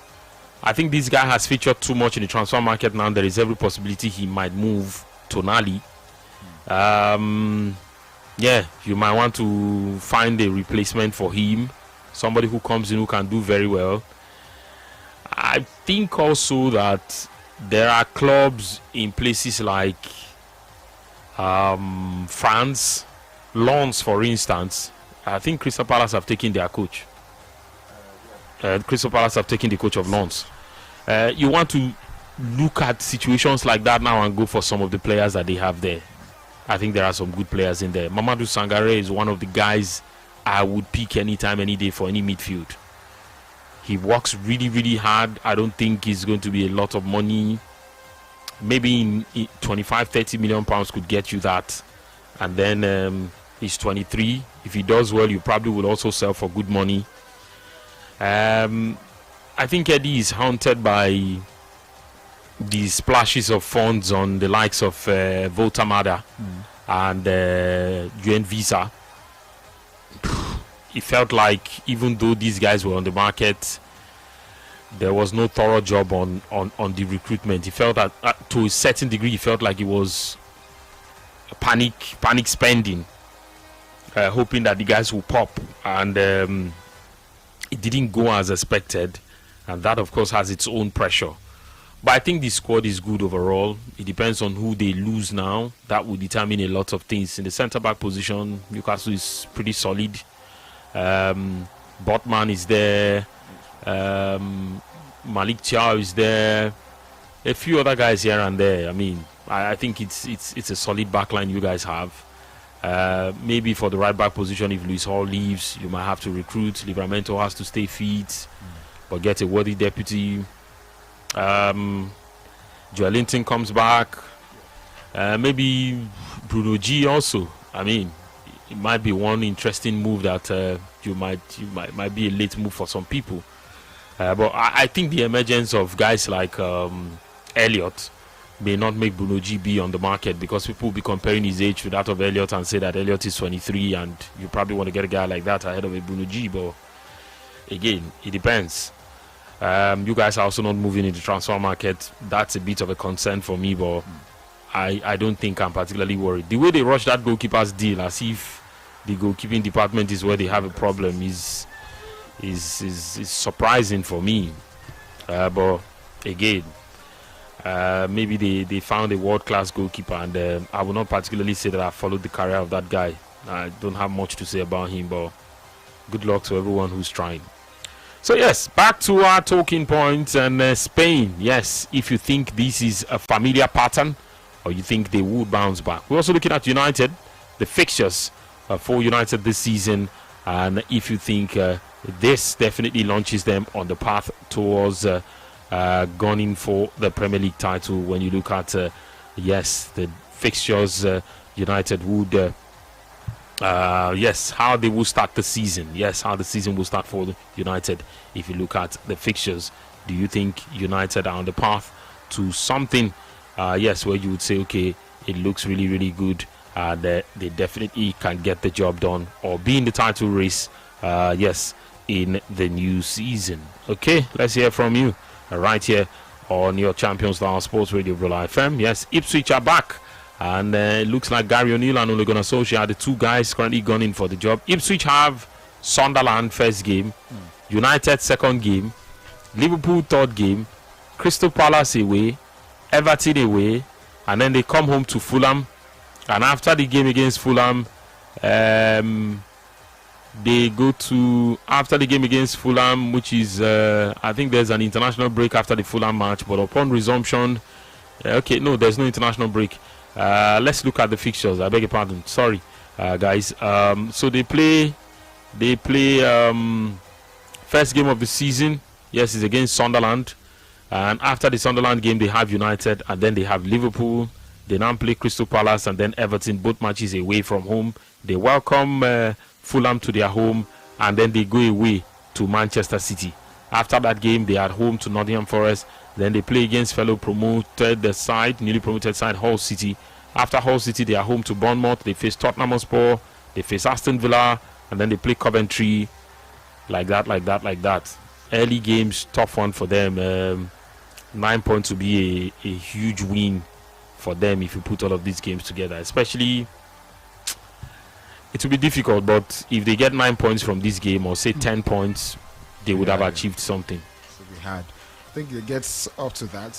You most likely be looking at them in the mode of what Sunderland did last season, or what Sheffield United did in 2021. Yeah. That would be really brilliant for them. But against these guys, Sunderland anytime, any day, whether home or away, will always be that stubborn team. Then you have obviously Manchester United, and then you have Liverpool. Liverpool are trying as much as possible to grab also whatever they can. I think it's extremely difficult. But if somehow they are able to survive all of this, I think you can look at them and say, okay, yes. But you look at which of the managers are coming.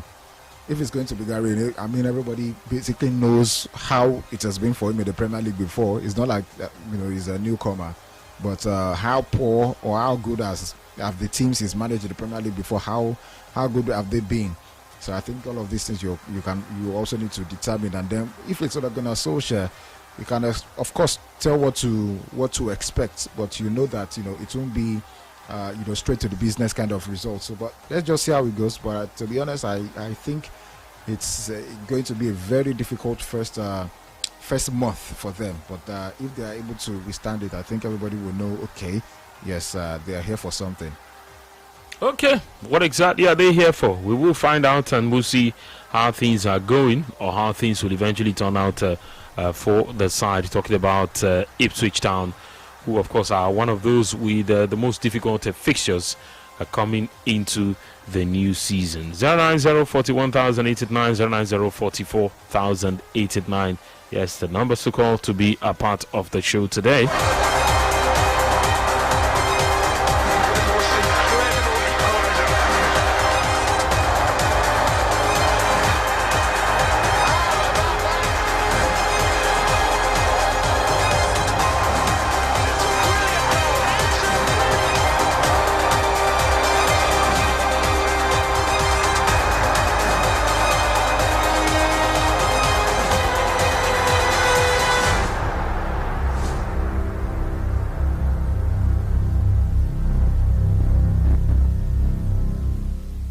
Let's go to the phone lines as we take more contributions. Hello, good evening. Hello, Vicky. Yes, welcome. Mr. President, how are you? I'm fine, thank you. Additional. Welcome. The way Manchester United finished the game last season, if they can continue in that manner, honestly, they'll contest for that for title. If those players are ready to play for the coach, the way they did about 10-15 matches they played last. Remember that they beat Man City, beat Arsenal, beat what's his name? Tottenham, everybody. Remember, even Chelsea, everybody collect from their hands. So if they do the same thing, I can assure you, they will go far. Forget all those things when this anti-Man U is talking about. I'm not a Man U fan, but the way they did last season, I think they'll go for this next season we are looking towards. And the issue of this FIFA, I see that you are covering your mouth. You say straight red card or what? BQ. Straight red card. Yes, it is a straight red card. If you cover your mouth while talking to an opponent, if you do it to your teammates, no problems. But if you do it to an opponent, it's too harsh now. No, it is to cut down on some certain things. Sorry? It is to cut down on some certain things. Players say some really crazy things. I know, maybe you are in 30, your fellow player has done Jeffrey. I know, but at least yellow card is better now. Well, there's nothing you and I can do about it. They are making decisions. The players will also have to get their emotions in check. You are right. Yeah. You know, I think they should give them a warning. No warning, no warning, no. Complain for next year.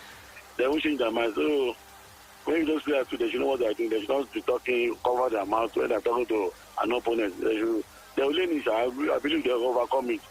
They won't do such thing anymore. Okay. No problem. Let's go, Gusha. Okay. But South Africa, I hope they are coming back their next match. Because what they are doing, I don't know what they are doing. They should come back. Okay. When they come back. All right. Thank you. Okay. Thank you so much for that one. We've got 12 more minutes left on the show today. So, yes, let's take your thoughts before we wrap things up right here on Football Live. So, yes, if you're ready, let's go there to talk about all the talking points on which we have outlined a lot of things to talk about today. This one here says, good evening, VQ. My name is Olani. It says, I see United taking at least 24 points out of the possible 30 points in the first 10 matches of the season. If we could continue with the momentum we've had since Michael Carrick took over having the most points in the second half of the season, together with the addition of some key players, then there is no cause for alarm. I think the problem is also continuing the momentum after nearly 3 months. Yeah, momentum is anything can distort it. Yeah, but I think with the run of results could actually be the one to ease them into the, when the thick gets, thicker, when the run gets, when the games come thick and fast, probably get as much as possible from those games, very winnable games. As a matter of fact, with what they've shown, towards the end of the season, I think Manchester United fans have every reason to believe that they could somehow be able to, the first 2 months, be able to gather enough points. And I think if you continue winning, I'm not saying they have to do 100% record to this, to start of the season, but I think when you have enough wins, it gives you so much confidence going into, the November period when it gets, when it starts to get tough, and you look at also December where you obviously have to play a lot of games, and they might you have to look at how to refresh the squad, how to play. You also have Champions League to play as well, and so many things to play for. I think the moment you start to get the good results in the first 2 months, I think the third month, I'm not saying it's going to be easy, but you are approaching it with a better frame of mind, and I think the confidence is there that okay, we can actually do this. So I think with the way the fixtures have started for United, it's really kind, and it could have a good impact to at least in the medium term what they have to do in the Premier League. So let's just see how the first half of the season looks like before you can now say, okay, very much Man United will be able to at least compete really well for the Premier League season, because it's not just how they start the season. Liverpool started the season really well the last time out, but along the line they were not able to do so much. So I think let's just see how they ease themselves into the new season. First 2 months, do really well. You have momentum and confidence going to the third one. Fourth one, you can take it, and then you can now start having a conversation about whether competing or not for the Premier League title. But for now, let them just start well. Okay, starting well, of course, is all you would need to do, at least in the words of Joseph. Hello. Hello, good evening. Welcome. I don't go to play Champions League. They will play Champions League now. The Champions League fixtures. Other match. But they are not playing all in 1 month now. But they cannot win all they cannot even go for half of their match. Because last season they did not play anything. So What's your name? What's your name? My name is Salahu Lepa. Okay. Sunday Salahu Lepa. I have confidence they cannot win all the match. Other team are they not going to play? Because they not play last season, they not play all this match last season. That's why they're able to beat all these people like that. Because the people they don't play, they don't tire. So let Man U start. We will see the end of it.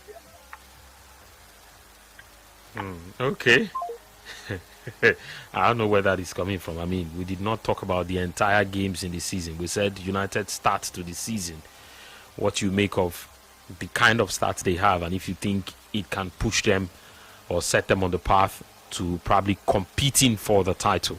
Not that they're not going to play other teams. Hello. Hello. Good afternoon. Hello. Yes, welcome.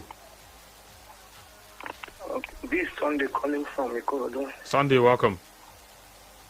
Can you hear me? Yes, I can. Go on. The network is breaking. Can you hear me? Sunday, I can hear you. Okay. It's pretty good because knowing that Carrick will start for a lot is the ending that will be the problem. Because I've come to notice something with Man United. Any caretaker coach or entering coach always do well. But when it's implemented, in fact, it's not only them, generally in Premier League, those clubs, top clubs have that problem. I don't know the way the managers rally around, the caretaker managers per se do it. Is it that they plead with the players while they are in charge until when they are, because they don't so much have authority on them then. They cannot exercise their authority on them directly then. So they solicit back so that they will make names. So when they become the manager, everything turns good there. Everything just goes separate ways. It wouldn't go the same way as when they are just managing it. So I pray they should do better, but I'm seeing them having problems, obviously. Because Carrick want to use his authority on them. He want to exercise his power as a coach to some extent, and then he will still follow with some players, which he can't do as time is just entering. So I pray they do well, but I don't see it coming because they have many games to play. They're in the Champions League. They'll play FA, Carabao, Premier League. So it's all right. And as of the issue of covering up, I'm totally in support of it because it will reduce the insult and then the way players talk to each other rudely and insultive. If there's any punishment attached to that red card, I will still buy the idea. I'm okay with that. And for, am I allowed to talk about the Spanish team? Okay, wrap it up now. All right then.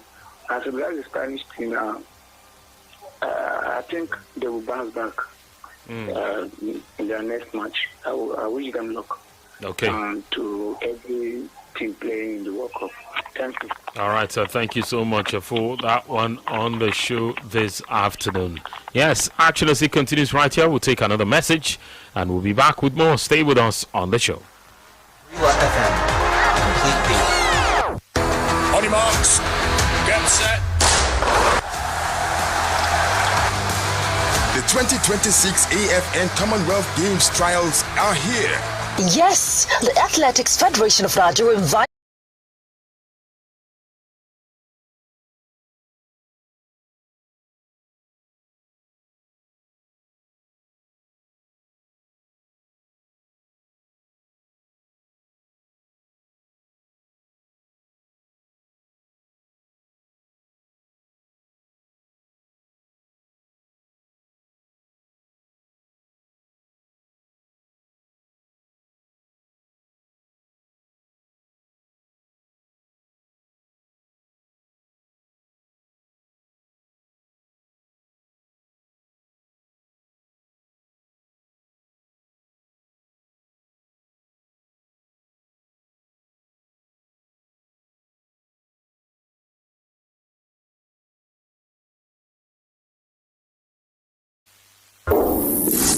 Football Live. There's nothing like it on weekends.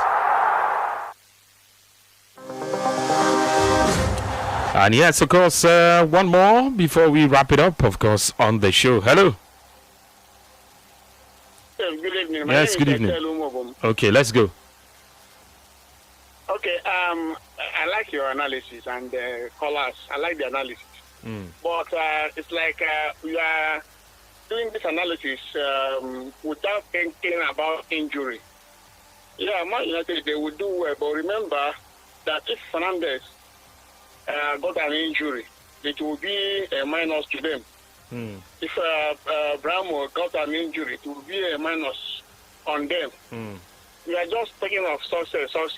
We don't think of that will not be at their own interest. What happens next? Now their midfield.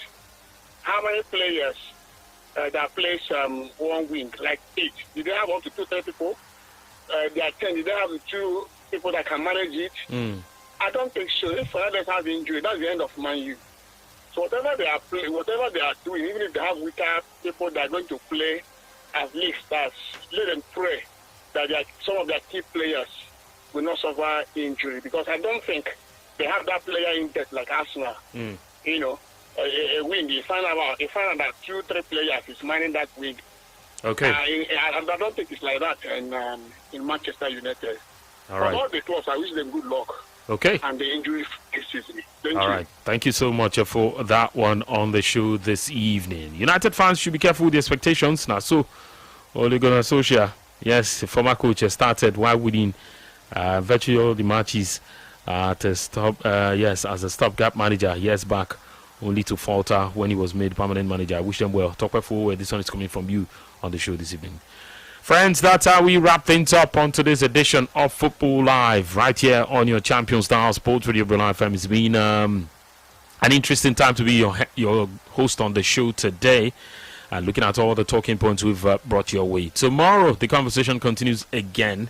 Yes, at 12 to 5 p.m., Football Live again. And yes, the crew will be back in here to bring you much more. Action continues, and yes, we'll leave you in the hands of, the capable hands actually this evening. And yes, our market is right up next. Joseph, thank you so much. Yeah, every time. Let's do this again when a new day gets in here. Victor Khan is my name. Good evening.